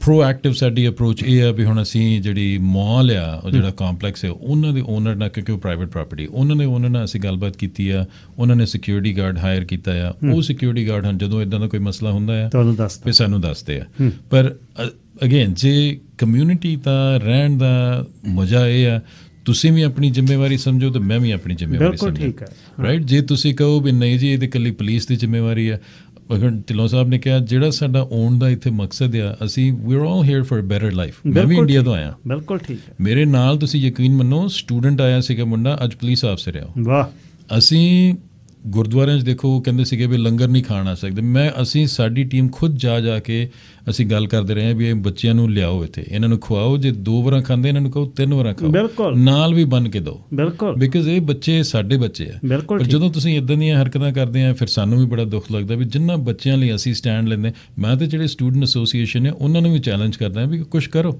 ਸਟੈਪ ਅਪ, ਤੇ ਉਹਨਾਂ ਨੂੰ ਕਹੋ ਵੀ ਹਾਂਜੀ ਦੇਖੋ ਵੀ ਇਹ ਆਹ ਕੁਛ ਹੋ ਰਿਹਾ ਹੈ, ਵੀ ਤੁਸੀਂ ਆਪ ਉਹਨਾਂ ਨੇ ਵੈਦਰ ਕਾਲਜ ਜਾਂਦੇ, ਯੂਨੀਵਰਸਿਟੀ ਜਾਂਦੇ ਆ, ਉਹਨਾਂ ਨੂੰ ਕੁਐਸਚਨ ਕਰੋ। ਜੇ ਇਕੱਲਾ ਛੱਡ ਦਿਓ ਹਾਂਜੀ ਇਹ ਪੁਲਿਸ ਦਾ ਕੰਮ ਹੈ, ਪੁਲਿਸ ਦਾ ਕੰਮ ਹੈ, ਇਹ ਕਮਿਊਨਲ ਇਸ਼ੂ ਆ। ਜਿਹੜੇ ਬੰਦੇ ਉਹ ਕਰ ਰਹੇ ਆ ਉਹਨਾਂ ਨੂੰ ਵੀ ਚਾਹੀਦਾ ਵੀ ਹਾਂਜੀ ਅਸੀਂ ਇਹ ਕੰਮ ਨਾ ਕਰੀਏ। ਸਾਨੂੰ ਵੀ ਚਾਹੀਦਾ, ਜੇ ਸਾਨੂੰ ਪਤਾ ਲੱਗਦਾ, ਹੁਣ ਜਿਹੜੀ ਲਾਸਟ ਵੀਡੀਓ ਵਾਇਰਲ ਹੋਈ ਆ, ਸਾਨੂੰ ਪਤਾ ਲੱਗਿਆ ਪੁਲਿਸ ਅਫਸਰ ਆਇਆ, ਉਹਨੇ ਟਿਕਟ ਇਸ਼ੂ ਕੀਤੀ, ਤੁਹਾਨੂੰ ਟਿਕਟ ਲੱਗਦੀ ਹੈ ਵੀ ਗਲਤ ਆ, ਤੁਸੀਂ ਡਿਸਪਿਊਟ ਕਰੋ, ਬਿਲਕੁਲ ਸਿੰਪਲ। ਬਟ ਜਿਹੜਾ ਸੁਸਾਇਟੀ ਦਾ ਰੂਲ ਹੈ, ਮੈਂ ਤਾਂ ਭਾਜੀ ਇਹ ਵੀ ਗਿੱਲ ਸਾਹਿਬ ਇਹ ਕਹੂੰਗਾ ਵੀ ਜਿਹੜੇ ਨਾ ਆਪਣੇ ਮਾਂ ਪਿਓ ਨੂੰ, ਜਿਹਨੇ ਇਹਨਾਂ ਨੇ ਮਿਹਨਤਾਂ ਕਰ ਆਪਣੀਆਂ ਜ਼ਮੀਨਾਂ ਗਹਿਣੇ ਦੇ ਕੇ ਵੇਚ ਕੇ ਤੁਹਾਨੂੰ ਇੱਥੇ ਕੱਲਿਆ ਆ, ਉਹਨਾਂ ਲਈ ਕੋਈ ਬ੍ਰੈਗਿੰਗ ਰਾਈਟਸ ਦਿਓ। ਹਾਂ ਜੀ ਮੇਰਾ ਪੁੱਤ ਉੱਥੇ ਆ, ਮੇਰੀ ਧੀ ਉੱਥੇ ਆ, ਆਹ ਕੰਮ ਕਰ ਰਹੇ ਆ। ਆਹ ਕੰਮ ਨਾ ਕਰੋ ਵੀ ਜਿਹੜੇ ਵੀ ਤੁਹਾਡੇ ਅਸੀਂ ਡਿਪੋਰਟ ਕਰ ਦਈਏ ਤੇ ਉੱਥੇ ਜਾ ਕੇ ਹੁਣ ਮਾਂ ਪਿਓ ਨੂੰ ਦੱਸਣਾ ਪਵੇ ਮੈਂ ਡਿਪੋਰਟ ਹੋ ਕੇ ਆ ਗਿਆ। ਜਿਹੜਾ ਦੇਸ਼ ਨਿਕਾਲੇ ਦੀ ਗੱਲ ਹੈ ਢਿੱਲੋਂ ਸਾਹਿਬ, ਇਹ ਕਿਹੜੇ ਹਾਲਤਾਂ ਚ ਹੁੰਦਾ? ਜੇ ਇਹ ਬੱਚਾ ਕੋਈ ਇਹ 'ਚ PR ਹੋਵੇ, ਸਿਟੀਜ਼ਨ ਹੋਵੇ, ਕੀ ਉਹਨੂੰ ਵੀ ਭੇਜਿਆ ਜਾ ਸਕਦਾ ਜਾਂ ਸਪੈਸੀਫਿਕ ਰੂਲਸ ਨੇ ਜਿਹੜੇ, ਖੈਰ ਤਾਂ CBSE ਦੱਸ ਸਕਦੇ ਆ ਜ਼ਿਆਦਾ, ਪਰ ਤੁਸੀਂ ਅਫੀਸਰ ਹੋ, ਗੱਲ ਕਰ ਰਹੇ ਆ ਜਦ ਹੁਣ ਇਹ ਚਾਰਜਸ ਫਰੇਮ ਹੋਣੇ ਨੇ, ਤੁਸੀਂ ਕਰਾਉਣ ਨੂੰ ਕਹਿਣਾ, ਕਰਾਉਣ ਨੇ ਜੇ ਯੈਸ ਕੀਤਾ ਚਾਰਜਸ ਪਰਸਿਊ ਹੋਣੇ ਨੇ। ਸੋ ਇਹ ਜਿਹੜੇ ਜੌਲ ਸਾਹਿਬ ਦੀ ਗੱਲ ਵੀ, ਗੈਸਟ ਹੋ ਤੁਸੀਂ ਹਿੱਸਾ ਨਹੀਂ, ਨਾ ਤੁਸੀਂ ਪਰਮਾਨੈਂਟ ਰੈਜ਼ੀਡੈਂਟ ਹੋ, ਨਾ ਤੁਸੀਂ ਹਲੇ ਸਿਟੀਜ਼ਨ ਹੋ। ਈਵਨ ਜਿਹੜਾ ਵਰਕ ਪਰਮਿਟ ਹੋਲਡਰ ਆ ਉਹ ਵੀ ਗੈਸਟ ਆ। ਅਸੀਂ ਜਾਂਦੇ ਰਹੇ 2-2 ਸਾਲ ਦੇ ਵੀਜ਼ਿਆਂ 'ਤੇ, ਮਸਕਟ ਦੁਬਈ ਦੇ ਵਿੱਚ 2-2 ਸਾਲ ਲਾ ਕੇ ਮੁੜ ਰਹੇ, ਜਾਓ ਬਈ। ਸੋ ਮੈਨੂੰ ਇਹ ਦੱਸਿਓ ਵੀ ਇਹਨਾਂ ਸਪੈਸੀਫਿਕ ਚਾਂਸਸ ਦੇ ਵਿੱਚ ਕੀ ਇਹਨਾਂ ਨਾਲ ਬੱਚਿਆਂ ਨਾਲ ਹੋ ਸਕਦਾ? ਵੈਸੇ ਜੀ ਸਿੱਧਾ ਇਹ ਕਲੀਅਰ ਆ, ਕੋਈ ਇਹ 'ਚ ਕੋਈ ਹਿਡਨ ਗੱਲ ਹੈ ਨਹੀਂ ਕਿ ਜਦੋਂ ਵੀ ਕੋਈ ਆਪਣਾ ਵਿਜ਼ਟਰ ਇੱਥੇ ਆਉਂਦਾ, ਰਾਈਟ, ਆਪਾਂ ਚਾਹੇ ਇੱਥੇ ਹੋਣ ਜਾਂ ਆਪਾਂ ਇੰਡੀਆ ਜਾਂਦੇ ਹਾਂ ਕਿਤੇ ਵੀ, ਆਪਾਂ ਕੋਈ ਕ੍ਰਾਈਮ ਕਰਦੇ ਹਾਂ, ਜਦੋਂ ਆਪਣੇ ਕ੍ਰਾਈਮ ਆਪਾਂ ਕਨਵਿਕਟ ਹੋ ਜਾਂਦੇ ਹਾਂ, ਥੋੜੇ ਕ੍ਰਿਮੀਨਲ ਚਾਰਜ ਲੱਗ ਜਾਂਦੇ ਆ, ਰਾਈਟ, ਤਾਂ ਉੱਥੋਂ ਦੀ ਜਿਹੜੀ ਇਮੀਗ੍ਰੇਸ਼ਨ ਹੈ, ਉਹਨਾਂ ਦੇ ਰੂਲਸ ਰੈਗੂਲੇਸ਼ਨ, ਉਹ ਫਿਰ ਦੇਖਦੀ ਆ ਵੀ ਇਹ ਬੰਦਾ ਆਪਣੀ ਸੋਸਾਇਟੀ 'ਚ ਫਿੱਟ ਹੈ ਕਿ ਨਹੀਂ ਹੈ, ਰਾਈਟ। ਸੋ ਡਿਪੈਂਡ ਕਰਦਾ ਜੇ ਤੁਸੀਂ ਜਿਹੜਾ ਚਾਰਜਸ ਆ ਉਹ ਕਿੰਨੇ ਇੰਡਾਈਟੇਬਲ ਹੈਗੇ ਜਾਂ ਸਮਰੀ ਛੋਟੇ ਆ ਜਾਂ ਵੱਡਾ ਚਾਰਜਸ ਹੈਗੇ, ਰਾਈਟ, ਪਰ ਉਹ ਗਿਣੇ ਜਾਂਦੇ ਆ। ਜੇ ਕੋਈ ਬੜਾ ਗਲਤੀ ਕਰਦਾ ਉਹਨੂੰ ਭੇਜਿਆ ਜਾਂਦਾ ਰਾਈਟ ਵੇ, ਰਾਈਟ, ਅਸੀਂ ਕਹਿੰਦੇ ਉਹਨੂੰ 1 ਵੇ ਫ੍ਰੀ ਟਿਕਟ, ਰਾਈਟ। ਤੇ ਜੇ ਕੋਈ ਬੰਦੇ ਨੇ ਛੋਟਾ ਕ੍ਰਾਈਮ ਕਮਿਟ ਕੀਤਾ, ਉਹ ਫੇਰ ਗਲਤੀ ਦੁਬਾਰੇ ਕਰਦਾ, ਰਾਈਟ, ਦੈਨ ਉਹ ਵੀ ਕੰਸੀਡਰ ਸੇਮ ਗਿਣਿਆ ਜਾਂਦਾ। ਸੋ ਜਿਹੜੀ ਆਪਾਂ ਨਿਊਸੈਂਸ ਕ੍ਰਾਈਮ ਜਾਂ ਵਾਇਲੈਂਸ ਵਿੱਚ ਆ ਜਾਂਦਾ, ਕੋਈ ਵੀ ਡਰੱਗ ਹੋ ਗਿਆ, ਜਿਵੇਂ ਵੈਪਨਸ ਹੋ ਗਏ, ਰਾਈਟ, ਜਾਂ ਵਾਇਲੈਂਸ ਹੋ ਗਿਆ, ਜਿਹੜੇ ਕ੍ਰਾਈਮ ਹੁੰਦੇ ਆ ਨਾ, ਇਹਨਾਂ 'ਚ ਟੋਲਰੈਂਸ ਬਿਲਕੁਲ ਜ਼ੀਰੋ ਹੁੰਦੀ ਹੈ। ਅੱਛਾ ਜੀ। ਜਿਵੇਂ ਆਪਾਂ ਕੋਈ ਟ੍ਰੈਫਿਕ ਬਾਈ ਲਾ ਕੋਈ ਹੋਰ ਹੋ ਗਿਆ, ਉਹ ਡਿਫਰੈਂਟ ਗੱਲ ਹੁੰਦੀ ਹੈ। ਜਦੋਂ ਗਨਸ ਗੈਂਗਸ ਐਂਡ ਵਾਇਲੈਂਸ ਆ ਜਾਂਦਾ ਨਾ, ਉਹ ਮਸਲਾ ਬਹੁਤ ਜਿਵੇਂ ਗੰਭੀਰ ਹੁੰਦਾ ਹੈ, ਉਹ ਜ਼ੀਰੋ ਟੋਲਰੈਂਸ, ਉਹ ਫਿਰ ਡਿਪੋਰਟੇਸ਼ਨ ਹੁੰਦੀ। ਪੁਲਿਸ ਅਫੀਸਰ ਨੂੰ ਅਸਾਲਟ ਕਰਨਾ ਵੀ ਬਹੁਤ ਸਵੀਅਰ, ਹਾਂਜੀ, ਅਬਸਟਰਕਸ਼ਨ ਆਫ ਜਸਟਿਸ ਵੀ। ਹਾਂਜੀ, ਅਸੀਂ ਤੇ ਗਿੱਲ ਸਾਹਿਬ ਇਹ ਵੀ ਕਹਿੰਦੇ ਹਾਂ, ਕੋਈ ਟ੍ਰੈਫਿਕ ਸਟਾਪ ਕਰਦੇ ਹਾਂ, ਅਸੀਂ ਇਹੀ ਰეკਮੈਂਡ ਕਰਦੇ ਹਾਂ, ਤੁਸੀਂ ਆਪਣੀ ਗੱਡੀ 'ਚ ਬੈਠੇ ਰਹੋ, ਅਸੀਂ ਤੁਹਾਡੇ ਕੋਲ ਆਵਾਂਗੇ। ਉਤਰਨਾ ਨਹੀਂ ਗੱਡੀ 'ਚੋਂ। ਇੰਡੀਆ ਹਿਸਾਬ ਹੋ ਰਿਹਾ, ਇੰਡੀਆ ਹੈਗਾ ਆ, ਤੁਹਾਡੀ ਗੱਡੀ ਨੂੰ ਖੜਾ ਕਰ ਲਿਆ, ਤੁਸੀਂ ਜੀ ਆਪਣੇ ਪੇਪਰ ਵਰਕ ਚੱਕ ਕੇ ਪੁਲਿਸ ਆਫਸਰ ਕੋਲ ਆਓ। ਸੋ ਇਹ all part of the education process ਹੈ ਵੀ ਤੁਸੀਂ ਆਪਣੀ ਆਰਾਮ ਨਾਲ ਗੱਡੀ 'ਚ ਬੈਠੇ ਰਹੋ, ਅਸੀਂ ਤੁਹਾਡੇ ਕੋਲ ਆਵਾਂਗੇ, ਤੁਹਾਡੇ ਨਾਲ ਗੱਲਬਾਤ ਕਰਾਂਗੇ। ਮੇਰੀ ਪ੍ਰੈਕਟਿਸ ਯੂਜੂਅਲੀ ਇਹ ਹੁੰਦੀ ਆ, ਮੈਂ ਤੁਹਾਨੂੰ ਕਹਿੰਦਾ ਵੀ ਮੈਂ ਕੌਣ ਆ, ਮੇਰੇ ਸਰਜਨ ਜੋ ਹਾਲ, ਇਸ ਕਰਕੇ ਮੈਂ ਤੁਹਾਨੂੰ ਸਟਾਪ ਕੀਤਾ ਹੈ, ਅਤੇ ਮੈਨੂੰ ਤੁਹਾਡਾ ਡਰਾਈਵਰਸ ਲਾਇਸੈਂਸ ਰਜਿਸਟ੍ਰੇਸ਼ਨ ਚਾਹੀਦਾ ਹੈ। That's it. ਸੋ ਉਦੋਂ ਬਾਅਦ ਮੈਂ ਤੁਹਾਨੂੰ ਐਕਸਪਲੇਨ ਕਰੂੰਗਾ ਵੀ ਕੀ ਪ੍ਰੋਸੈਸ ਹੈ। ਟਿਕਟ ਮਿਲ ਗਈ ਆ, ਟਿਕਟ ਡਿਸਪਿਊਟ ਕਰੋ, ਪਰ ਇਹ ਨਹੀਂ ਕਿ ਵੀ ਤੁਸੀਂ ਪੁਲਿਸ ਆਫਸਰ ਜੇ ਤੁਸੀਂ ਬਾਹਰ ਨਿਕਲ ਕੇ, ਅਸੀਂ ਅਗੇਨ ਸਾਡੇ ਕੋਲ ਇੰਟਰਵੈਂਸ਼ਨ ਟੂਲਸ ਹੈਗੇ, ਬੈਲਟ 'ਤੇ OC ਸਪਰੇ ਕਰ ਸਕਦੇ ਹਾਂ, ਬਟਾਨ, ਇਹ ਟੇਜ਼ਰ, ਲੀਥਲ ਵੈਪਨ, ਪਰ ਇਹ ਆ ਵੀ ਆਪਣੇ ਆਪ ਨੂੰ ਉਸ ਸਿਚੁਏਸ਼ਨ 'ਚ ਪਾਓ ਹੀ ਨਾ। ਜਦੋਂ ਤੁਸੀਂ ਪੁਲਿਸ ਆਫਸਰ ਈਵਨ ਜੇ ਅਗਰੈਸਿਵਲੀ ਇੱਦਾਂ ਘਸੁੰਨ ਕਰਕੇ ਆਉਂਦੇ ਆ, even that is considered assault. ਜੇ ਇਕੱਲਾ ਜ਼ਰੂਰੀ ਨਹੀਂ ਵੀ ਤੁਸੀਂ ਕੰਟੈਕਟ ਕਰਨਾ ਆ, ਮਾਰਨਾ ਹੈ ਕਿਸੇ ਨੂੰ। ਹੁਣ ਉਹ ਪੁਲਿਸ ਆਫਸਰ ਨੂੰ ਇੰਨਾ ਕੁਛ ਕਰਨ ਤੋਂ ਬਾਵਜੂਦ ਉਹ ਵਿਚਾਰਾ ਆਰਾਮ ਨਾਲ ਠੰਡਾ ਹੈ, ਕਹਿੰਦਾ ਕੋਈ ਗੱਲ ਨਹੀਂ ਵੀ, ਬਟ ਅਸੀਂ ਜਿਹੜੇ ਅਸੀਂ ਸਾਨੂੰ ਵੀ ਬਹੁਤ ਬੁਰਾ ਲੱਗਿਆ ਵੀ ਇਹ ਮੇਰੀ ਕੌਮ ਹੈ, ਮੇਰੀ ਸੁਸਾਇਟੀ ਹੈ, ਮੇਰੀ ਕਮਿਊਨਿਟੀ ਆ। ਪੱਗਾਂ ਵਾਲੇ ਮੁੰਡੇ ਸੀਗੇ ਉੱਥੇ ਜੀ, ਮੇਰੇ ਡੈਡੀ ਖੁਦ ਪੱਗ ਬੰਨ੍ਹਦੇ ਰਹੇ ਆ। ਮੈਨੂੰ ਬੜਾ ਦੁੱਖ ਲੱਗਦਾ ਹੈ ਵੀ ਸਾਡੀ ਕਮਿਊਨਿਟੀ 'ਚ ਆ ਕੁਛ ਹੋ ਰਿਹਾ ਹੈ। ਤਾਈਓ ਮੈਂ ਸਾਰਿਆਂ ਨੂੰ ਅਸੀਂ ਵੀ ਤਾਈਓ ਮੀਡੀਆ 'ਤੇ ਆਏ ਹਾਂ, ਅਸੀਂ ਕਹਿੰਦੇ ਵੀ ਸਾਡੀ ਵੀ ਹੈਲਪ ਕਰੋ ਅਤੇ ਇਹਨਾਂ ਨੂੰ ਵੀ ਥੋੜ੍ਹਾ ਐਜੂਕੇਸ਼ਨ ਦਿਓ। ਜਿੰਨੀਆਂ ਸੰਸਥਾਵਾਂ ਆ ਉਸ ਮੂਹਰੇ ਆ ਕੇ ਕਹਿਣ ਵੀ ਹਾਂਜੀ ਇਹ ਕੁਛ ਹੋ ਰਿਹਾ, ਵੀ ਸਟਾਪ ਕਰੋ ਇਹ ਸਭ ਗੱਲਾਂ। ਚਲੋ ਸਾਹਿਬ, ਇੱਕ ਸਵੇਰੇ ਵਿਦਿਆਰਥੀ ਦਾ ਫੋਨ ਆਇਆ 9:15 ਵਜੇ, ਮੈਂ ਆ ਰਿਹਾ ਸੀ, ਉਹ ਕਹਿੰਦਾ ਜੀ ਅਸੀਂ ਬਈ, ਮੈਂ ਵੀ ਵਿਦਿਆਰਥੀ ਆਇਆ ਸੀ, ਹੁਣ ਮੈਂ ਵਰਕ ਪਰਮਿਟ 'ਤੇ ਆ ਬਈ, 5-7% ਪਿੱਛੇ ਅਸੀਂ 95% ਪੀਨਲਾਈਜ਼ਡ ਹੋ ਜਾਂਦੇ ਹਾਂ। ਸਾਡੇ ਇੰਪਲੋਇਰ, ਸਾਡੇ ਕੁਲੀਗਸ ਸਾਨੂੰ ਟੌਂਚ ਕਰਦੇ। ਜਦ ਵੀਡੀਓ ਹੁਣ ਵਾਇਰਲ ਹੁੰਦੀ ਹੈ, ਕਮਿਊਨਿਟੀ 'ਚ ਤਾਂ ਰਹਿੰਦੀ ਨਹੀਂ, ਇਹ ਤਾਂ ਸਾਰੀ ਜਗ੍ਹਾ 'ਤੇ ਜਾਂਦੀ ਆ। ਥੱਲੇ ਸਲੋਗਨਸ ਪੜ੍ਹ ਲਓ, ਕੀ ਕੁਛ ਲਿਖਦੇ ਆ ਲੋਕ, ਪੜ੍ਹ ਨਹੀਂ ਹੁੰਦਾ। ਸੋ ਉਹ ਜਿਹੜੇ 95% ਚੰਗੇ ਆ, ਹੁਣ ਇਹਨਾਂ ਨੂੰ ਆਈਸੋਲੇਟ ਕਿਵੇਂ ਕਰਾਂਗੇ, ਇਹਨਾਂ ਨੂੰ ਆਪਾਂ ਅਲੱਗ ਕਿਵੇਂ ਕਰਾਂਗੇ ਜਿਹੜੇ ਇਹ ਗਲਤ ਕਰਦੇ ਆ? ਦੇਖੋ ਜੀ, ਆਪਾਂ ਜਿਹੜਾ ਹੁਣ ਹਾਈਲਾਈਟ ਕਰ ਸਕਦੇ ਸਾਰਿਆਂ ਨੂੰ, ਜਿਵੇਂ ਹੁਣ ਜਿਹੜੇ ਕਹਿੰਦੇ ਤੁਸੀਂ 5% ਜਾਂ 95% ਸਹੀ ਆ, ਉਹਨਾਂ ਨੂੰ ਪਹਿਲਾਂ ਪਤਾ ਹੁੰਦਾ ਵੀ 5% ਸਾਡੇ 'ਚੋਂ ਗਲਤ ਕਿਹੜੇ ਆ। ਸਾਨੂੰ ਪਤਾ ਲੱਗਦਾ ਬਾਅਦ 'ਚ ਜਦੋਂ ਕੋਈ ਗਲਤ ਕੰਮ ਕਰਦੇ ਆ। ਸੋ ਪ੍ਰੀਵੈਂਸ਼ਨ ਅਵੇਅਰਨੈਸ, ਵੀ ਉਹਨਾਂ ਨੂੰ ਹਾਈਲਾਈਟ ਕਿਵੇਂ ਕੀਤਾ ਜਾਵੇ ਜਾਂ ਉਹਨਾਂ ਨੂੰ ਐਜੂਕੇਟ ਕੀਤਾ ਜਾਵੇ, ਰਾਈਟ। ਵੀ ਜਿਹੜੇ ਬੰਦੇ ਹੁਣ ਇੱਥੇ 5 ਸਾਲ ਤੁਸੀਂ ਕਹਿੰਦੇ ਪਹਿਲਾਂ ਆ ਚੁੱਕੇ ਆ, ਉਹ ਪੜ੍ਹੇ ਵੀ ਆ, PR ਵੀ ਹੋ ਗਏ, ਕੰਮ ਕਰ ਰਹੇ ਆ, ਸੁਸਾਇਟੀ 'ਚ ਵਧੀਆ ਫਿੱਟ ਹੋ ਗਏ ਆ, ਸੈਟਲ ਹੋ ਗਏ ਆ, ਵੀ ਥੋੜ੍ਹਾ ਜਿਹਾ ਉਹਨਾਂ ਦਾ ਫਰਜ਼ ਹੀ ਬਣਦਾ ਵੀ ਉਹ ਨਵੇਂ ਨੂੰ ਐਜੂਕੇਟ ਕਰਨਾ ਆਪਣੇ ਕਲਾਸਮੇਟ ਨੂੰ, ਵੀ ਅਸੀਂ ਆਏ ਹਾਂ ਇੱਥੇ ਆਹ ਕੰਮ ਨਾ ਕਰਿਓ, ਵੀ ਸਿੱਧਾ ਹੀ ਕੰਮ ਜਿਹੜੇ ਤੁਸੀਂ ਮਕਸਦ ਨੂੰ ਆਏ ਆ ਉਹ ਮਕਸਦ ਪੂਰਾ ਕਰਕੇ ਕਾਮਯਾਬ ਹੋਣਾ ਹੈ, ਰਾਈਟ। ਸੋ ਥੋੜ੍ਹਾ ਸੁਸਾਇਟੀ ਦੇ ਵਿੱਚ ਆ ਜਾਂਦਾ, ਜਿਹੜੀ ਸੁਸਾਇਟੀ ਤੋਂ ਆਪਾਂ ਬਿਲੋਂਗ ਕਰਦੇ ਜਾਂ ਜਿੱਥੇ ਵੀ ਕਿਹੜੀ ਕਮਿਊਨਿਟੀ ਜਾਂ ਗੁਰਦੁਆਰਾ ਸਾਹਿਬ ਜਾਂ ਕਿੱਥੇ ਜਾਂਦੇ ਆ, ਉਹ ਉਹਨਾਂ ਦਾ ਵੀ ਥੋੜ੍ਹਾ ਜਿਹਾ ਹੋ ਜਾਂਦਾ ਵੀ ਆਪਾਂ ਇਹਨਾਂ ਨੂੰ ਐਜੂਕੇਟ ਕਰੀਏ। ਫੋਰ ਐਗਜ਼ਾਮਪਲ, ਜਦੋਂ ਆਪਾਂ ਡਰਾਈਵਿੰਗ ਲੈ ਲਓ, ਜਦੋਂ ਇੰਡੀਆ ਲਾਇਸੈਂਸ 'ਤੇ ਡਰਾਈਵਿੰਗ ਕਰਦੇ ਆ, ਰਾਈਟ, ਜਦੋਂ ਆਪਾਂ ਇੱਥੇ ਲਾਇਸੈਂਸ ਲੈਂਦੇ ਹਾਂ, ਆਪਾਂ ਪਹਿਲਾਂ ਆਪਾਂ ਨੂੰ ਬੁੱਕ ਪੜ੍ਹਨੀ ਪੈਂਦੀ ਆ, ਫਿਰ ਟੈਸਟ ਰਿਟਨ ਦੇਣਾ ਪੈਂਦਾ, ਫਿਰ ਆਪਾਂ ਨੂੰ ਦੂਜਾ ਟੈਸਟ ਦੇਣਾ ਪੈਂਦਾ, ਹੈ ਨਾ, ਫਿਰ ਜਾ ਕੇ ਆਪਾਂ ਨੂੰ ਲਾਇਸੈਂਸ ਮਿਲਦਾ। ਆਪਾਂ ਨੂੰ ਪਤਾ ਲੱਗ ਜਾਂਦਾ ਇੱਥੇ ਕਾਨੂੰਨ ਵੀ ਸਾਈਨ ਕੀ ਹੈ, ਕਿਵੇਂ ਡਰਾਈਵ ਕਰਨੀ ਹੈ। ਹੁਣ ਜਿਹੜਾ ਬੰਦਾ ਵਿਜ਼ਟਰ ਆਉਂਦਾ, ਉਹ 6 ਮਹੀਨੇ ਉਹ ਲਾਇਸੈਂਸ 'ਤੇ ਡਰਾਈਵ ਚਲਾ ਸਕਦਾ, ਪਰ ਉਹਨੇ ਇਹ ਚੀਜ਼ ਸਿੱਖੀ ਨਹੀਂ ਗੀ, ਰਾਈਟ। ਸੋ ਥੋੜ੍ਹਾ ਜਿਹਾ ਫਰਜ਼ ਉਹਦਾ ਹੀ ਬਣਦਾ ਵੀ ਮੈਂ ਗੱਡੀ ਡਰਾਈਵ ਕਰਨੀ, ਮੈਂ ਪਹਿਲਾਂ ਆਪਣੇ ਆਪ ਨੂੰ ਇੱਥੇ ਸਾਰੇ ਲਾ, ਇੱਥੋਂ ਦੇ ਕਾਨੂੰਨ, ਇੱਥੋਂ ਦੇ ਸਾਈਨੇਜ ਕੀ ਹੈਗੇ ਉਹ ਸਿੱਖਾਂ। ਅਤੇ ਜਿਨ੍ਹਾਂ ਬੰਦਿਆਂ ਕੋਲੇ ਜਾਂ ਉਹ ਫੈਮਿਲੀ ਜਾਂ ਸੁਸਾਇਟੀ ਕੋਲੇ ਉਹ ਆਏ ਹੋਏ ਆ, ਉਹਨਾਂ ਦਾ ਵੀ ਫਰਜ਼ ਬਣਦਾ ਉਹਨੂੰ ਸਮਝਾਉਣ ਦਾ, ਰਾਈਟ। ਉਹਨਾਂ ਦਾ ਪਤਾ ਹੀ ਨਹੀਂ, ਕਈ ਵਾਰੀ ਵੀ ਹੁਣ ਲਾਊਡ ਮਫਲਰ ਪਾ ਲਿਆ ਜਾਂ ਟਾਇਰ ਕਿੱਡੇ ਕਿੱਡੇ ਪਾਉਣੇ ਆ, ਕੀ ਨਹੀਂ ਪਤਾ ਰਹੇ, ਕਈਆਂ ਨੂੰ ਪਤਾ ਵੀ ਨਹੀਂ ਹੈਗਾ, ਰਾਈਟ। ਪਰ ਜਦੋਂ ਸਾਡੇ ਕਿਸੇ ਨੂੰ ਆਲੇ ਦੁਆਲੇ ਵਾਲੇ ਨੂੰ ਪਤਾ, ਉਹ ਦੱਸ ਸਕਦਾ। ਐਗਜ਼ੈਕਟਲੀ। ਜਿਹੜਾ ਬੰਦਾ ਹੁਣ ਉਹਨਾਂ ਤੋਂ ਗੱਡੀ ਖਰੀਦਦੇ ਆ, ਜਿਹਨੂੰ ਨਹੀਂ ਪਤਾ ਉਹ ਦੱਸ ਸਕਦਾ ਵੀ ਇੱਥੇ ਆਹ ਚੀਜ਼ ਆਪਣੀ ਲਾ ਦੇ ਖਿਲਾਫ ਹੈਗੀ ਹੈ, ਤੁਸੀਂ ਇਹ ਚੀਜ਼ ਨਾ ਕਰੋ। ਬਾਕੀ ਅਗਲੇ ਦੀ ਮਰਜ਼ੀ ਹੁੰਦੀ ਹੈ। ਪਰ ਜਦੋਂ ਸਾਡੇ ਨਾਲ ਕੋਈ ਇੰਟਰੈਕਸ਼ਨ ਹੁੰਦੀ ਹੈ, ਅਸੀਂ ਕੋਈ ਪੁੱਲ ਓਵਰ ਕਰਦੇ ਹਾਂ ਜਾਂ ਗੱਡੀ ਦੇ ਸ਼ੀਸ਼ੇ ਕਾਲੇ ਆ ਜਾਂ ਵੱਡੇ ਮਫਲਰ ਪਾਏ ਹੋਏ ਆ, ਹੈ ਨਾ, ਅਤੇ ਛੋਟੇ ਛੋਟੇ ਵੱਡੇ ਟਾਇਰ, ਲਾਊਡ ਮਿਊਜ਼ਿਕ ਹੈਗਾ, ਅਸੀਂ ਉਹਨਾਂ ਨੂੰ ਪਹਿਲਾਂ ਗੱਲ ਕਰਦੇ ਹਾਂ, ਪਤਾ ਲੱਗ ਜਾਂਦਾ ਬੰਦੇ ਦਾ ਵੀ ਇਨੋਸੈਂਟ ਹੈਗਾ ਜਾਂ ਇਹ ਜਾਣ ਕੇ ਕਰ ਰਿਹਾ ਸਾਰਾ ਕੁਛ, ਰਾਈਟ। ਸੋ ਬ੍ਰੇਕ ਵੀ ਕਈਆਂ ਦਿੱਤੀ ਜਾਂਦੀ ਆ, ਕਿਉਂ ਅਸੀਂ ਚਾਹੁੰਦੇ ਨਹੀਂ ਵੀ ਸਟੂਡੈਂਟਾਂ ਦੇ ਬੋਝ ਬਣਿਆ ਜਾਵੇ।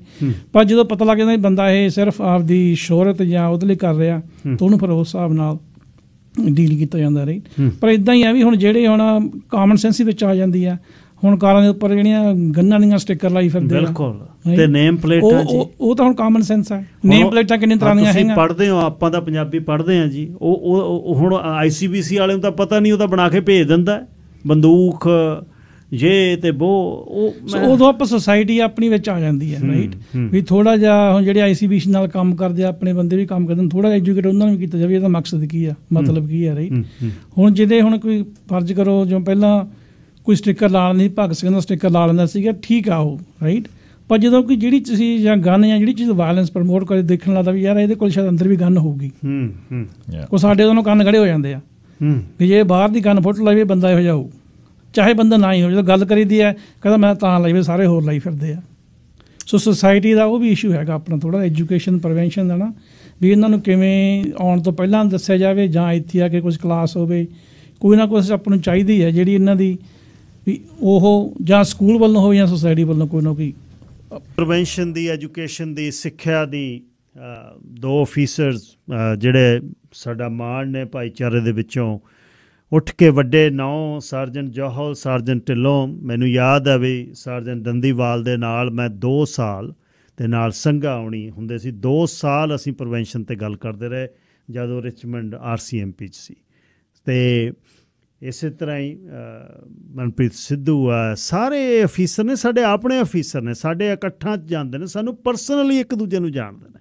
ਕਬੱਡੀ ਦੀਆਂ ਟੂਰਨਾਮੈਂਟਾਂ ਦੇ ਵਿੱਚ ਪਤਾ ਹੁੰਦਾ ਇਹਨਾਂ ਨੂੰ ਹੁੱਲੜਬਾਜੀ ਹੁੰਦੀ ਆ, ਫਲਾਣੇ ਦੀ ਡਿੱਗੀ ਦੇ ਵਿੱਚ ਡੱਗੂ ਲੱਗ ਰਿਹਾ, ਅਤੇ ਫਿਰ ਜਾ ਕੇ ਉਹਨੂੰ ਕਹਿੰਦੇ ਯਾਰ ਨਾ ਕਰੋ, ਤੁਸੀਂ ਨਾ, ਪਤਾ ਹੁੰਦਾ ਹੈ। ਪੰਜਾਬੀ ਬੰਦੇ ਨੂੰ ਤਾਂ ਮੂਹਰ ਦੀ ਲੰਘਦੇ ਬੰਦੇ ਦਾ ਪਤਾ ਲੱਗਦਾ ਵੀ ਕੀ ਕਰਕੇ ਆਇਆ, ਫਿਰ ਵੀ ਕਈ ਵਾਰ ਡਿਸਕ੍ਰੇਸ਼ਨ ਦਿੰਦੇ ਨੇ ਵੀ ਚਲੋ ਨਾ ਯਾਰ, ਡੋਂਟ ਡੂ ਇਟ। ਪਰ ਇੱਕ ਲੈਵਲ ਹੈ ਜਿੱਥੋਂ ਤੁਸੀਂ ਜਦ ਟੱਪ ਜਾਂਦੇ ਹੋ, ਫਿਰ ਇਹਨਾਂ ਅਫਸਰਾਂ ਨੂੰ ਵੀ ਔਖਾ। ਹੁਣੇ ਅੱਗੇ ਗੱਲ ਤੋਰਦੇ ਹਾਂ, ਬਿਗ ਰਿਗ ਟ੍ਰੇਲਰ ਅਤੇ ਲੀਜ਼ਿੰਗ ਵਾਲੇ ਦੱਸਦੇ ਆ ਕਿ ਉਹਨਾਂ ਤੋਂ ਤੁਸੀਂ ਟ੍ਰੇਲਰ ਅਤੇ ਟਰੱਕ ਲੀਜ਼ ਕਰ ਸਕਦੇ ਹੋ। 604 908 3100 604 908 3100 ਹਰਪ੍ਰੀਤ ਦਾ ਨੰਬਰ ਹੈ। ਬਿਗ ਰਿਗ ਟ੍ਰੇਲਰ ਅਤੇ ਲੀਜ਼ਿੰਗ, ਵੈਨਗਾਰਡ BC ਦੇ ਐਥੋਰਾਈਜ਼ਡ ਡੀਲਰ ਨੇ। ਅਤੇ ਅਗਲੇ ਸਪੋਂਸਰ ਹਨ Jerry Brar, 604 762 8899, best deal on best rates, residential commercial construction mortgage, Jerry Brar 604762 8889। Mercedes Benz Richmond auto mall ਦੇ ਵਿੱਚ 5691 ਪਾਰਕਵੁੱਡ ਵੇ, ਜਿੱਥੋਂ ਮਰਸੀਡੀਜ਼ ਦੀਆਂ ਕਾਰਾਂ ਅਤੇ SUV ਤੁਸੀਂ ਖਰੀਦ ਸਕਦੇ ਹੋ, ਲੀਜ਼ ਕਰ ਸਕਦੇ ਹੋ। 604 774 9604 ਅਰਥਰ ਦੇ ਨਾਲ ਤੁਸੀਂ ਗੱਲਬਾਤ ਕਰਨੀ ਹੈ। Great Canadian oil change, 604 590 25 80 64 80 king George boulevard, quick easy ਅਤੇ ਟਰਸਟਡ।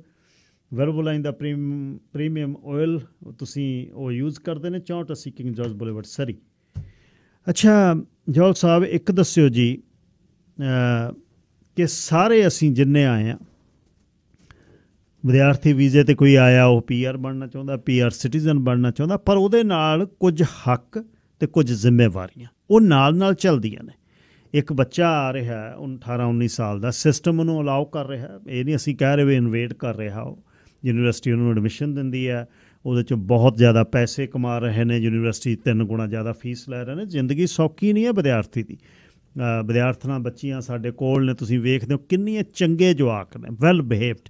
ਚਲੋ ਕੁਝ ਪਰਸੈਂਟ ਨੇ, ਉਹਨਾਂ ਨੂੰ ਵੀ ਅਸੀਂ ਸਿਖਾਉਣਾ ਚਾਹੁੰਦੇ ਹਾਂ ਵੀ ਤੁਸੀਂ you are part of us, community ਦੇ ਨਾਲੋਂ ਐਜ਼ ਏ ਕੈਨੇਡੀਅਨ ਤੁਸੀਂ ਪਾਰਟ ਹੋ ਇਸ ਕੰਟਰੀ ਦਾ। ਸੋ ਜਿਹੜੀਆਂ ਰਾਈਟਸ ਐਂਡ ਰਿਸਪੌਂਸਿਬਿਲਿਟੀਜ਼ ਨੇ, ਉਹਦੇ ਬਾਰੇ ਵੀ ਥੋੜ੍ਹਾ ਜਿਹਾ ਐਲੈਬੋਰੇਟ ਕਰੋ ਜੀ। ਤੁਹਾਡਾ ਜੀ ਬਹੁਤ ਹੀ ਅੱਛਾ ਸਵਾਲ ਆ। ਤੇ ਮੈਂ ਜਿੱਦਾਂ ਬਾਹਰ ਅੰਦਰ ਜਦੋਂ ਜਾਂਦਾ ਆ, ਮੈਂ ਬੜੇ ਸਟੂਡੈਂਟਸ ਨਾਲ ਮਿਲਦਾ ਹਾਂ, ਬਹੁਤ ਸਟੂਡੈਂਟਸ ਨਾਲ ਜੀ, ਵੈਦਰ ਗੁਰਦੁਆਰਿਆਂ 'ਚ ਆ, ਸੁਸਾਇਟੀ 'ਚ ਆ, ਕਿਤੇ ਇਵੈਂਟਸ 'ਤੇ ਆ। ਹੁਣ ਅਸੀਂ KPU 'ਚ ਪ੍ਰੈਜੈਂਟੇਸ਼ਨ ਕਰਨੀ ਆ। ਜਦੋਂ ਸਟੂਡੈਂਟਸ ਨੂੰ ਮੈਂ ਬੋਲਦਾ 100% ਸਟੂਡੈਂਟਸ, ਮੇਰੇ ਖਿਆਲ ਇੱਕ ਮੈਨੂੰ ਬੈਂਗਲੋਰ ਦਾ ਇੱਕ ਸਟੂਡੈਂਟ ਮਿਲਿਆ ਸੀ, ਉਹ ਕਹਿੰਦਾ ਸੀ ਮੈਂ ਆਪਣੀ ਪੜ੍ਹਾਈ ਕਰਕੇ ਇੰਜੀਨੀਅਰਿੰਗ ਕਰ ਰਿਹਾ ਸੀ, ਮੈਂ ਵਾਪਸ ਜਾਣਾ, ਬਿਲਕੁਲ। ਉਹਦੀ ਡੈਡ ਦੀ ਫੈਕਟਰੀ ਸੀਗੀ ਬੈਂਗਲੋਰ 'ਚ। ਆਪਣੇ ਲਾ ਲਓ ਮੁੰਡੇ, ਪੰਜਾਬੀ ਮੁੰਡੇ ਕੁੜੀਆਂ ਸਾਰੇ ਇਹ ਕਹਿੰਦੇ ਆ ਵੀ ਅਸੀਂ ਜੀ ਵਰਕ ਪਰਮਿਟ ਲੈਣਾ ਹੈ, ਅਸੀਂ ਫਿਰ PR ਬਣਨਾ ਹੈ, ਉਦੋਂ ਬਾਅਦ ਅਸੀਂ ਸਾਡੀ ਸਿਟੀਜ਼ਨਸ਼ਿਪ, ਅਸੀਂ ਪੱਕੇ ਹੋਣਾ ਇੱਥੇ, ਪੱਕੇ ਹੋਣਾ ਇੱਥੇ। ਪੱਕੇ ਹੋਣ ਨਾਲ ਕੁਛ ਜਿੱਦਾਂ ਤੁਸੀਂ ਕਿਹਾ ਰਾਈਟਸ ਐਂਡ ਰਿਸਪੌਂਸਿਬਿਲਿਟੀਜ਼ ਹੈਗੀਆਂ। ਤੁਸੀਂ ਜੇ ਇਸ ਸੁਸਾਇਟੀ 'ਚ ਜਿੱਦਾਂ ਕੈਨੇਡੀਅਨ ਬਣ ਕੇ ਰਹਿਣਾ ਚਾਹੁੰਦੇ ਆ, ਤੁਸੀਂ ਕਹਿੰਦੇ ਆ ਵੀ ਪੁਲਿਸ ਸਾਡੇ ਲਈ ਆ ਕਰੇ, ਸਾਨੂੰ ਪਿਗਸ ਕਹਿ ਰਹੇ ਸੀ ਉਸ ਵੇਲੇ, ਤਾਂ ਆ ਕਰੇ ਸੁਸਾਇਟੀ ਸਾਡੇ ਲਈ ਆ ਕਰੇ। ਆਪਣੇ ਆਪ ਨੂੰ ਸਵਾਲ ਪੁੱਛੋ ਵੀ ਤੁਸੀਂ ਸੁਸਾਇਟੀ ਲਈ ਕੀ ਕਰ ਰਹੇ ਹੋ, ਤੁਸੀਂ ਅੱਜ ਤੱਕ ਸਰੀ ਲਈ ਕੀ ਕੀਤਾ ਹੈ। ਅਸੀਂ ਤਾਂ ਚਲੋ ਮੈਨੂੰ ਪਤਾ ਮੁੰਡੇ 18 ਘੰਟੇ ਕੰਮ ਕਰਦੇ ਆ, ਵੀ ਜਦੋਂ ਕੋਈ ਖਾਸ ਸੀਰੀਅਸ ਕ੍ਰਾਈਮ ਹੋ ਜਾਂਦਾ ਆ, ਤੁਸੀਂ ਆਪਣੀ ਸਟਰੀਟ ਲਈ ਸਵਾਏ ਗਾਰਬੇਜ ਆਪਣੇ ਘਰੋਂ ਬਾਹਰ ਰੱਖ ਦੇਣ ਦਾ ਉਹ ਮਤਲਬ ਨਹੀਂ ਗਾ। ਤੁਸੀਂ ਉਸ ਸਟਰੀਟ ਲਈ ਕੀ ਕਰਦੇ ਹੋ, ਤੁਸੀਂ ਸਿਟੀ ਲਈ ਕੀ ਕਰ ਰਹੇ ਹੋ, ਤੁਸੀਂ ਪ੍ਰੋਵਿੰਸ ਲਈ ਕੀ ਕਰ ਰਹੇ ਹੋ, ਤੁਸੀਂ ਇਸ ਕੰਟਰੀ ਲਈ ਕੀ ਕਰ ਰਹੇ ਹੋ।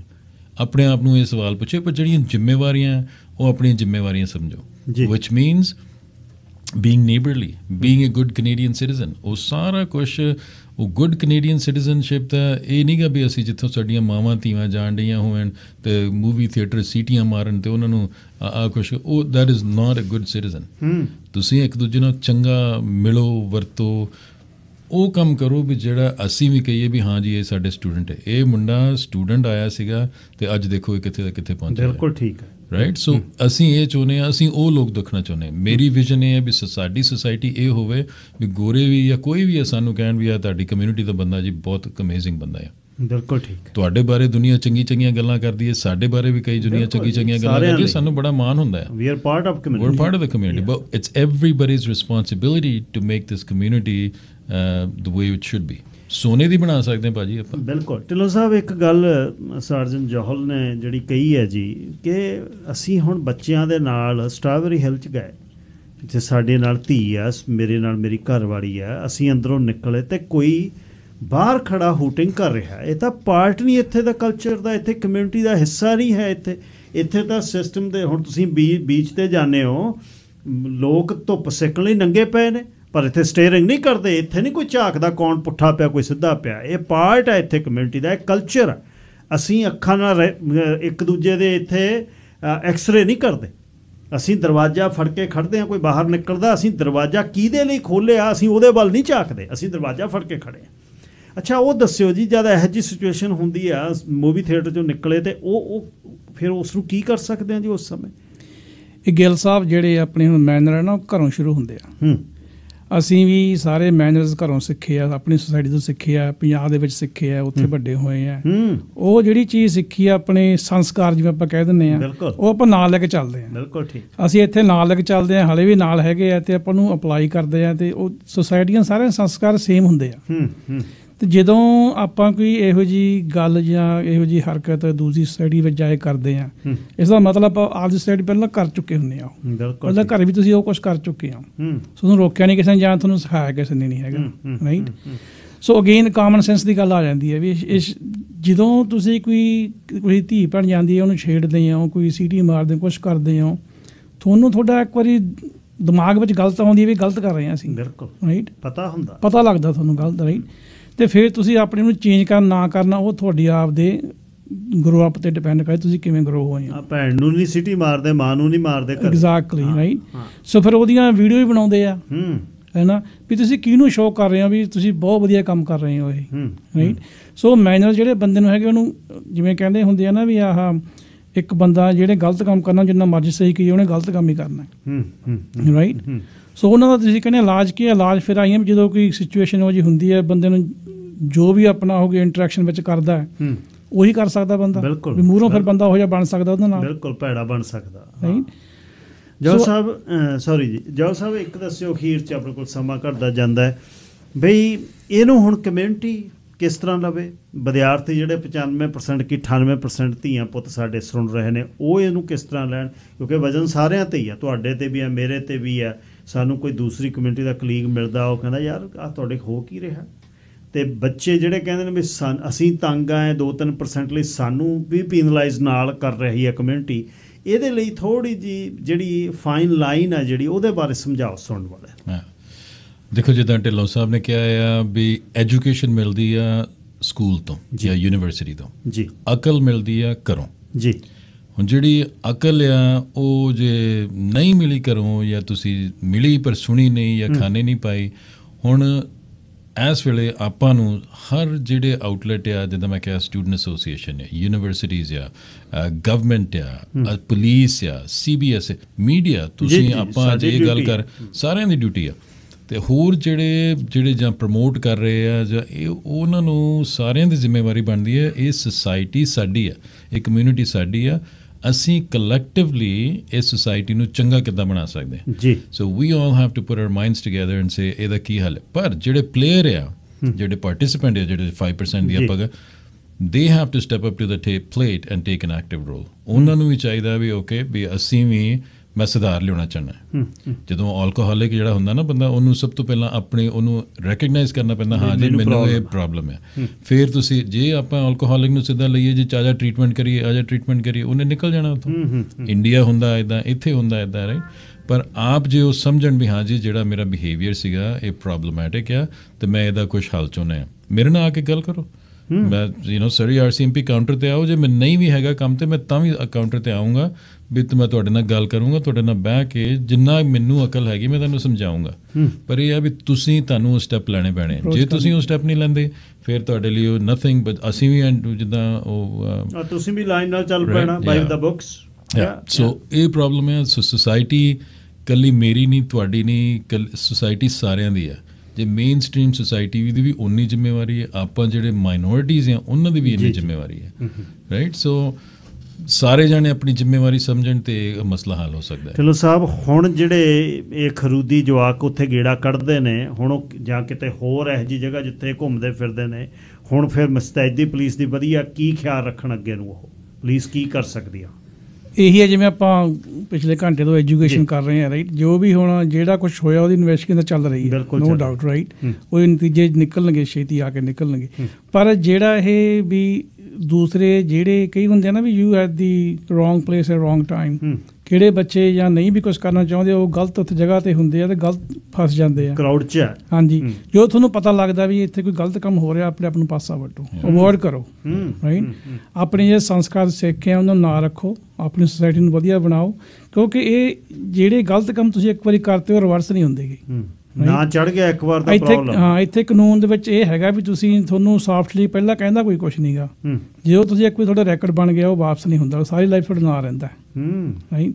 ਚਾਹੇ ਤੁਸੀਂ ਇੱਥੋਂ ਡਿਪੋਰਟ ਵੀ ਹੋ ਜਾਂਦੇ ਆ, ਪਰ ਤੁਹਾਡੀ ਫਾਈਲ ਇੱਥੇ ਰਹਿੰਦੀ ਆ, ਤੁਸੀਂ ਦੁਬਾਰੇ ਵਾਪਸ ਨਹੀਂ ਆ ਸਕਦੇ, ਰਾਈਟ। ਸੋ ਜਿਹੜਾ ਆਪਣਾ ਕਹਿੰਦੇ ਨੀਲਾ ਪਾਸਪੋਰਟ ਲੈਣਾ ਬਹੁਤ ਔਖਾ ਹੈ, ਪਰ ਇਹਨੂੰ ਸਾਂਭੋ ਵੀ ਉਵੇਂ। ਬਿਲਕੁਲ ਠੀਕ, ਰਾਈਟ। ਡਾਕਟਰ ਸਾਹਿਬ, ਅਖੀਰ 'ਚ ਕੋਈ ਕੰਟੈਕਟ ਨੰਬਰ ਦੇ ਸਕਦੇ ਹੋ ਸੁਣਨ ਵਾਲੇ, ਤੁਹਾਡੇ ਤੱਕ ਰੀਚ ਕਰਨਾ ਚਾਹਣ, ਬੱਚੇ ਚਾਹਣ ਤਾਂ ਕੋਈ ਨੰਬਰ ਪਲੀਜ਼ ਦਿਓ ਜੀ। ਤੁਸੀਂ ਸਾਡਾ ਮੇਨ ਸਰੀ ਦਾ ਜਿਹੜਾ ਨੰਬਰ ਆ 604-599-0502 ਜੀ, ਤੁਸੀਂ ਉਹਦੇ ਤੇ ਕਰ ਸਕਦੇ ਆ। ਮੈਂ ਆਪਣੇ ਡੈਸਕ ਦਾ ਨੰਬਰ ਦੇ ਦੇਣਾ ਤੁਹਾਨੂੰ, ਜੇ ਬੜੀ ਗੱਲ ਆ। ਮੁੰਡਾ ਕੁੜੀ ਕੋਈ ਵੀ ਸਟੂਡੈਂਟ ਹੈ, ਤੁਸੀਂ ਮੈਨੂੰ ਡਾਇਰੈਕਟਲੀ ਫੋਨ ਕਰੋ, ਢਿੱਲੋਂ ਸਾਹਿਬ ਨੂੰ ਫੋਨ ਕਰੋ, ਜਿੰਨੇ ਜੋਗੇ ਅਸੀਂ ਹੈਗੇ ਤੁਹਾਡੀ ਮਦਦ ਕਰਾਂਗੇ। ਪਰ ਇਹ ਆ ਮੇਰੀ ਸਭ ਤੋਂ ਵੱਡੀ ਦਰਖਾਸਤ ਇਹ ਹੀ ਹੈ ਸਾਰੀ ਕਮਿਊਨਿਟੀ ਨੂੰ ਵੀ ਆਪਣਾ ਰੋਲ ਅਦਾ ਕਰੋ ਤੇ ਸੋਸਾਇਟੀ ਨੂੰ ਚੰਗਾ ਬਣਾਓ। ਸੋ ਮੇਰਾ ਡੈਸਕ ਦਾ ਨੰਬਰ ਹੈਗਾ ਆ 778-593-3468। I repeat, 778-593-3468। ਤੇ ਕੋਈ ਵੀ ਮਸਲਾ ਆ, ਕੋਈ ਗੱਲਬਾਤ ਆ, ਤੁਸੀਂ ਸਾਡੇ ਨਾਲ ਕਰਨਾ ਚਾਹੁੰਦੇ ਆ, I'd be more than happy to help you। ਹਾਂਜੀ, ਮੇਰਾ ਨੰਬਰ ਵੀ ਮੈਂ ਤੁਹਾਨੂੰ ਦੇ ਦਾਂ, ਡੈਸਕ ਦਾ ਨੰਬਰ 778 ਜੀ 593-3318। ਇਹ ਤੁਹਾਡਾ ਨੰਬਰ ਹੈ? ਹਾਂਜੀ, ਇਹ ਮੇਰਾ ਨੰਬਰ ਹੈ। ਧੰਨਵਾਦ ਬਹੁਤ ਬਹੁਤ ਜੀ। ਆਪਣੀ ਭਾਸ਼ਾ ਦੇ ਵਿੱਚ ਸਮਝਾਉਣ ਦੀ ਕੋਸ਼ਿਸ਼ ਕੀਤੀ ਆ ਕਮਿਊਨਿਟੀ ਨੂੰ। ਅਤੇ ਕੱਲ੍ਹ ਮੈਂ 1 ਘੰਟਾ ਸ਼ੋਅ ਸਾਡੇ ਪੂਰਵਜਾਂ 'ਤੇ ਕਰਨਾ, ਬਈ ਕਿਵੇਂ ਉਹ ਆਏ 1897 'ਚ ਪਹਿਲਾ ਸਿੱਖ, ਪਹਿਲਾ ਪੰਜਾਬੀ ਇੱਥੇ ਆਇਆ, ਅਤੇ ਉੱਥੋਂ ਅੱਜ ਕਿੱਥੇ ਖੜ੍ਹੇ ਆ। ਪਾਲ ਦੀ ਨਗਰ ਤੋਂ ਲੈ ਕੇ ਅਤੇ ਆਈਲੈਂਡ ਤੋਂ ਲੈ ਕੇ ਅਤੇ ਇੰਟੀਰੀਅਰ ਤੋਂ ਲੈ ਕੇ ਮਾਈਲ ਹਾਊਸ ਜਿਹੜੇ ਸਾਡੇ ਨਾਵਾਂ ਦੇ ਨਾਲ ਅਤੇ ਲੱਕੜਾਂ ਜਿੱਥੇ ਢੋ ਕੇ ਸਾਡੇ ਬਜ਼ੁਰਗਾਂ ਨੇ ਸਾਨੂੰ ਦਿਨ ਲੈ ਕੇ ਦਿੱਤੇ। ਅੱਜ ਕਮਿਊਨਿਟੀ ਜਿੱਥੇ ਲਗਜ਼ਰੀ ਦੇ ਵਿੱਚ ਮਹਿਲਾ ਵਰਗੇ ਘਰ, ਮਹਿਲਾ ਤੇ ਲਗਜ਼ਰੀ ਕਾਰਾਂ ਤੇ ਮਾਣ ਨਾਲ ਤੁਰਦੇ ਹਾਂ ਅਸੀਂ, ਉਹਦਾ ਸਫ਼ਰ ਕੀ ਸੀ? ਇਸ ਤਰ੍ਹਾਂ ਹੀ ਨਹੀਂ ਸੀ ਹੈ, ਇਹ ਸਰੀ ਇਸ ਤਰ੍ਹਾਂ ਨਹੀਂ ਸੀ। ਕੱਲ੍ਹ ਨੂੰ ਮੈਂ ਪੁਰਾਣਾ ਕੋਈ ਸੰਦੂਕ ਫੋਲ ਕੇ ਲੋਕਾਂ ਨੂੰ ਸਮਝਾਉਣਾ ਚਾਹੁੰਦਾ, ਕੱਲ੍ਹ ਨੂੰ ਇਸ 'ਤੇ ਇੱਕ ਹੋਰ ਇਸੇ ਵਿਸ਼ੇ ਵੱਲ ਨੂੰ ਕੱਲ੍ਹ ਨੂੰ ਗੱਲ ਹੋਰ ਮੈਂ ਕਰਾਂਗਾ। ਧੰਨਵਾਦ ਬਹੁਤ ਬਹੁਤ ਤੁਹਾਡਾ। ਥੈਂਕ ਯੂ ਤੁਹਾਡਾ ਭਾਜੀ। ਮੈਂ ਤਾਂ ਐਂਡ 'ਚ ਇਹੀ ਕਹੂੰਗਾ ਵੀ ਤੁਸੀਂ ਆਮ ਸਾਨੂੰ ਬਹੁਤ ਰਿਸਪੈਕਟਫੁਲੀ ਇਨਵਾਈਟ ਕਰਦੇ ਆ, ਤੇ ਆਹ ਮਸਲੇ ਜਿਹੜੇ ਆ ਬਹੁਤ ਇੰਪੋਰਟੈਂਟ ਇਸ ਸੋਸਾਇਟੀ ਲਈ। ਤੁਹਾਡਾ ਥੈਂਕ ਯੂ। ਸਾਰਜੈਂਟ ਜੈਜ਼ ਜੋਹਲ ਤੇ ਸਾਰਜੈਂਟ ਕੁਲਦੀਪ ਸਿੰਘ ਢਿੱਲੋਂ ਦੋਨੇ ਹੀ ਸਾਡੀ ਸਰੀ RCMP ਦੇ ਅਫੀਸਰ ਨੇ ਤੇ ਬੜੇ ਰਿਪਿਊਟਡ ਭਾਈਚਾਰੇ ਦੇ ਸਾਰੇ ਇਕੱਠਾਂ 'ਚ ਸਾਡੇ ਨਾਲ ਤੁਰਦੇ ਨੇ, ਦੁੱਖ ਸੁੱਖ ਸਾਂਝਾ ਕਰਦੇ ਨੇ, ਪੁੱਛਦੇ ਨੇ, ਆਪਣੇ ਵੱਲੋਂ ਟੇਕ ਦਿੰਦੇ ਨੇ ਕਿ ਆਹ ਚੀਜ਼ਾਂ ਇਸ ਤਰ੍ਹਾਂ ਕਰੀਏ, ਆਪਾਂ ਇਸ ਤਰ੍ਹਾਂ ਕਰੀਏ, ਵਧੀਆ ਕਮਿਊਨਿਟੀ ਕਿਵੇਂ ਹੋ ਸਕਦੀ ਹੈ, ਤੇ ਕੋਸ਼ਿਸ਼ ਵੀ ਅਸੀਂ ਕਰੀਏ ਕਿ ਅਸੀਂ ਵਧੀਆ ਨਾਗਰਿਕ ਬਣ। ਸਾਰਿਆਂ ਦਾ ਧੰਨਵਾਦ ਜਿਨ੍ਹਾਂ ਨੇ ਪ੍ਰੋਗਰਾਮ ਸੁਣਿਆ। ਬਹੁਤ ਕਾਲਸ ਵੇਟ ਕਰ ਰਹੀਆਂ ਸੀ।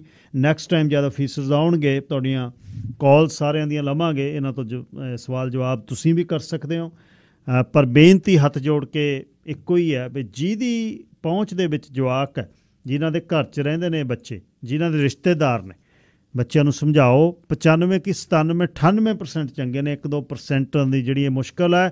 ਮਾਪਿਆਂ ਨੇ ਬਹੁਤ ਔਖੇ ਤੁਹਾਨੂੰ ਘੱਲਿਆ ਇਹ ਦੇਸ਼ ਦੀ ਸਿਟੀਜ਼ਨ ਤੇ PR ਲੈਣ ਲਈ, ਜਿਵੇਂ ਅਫੀਸਰਸ ਕਹਿ ਕੇ ਹਟੇ ਨੇ, ਜ਼ਿੰਮੇਵਾਰੀਆਂ ਵੀ ਨੇ। ਸੋ ਆਪਣਾ ਖਿਆਲ ਰੱਖੋ ਤੇ ਇੱਕ ਵਧੀਆ ਨਾਗਰਿਕ ਬਣ ਕੇ ਆਪਾਂ ਰਹੀਏ। ਰੱਬ ਰਾਖਾ।